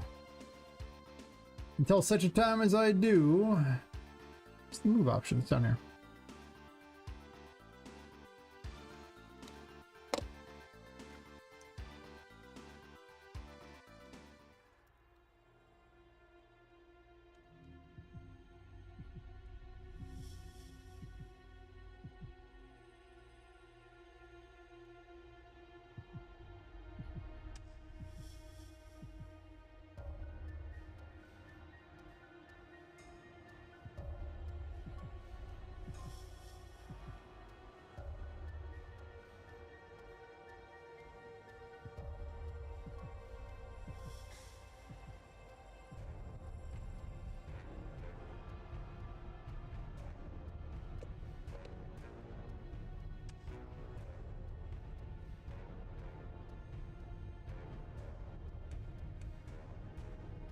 And that does help fill up the stores, so I think that's probably a good thing. It'll give you a reason to want to find them.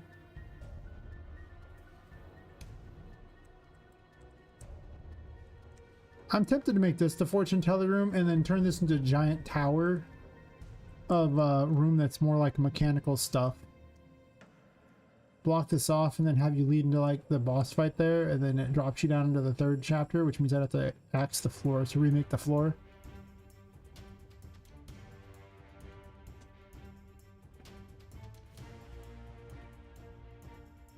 If I do that,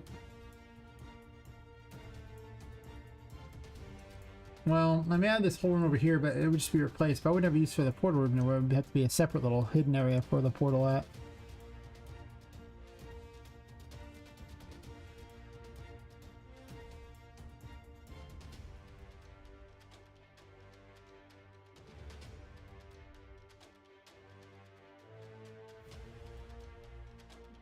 Why are you loaded in?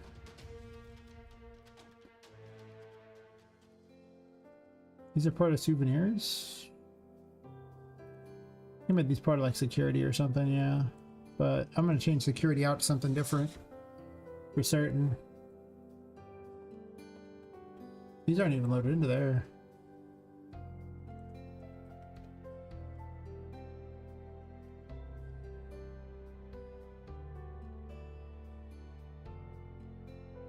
I don't know why I'm worried about this, since I'm just gonna probably change it out later anyway. I am tempted to move that here though. You put that there. People can go get their little fortune told without even entering the place.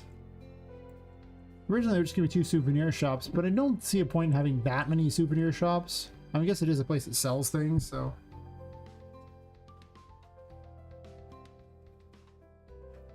That could be sales stands. I don't even know. I didn't think about it. But I could have dual souvenir shops at the front. Just give them different names. I put 4 souvenir places inside of one building. That seems pretty reasonable.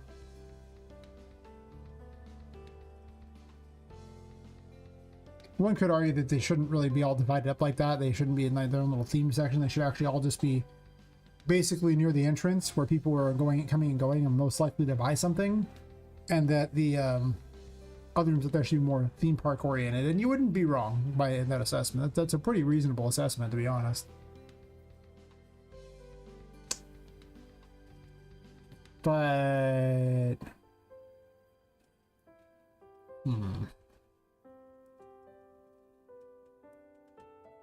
I don't know where I put the Amazons. I don't know. Anyway, we have to work on the player. From ages ago, I did this playroom thing and I didn't bother to finish it. To solve this problem, I got like, very excited by everything else. So.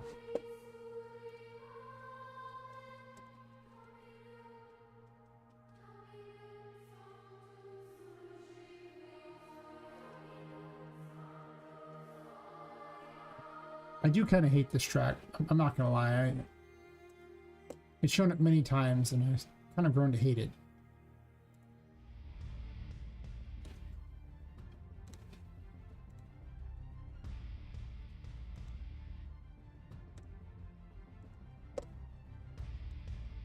I admit I don't tend to like music that's like choir music or whatever very much.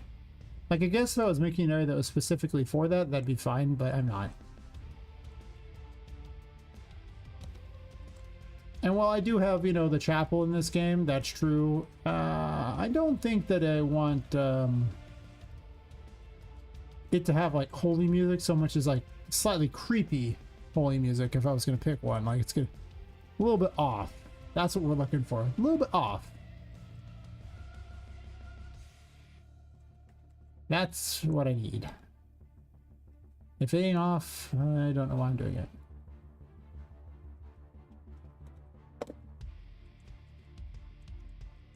Let's at long last fix this problem.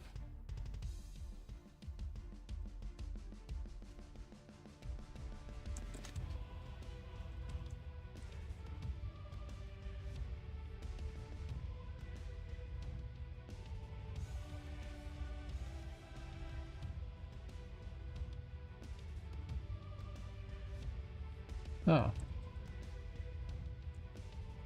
What?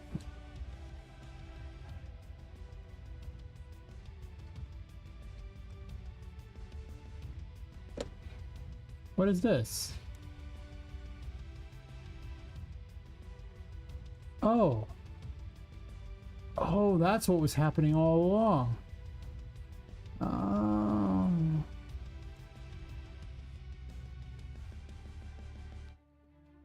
The room info was inside of the data layer. That's dumb.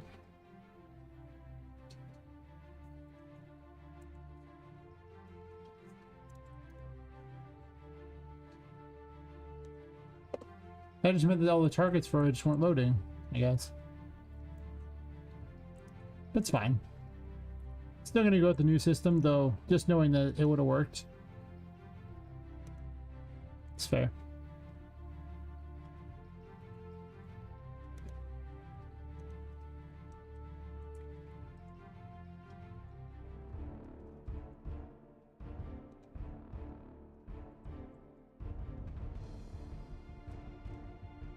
Wait, what? These are backwards. Right? Are they? No? Okay. So confused there for a second. Anyway, it doesn't matter.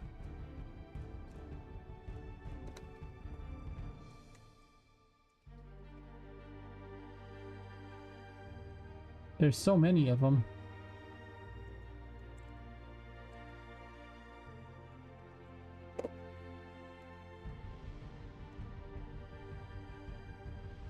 This should hopefully fix a lot of problems.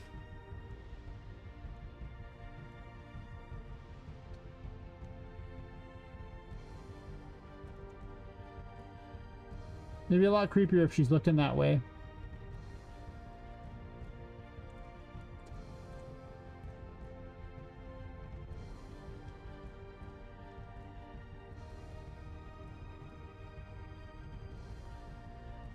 And I'll just copy paste that same one everywhere.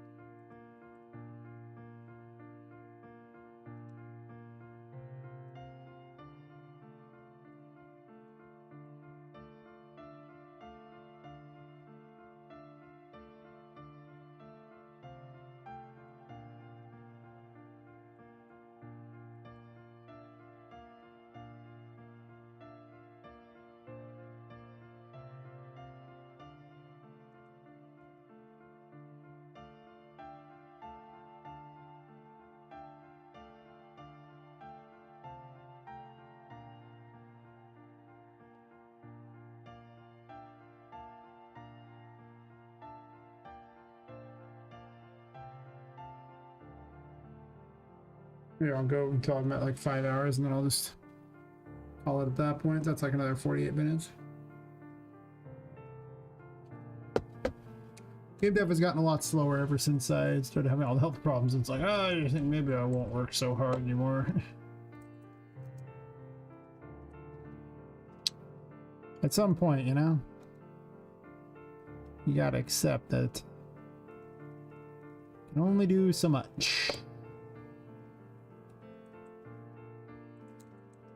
Or maybe you don't accept it, I don't know, sure. But, unfortunately, seems like there are limits.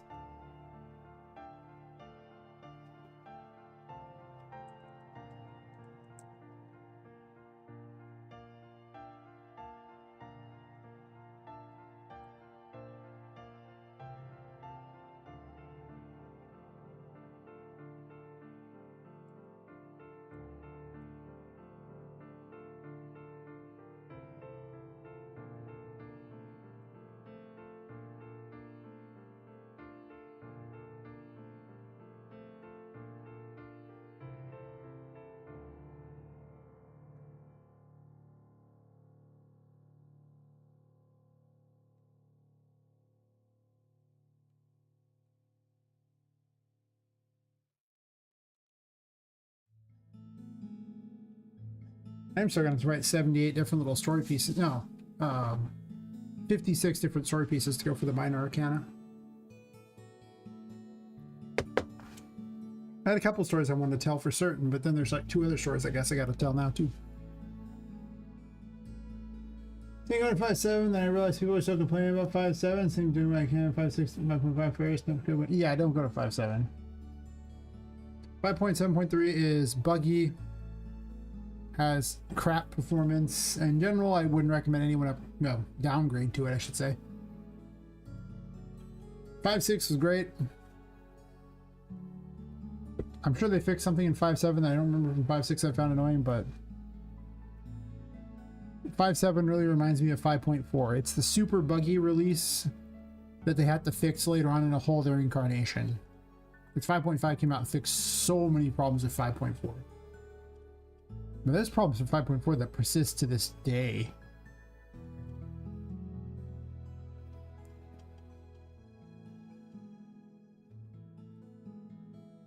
Yeah, don't do it unless you need it for something. That's my advice. My actual advice is run as fast as you can.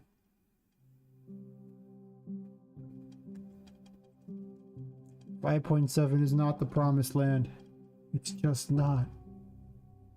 It's not the promised land at all.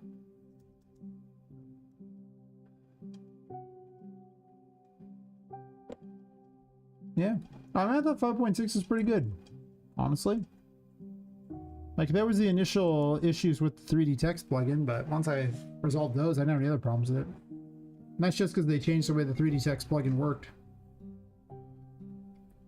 to allow for lots more materials and stuff instead of just like singular materials. Unfortunately, they made changes to it in 5.7 that just break all kinds of crap. Like now the 3D text has like collision that can't be turned off. The only way to deal with it is to make certain the actor has no collision at all. If it's on an actor as a component, you can't remove the collision. So on all my doors, I had to make it so that the item, and now it gives Poppet an item that basically says she can't open that door. And it appears as a text on her screen instead of a physical text in the world. And, which is probably better anyway. And with the insanity text, I was just able to make the actor have no collision, so it was fine there. I made some changes, I made it work, but it's the only component I've ever seen that you can't shut off the collision at all. It's not even an option. But yeah, 5.6 didn't really add anything particularly great.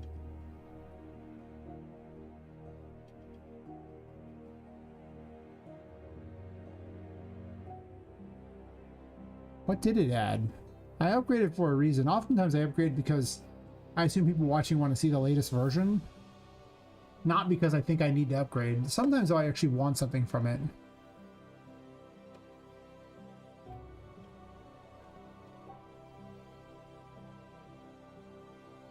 But this one, I didn't really want anything. I mean, I got access to the 50 some odd particle effects, I guess, which aren't very useful. And there is a new version of the game animation sample, but I don't know, it's got yet another experimental movement system. Yeah. It added some big feature I wanted, I could have sworn. I remember 5.4 was the game, was Megalights. 5.5 I think was the game animation sample, right? That was probably it. And then 5.6 I think fixed some bugs.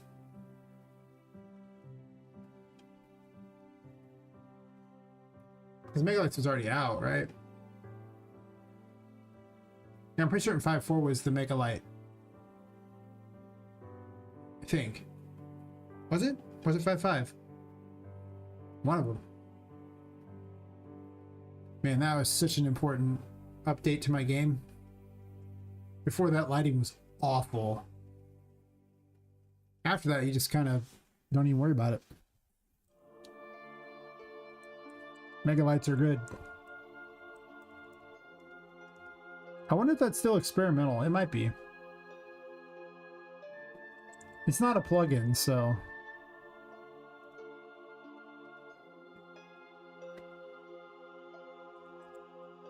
I don't know. But Megalights is awesome. That's true.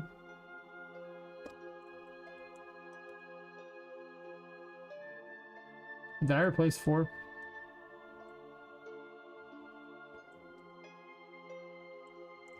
I did.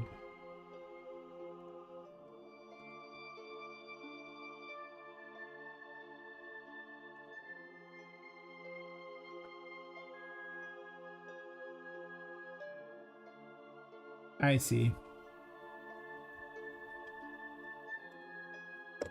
I'm not gonna lie. I read his, my Discord name is Scammy 2609.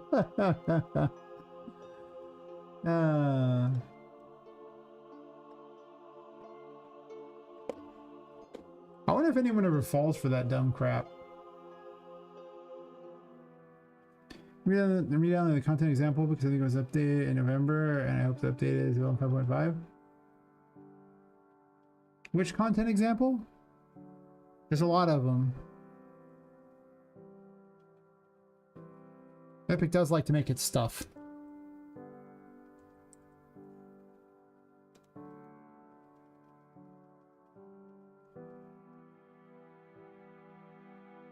Maybe that's why I don't get as many people on Kick anymore. I restricted the account age to at least 24 minutes. Ugh, bots. Disgusting.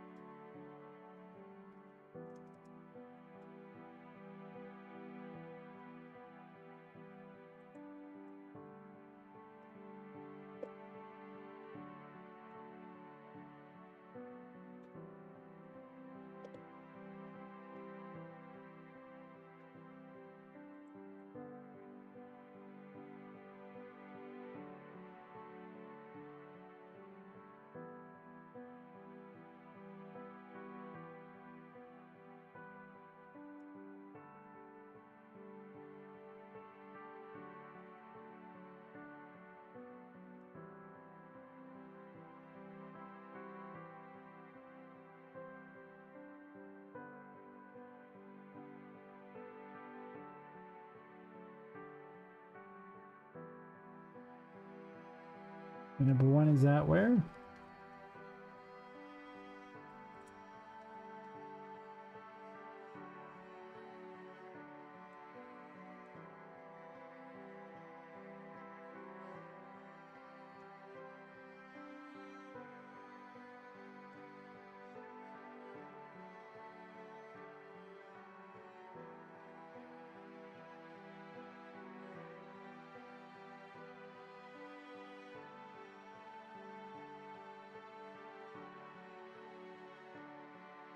Hmm.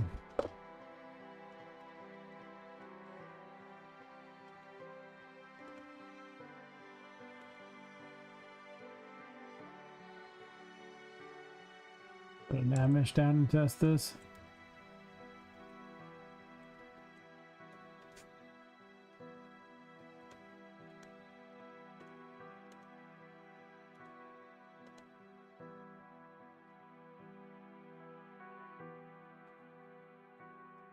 I think there's nothing to do. Put an Amish down. Of course, there's not. I didn't do that.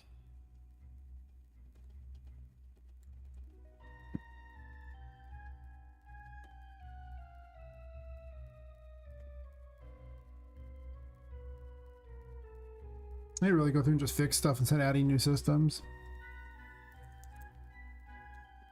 But, you know. Whatever.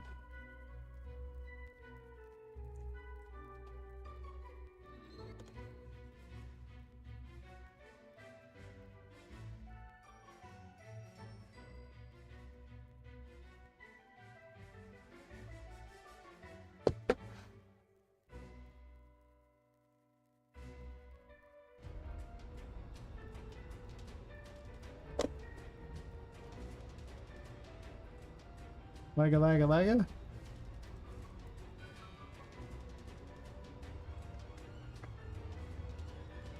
Computer freeze outright? Wait, what?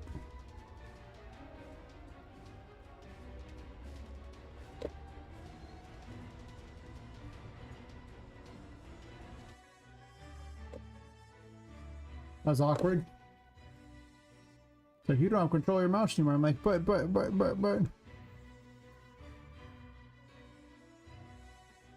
My poor computer.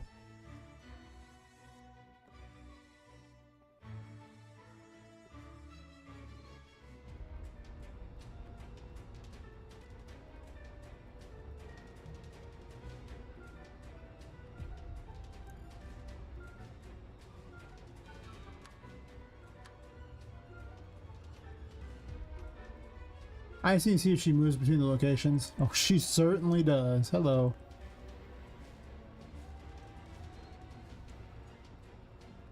She doesn't go through the doors. I could make her go through the doors. She's a little too big.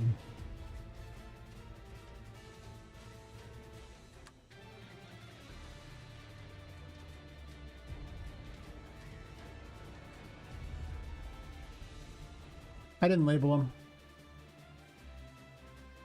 They need to have the room name.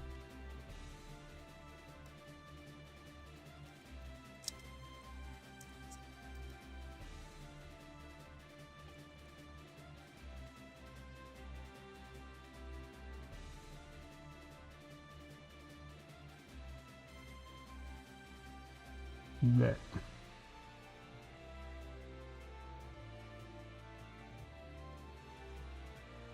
So not the exact right thing. Yep, second floor.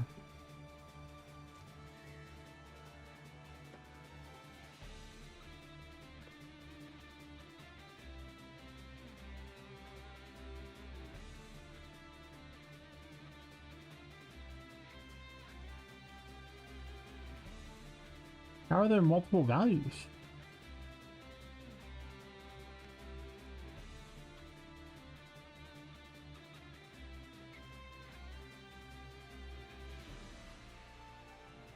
So I think the better version of this is she moves around a lot more efficiently.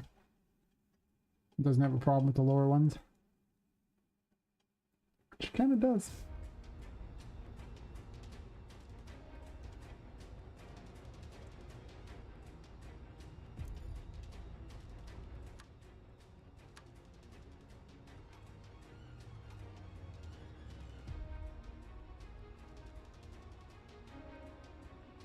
Oh, she's over there, all right. Hello. Oh.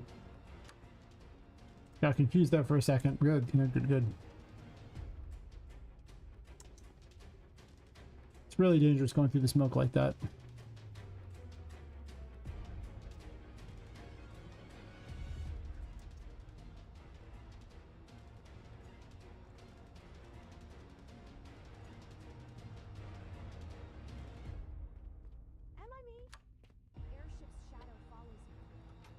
I'm trapped, oh god. I stitched my dreams to ashes. They're unraveled much like Oh, she got me through the wall. See how it is? At least she moves. That's all I cared about, is she moved. It's kind of important that she moved around. It's just really boring because the top part's supposed to be so much harder, and we're just sitting there where she starts at, and you're like, this is real cool, guys. We're gonna do this thing where I remove stuff and like move it up higher so it doesn't look like it's as long. Actually, I should put all the blue stuff next to each other. Never mind. I can just renumber those ones at the bottom.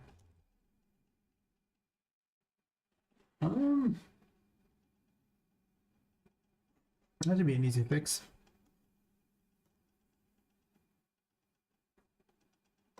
Wanted to update them at some point too, but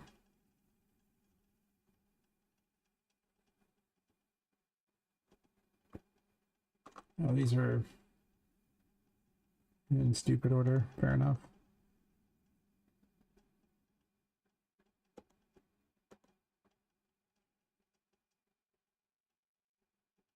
Oh, they don't have a level.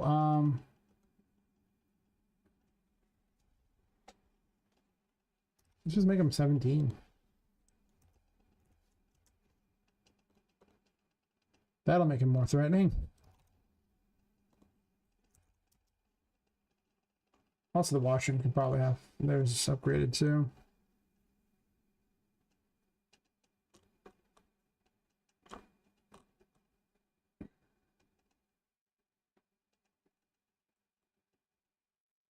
I can find it.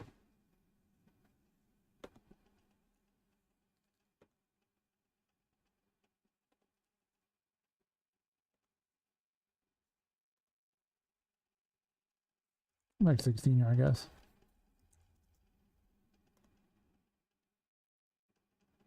Do I want encounters here? Maybe I do. It's kind of a dull room otherwise.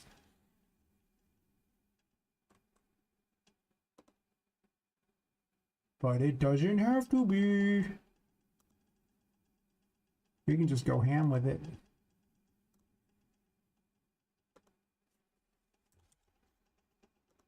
More and more desperate battles.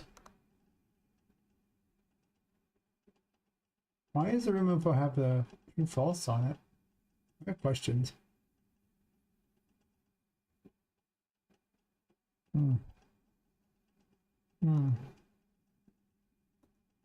Not hurting anything, but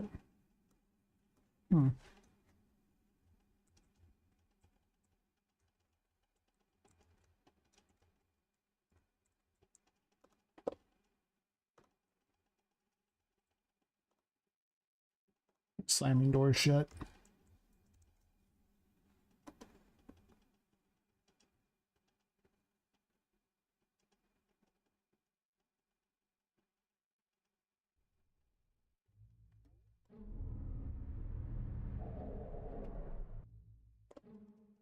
I forgot you can't hit it that fast. You gotta wait a second for the old dev menu. I don't care if the dev menu has bugs. It's fine.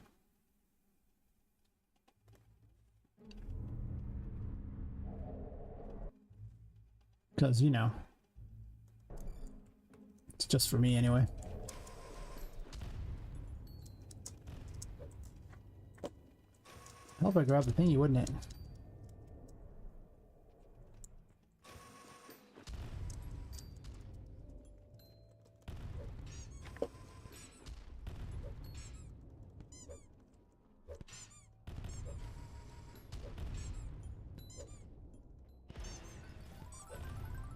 That's better. I didn't like him dying in one hit. Let him die in, like, you know, a handful of hits, and that's about accurate. That reminds me, the ones in freaking the toy maze need to be a lower level. I don't know why I decided they should. I thought they said their minimum level was 5. What's this? The NPCs, never mind, yeah. Like, they shouldn't be 5. Maybe like 3 or something. Poppet's only going to be a level like 2 or 3 by this point anyway. And I really don't want to spend 400 years just wailing on them. Yeah, sure, if you want.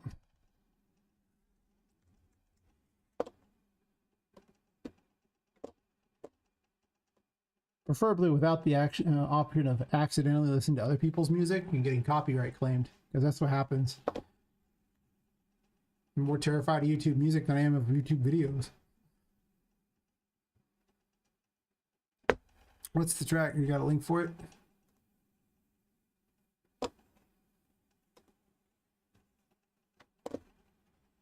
I got some moment.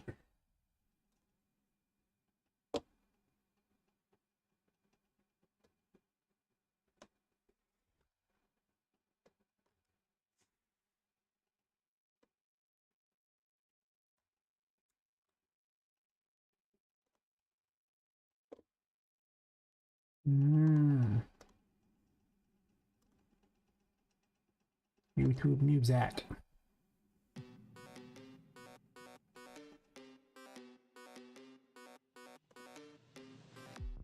Just disable autoplay.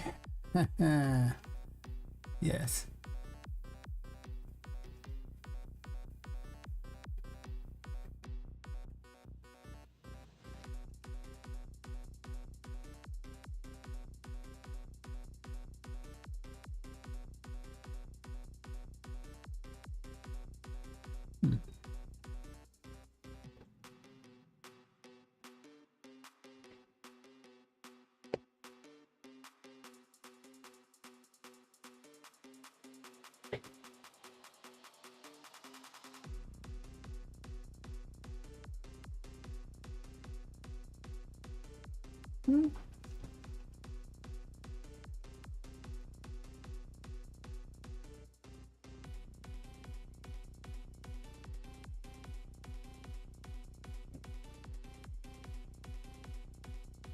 I'm not as big of a fan of this part here where it did the same type of beats but with a different note. I like the previous one though. If that helps.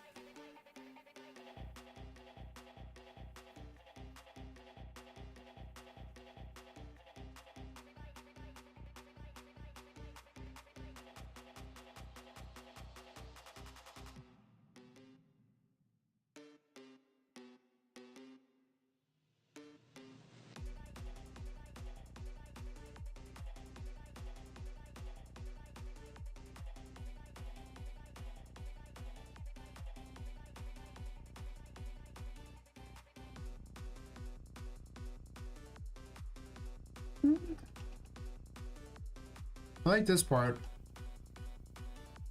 Yeah, good chorus essentially. Good chorus.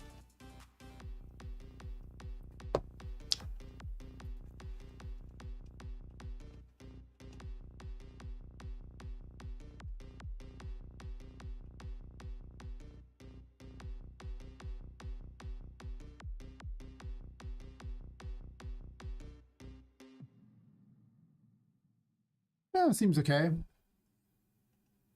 Overall, I think that other than having this weird part where it basically played the chorus but with a different note thing, that was kind of strange to me. The rest of it seemed pretty decent.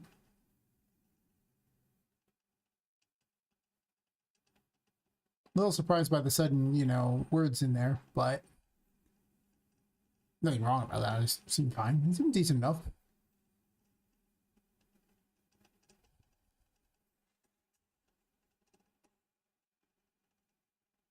For some reason, I was expecting like game music, and it doesn't sound like game music at all, but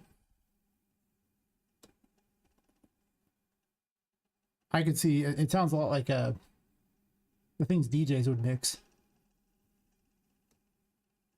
where you take a bunch of tracks that exist and kind of fuse them together into something that usually sounds pretty good when combined together.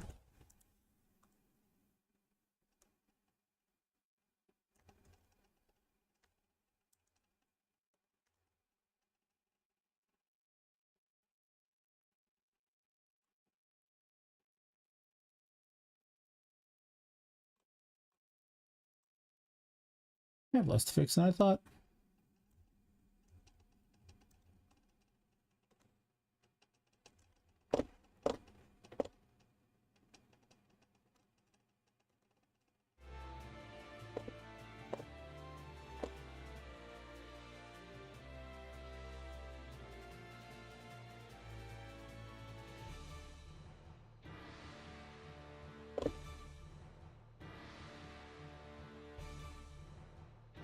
Make my list seem more bearable. Sure thing, yeah. Not a bad track.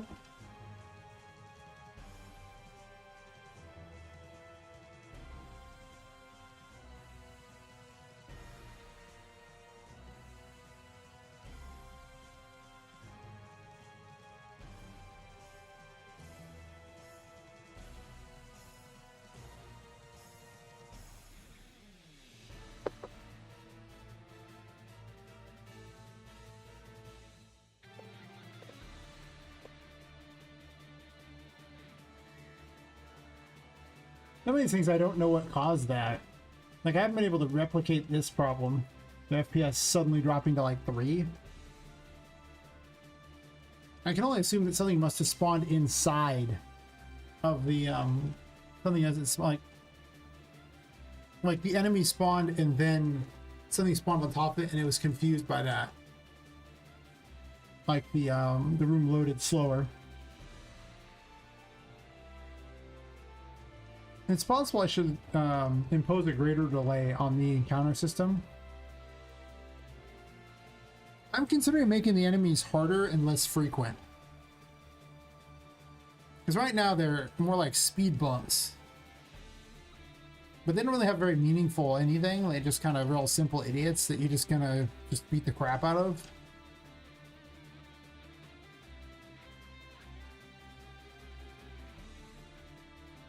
A lot of that came down to Poppet moves so fast that the enemies won't even be relevant half the time unless they're... Well, they're not relevant for long as you can escape them, so...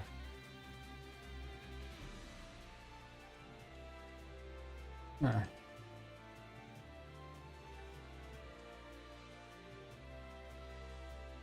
don't know what to do about this. The 3D text is so broken that like it doesn't even obey simple commands anymore inside the inside of blueprints. It is just the most broken thing imaginable. Barely functional inside of blueprints. Like you can stuff it in there and you can assign a text to it, but God help you if you want anything else out of it.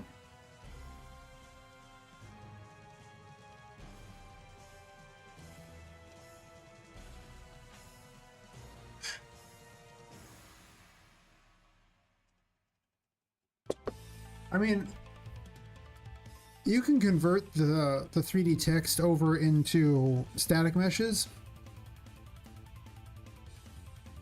And there is an argument for me just simply converting all of them like over into 0 through 4. And then just setting the number I want each time to the static mesh I want there instead of using the 3D text, thus circumventing the entire problem. It's not ideal. It's significantly more time consuming to do it this way. In that I already had it working and didn't want to redo it. But it's not a bad plan. I said it out loud because I didn't think about it until just then. So if you're curious is what I'm saying out loud, it's like, oh, come through it. It's what it is.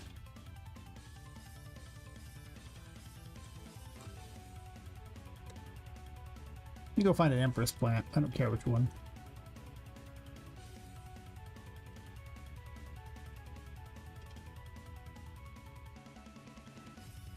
You'll do.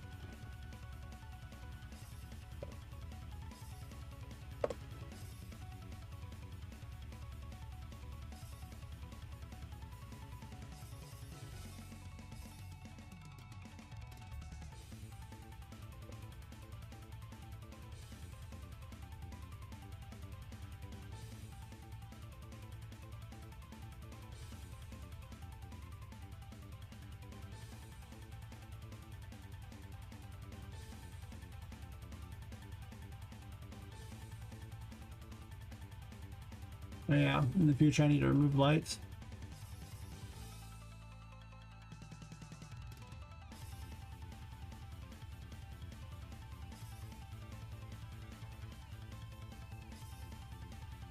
I don't know why this no longer works. Whatever material function that they use no longer is probably there. I'm gonna have to find some tutorial on how to do it again.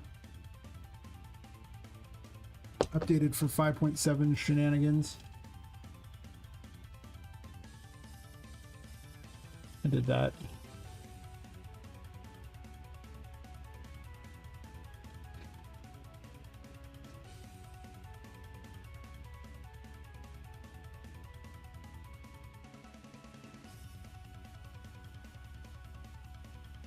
I think this is actually just part of the same bug as them not updating their things necessarily anyway on the paintings.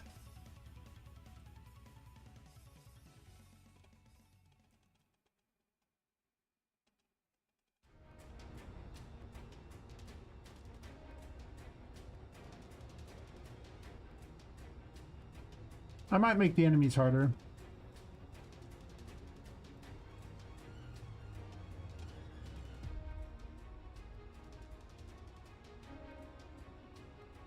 I'm also going to reduce the number of encounters in this room to less stupid. This stuff just spawns so fast. And you just never get a break. The trouble pots can be kind of spawned a little higher, I guess.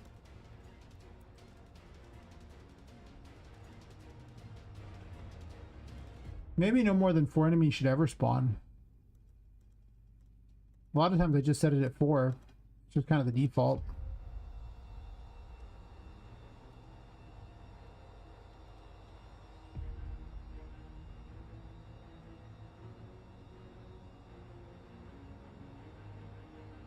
Why aren't you spawning?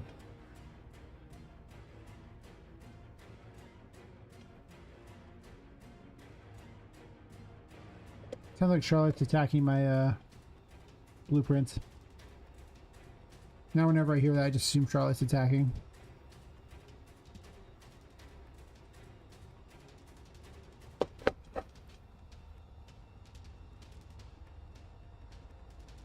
Yeah, I've got like another 15 minutes or something like that, and then probably call it.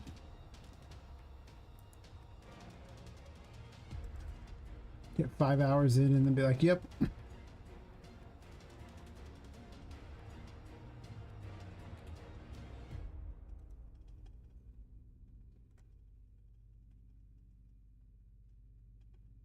My hands all numb and weird. Whenever my neck just compresses the nerves in a weird way, it just starts moving the numbness around, and issues I have, it's just like very distracting. Very, very distracting. Yeah. I did this.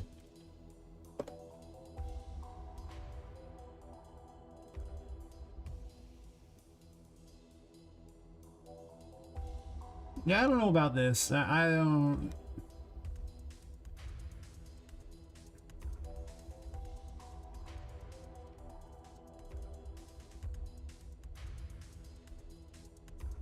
Oh, this is an annoying bug. The terraform bug. This is what happens when you add in an 11th hour mechanic. But the problem is that it's, it solves a lot of issues with the game.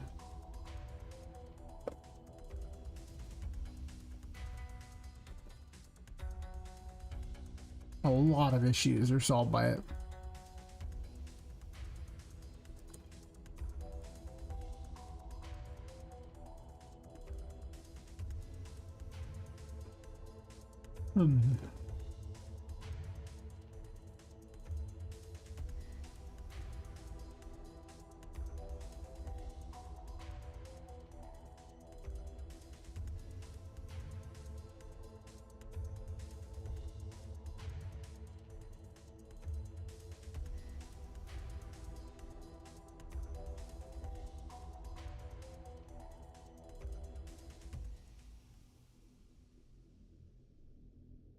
That's weird. I don't see why switching would ever cause a problem.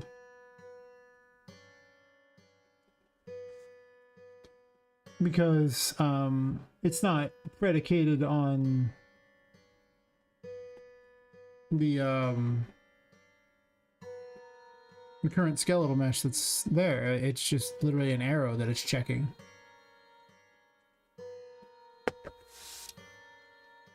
And that is not even tied to, like, it's not even under the skeletal mesh. It's actually just under the capsule component. So why would that cause an issue? Why would it? Oh.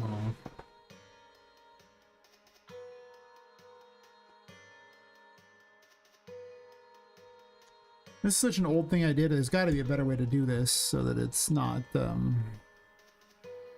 as buggy.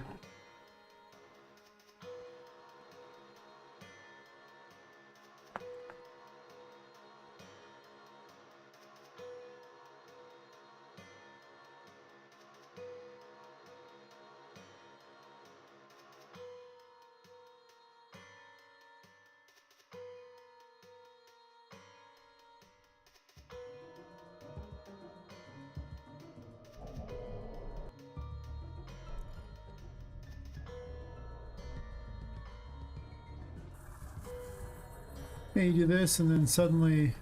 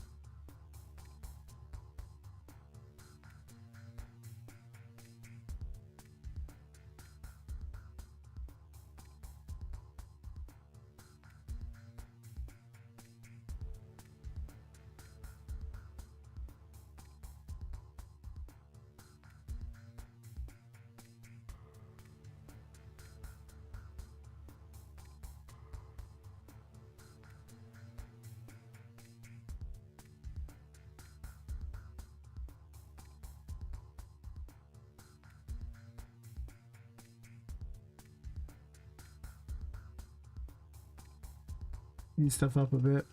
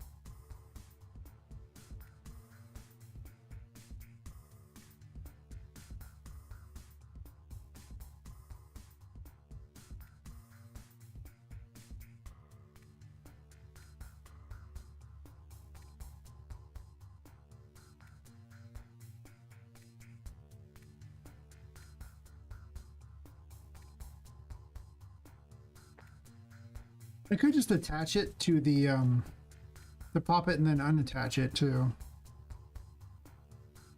Wouldn't be a bad decision.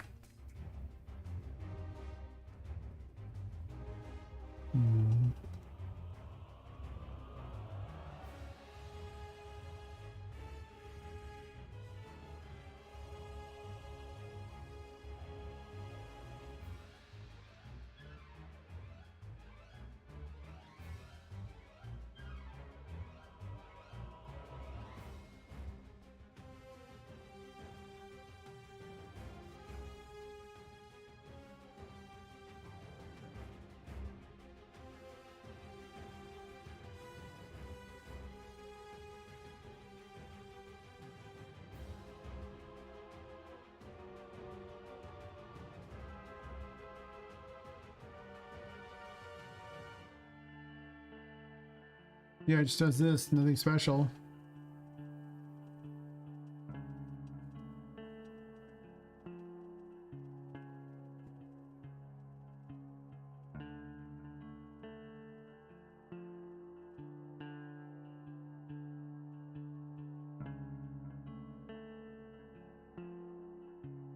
If I attach it, it'll never block her way.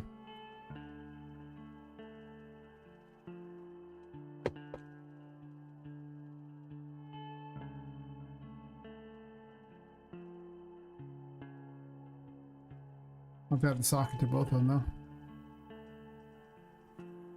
Oh yeah, I change your breast size off of a thingy.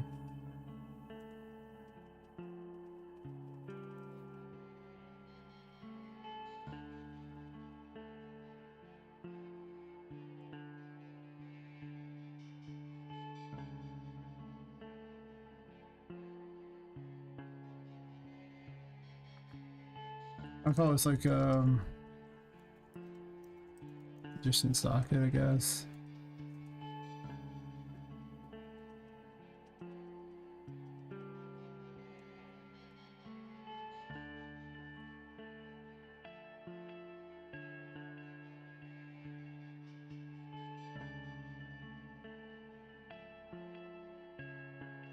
I gotta get both versions of her.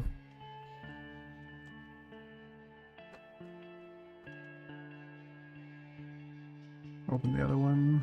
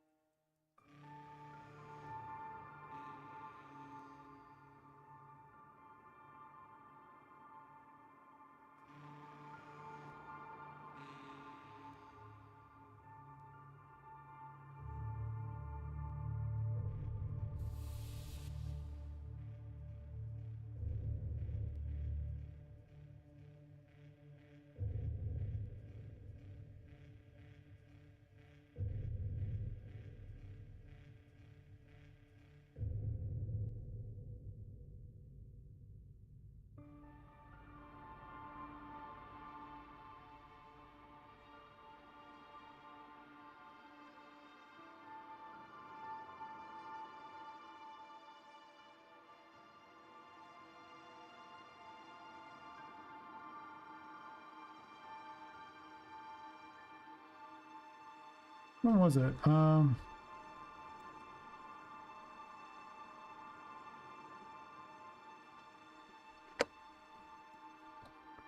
Flanking on the node.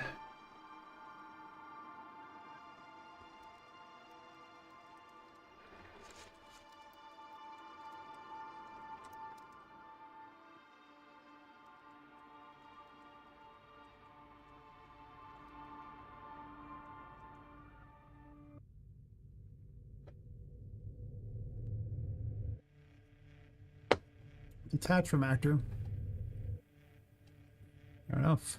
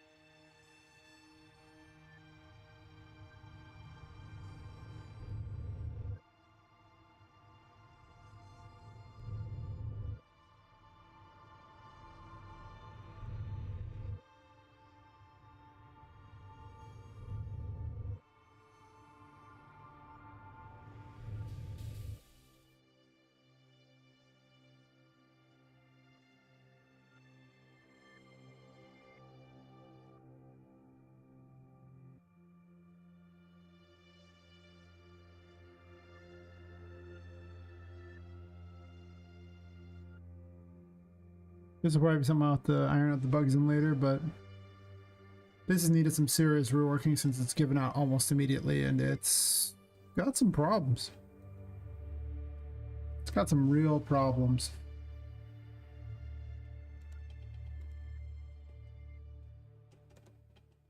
After this test, I think I'm going to call it. Hopefully it works.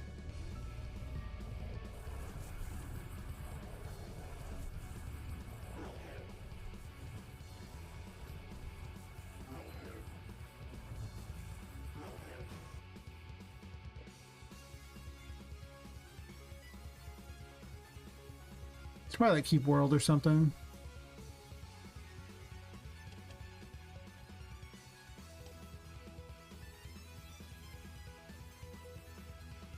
Yeah, I lied. I want to test one thing first.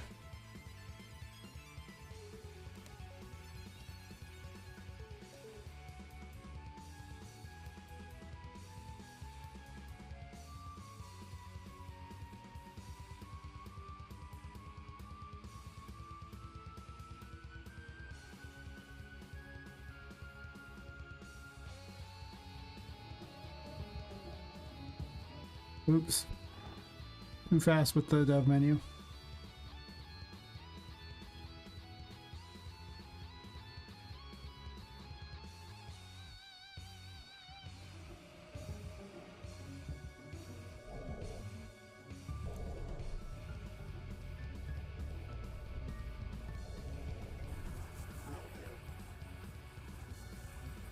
That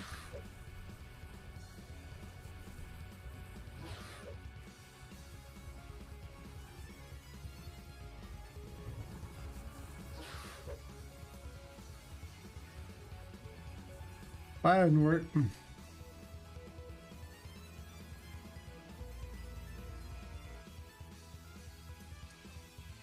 Well, it'll work out better when I figure it out in the long run, but...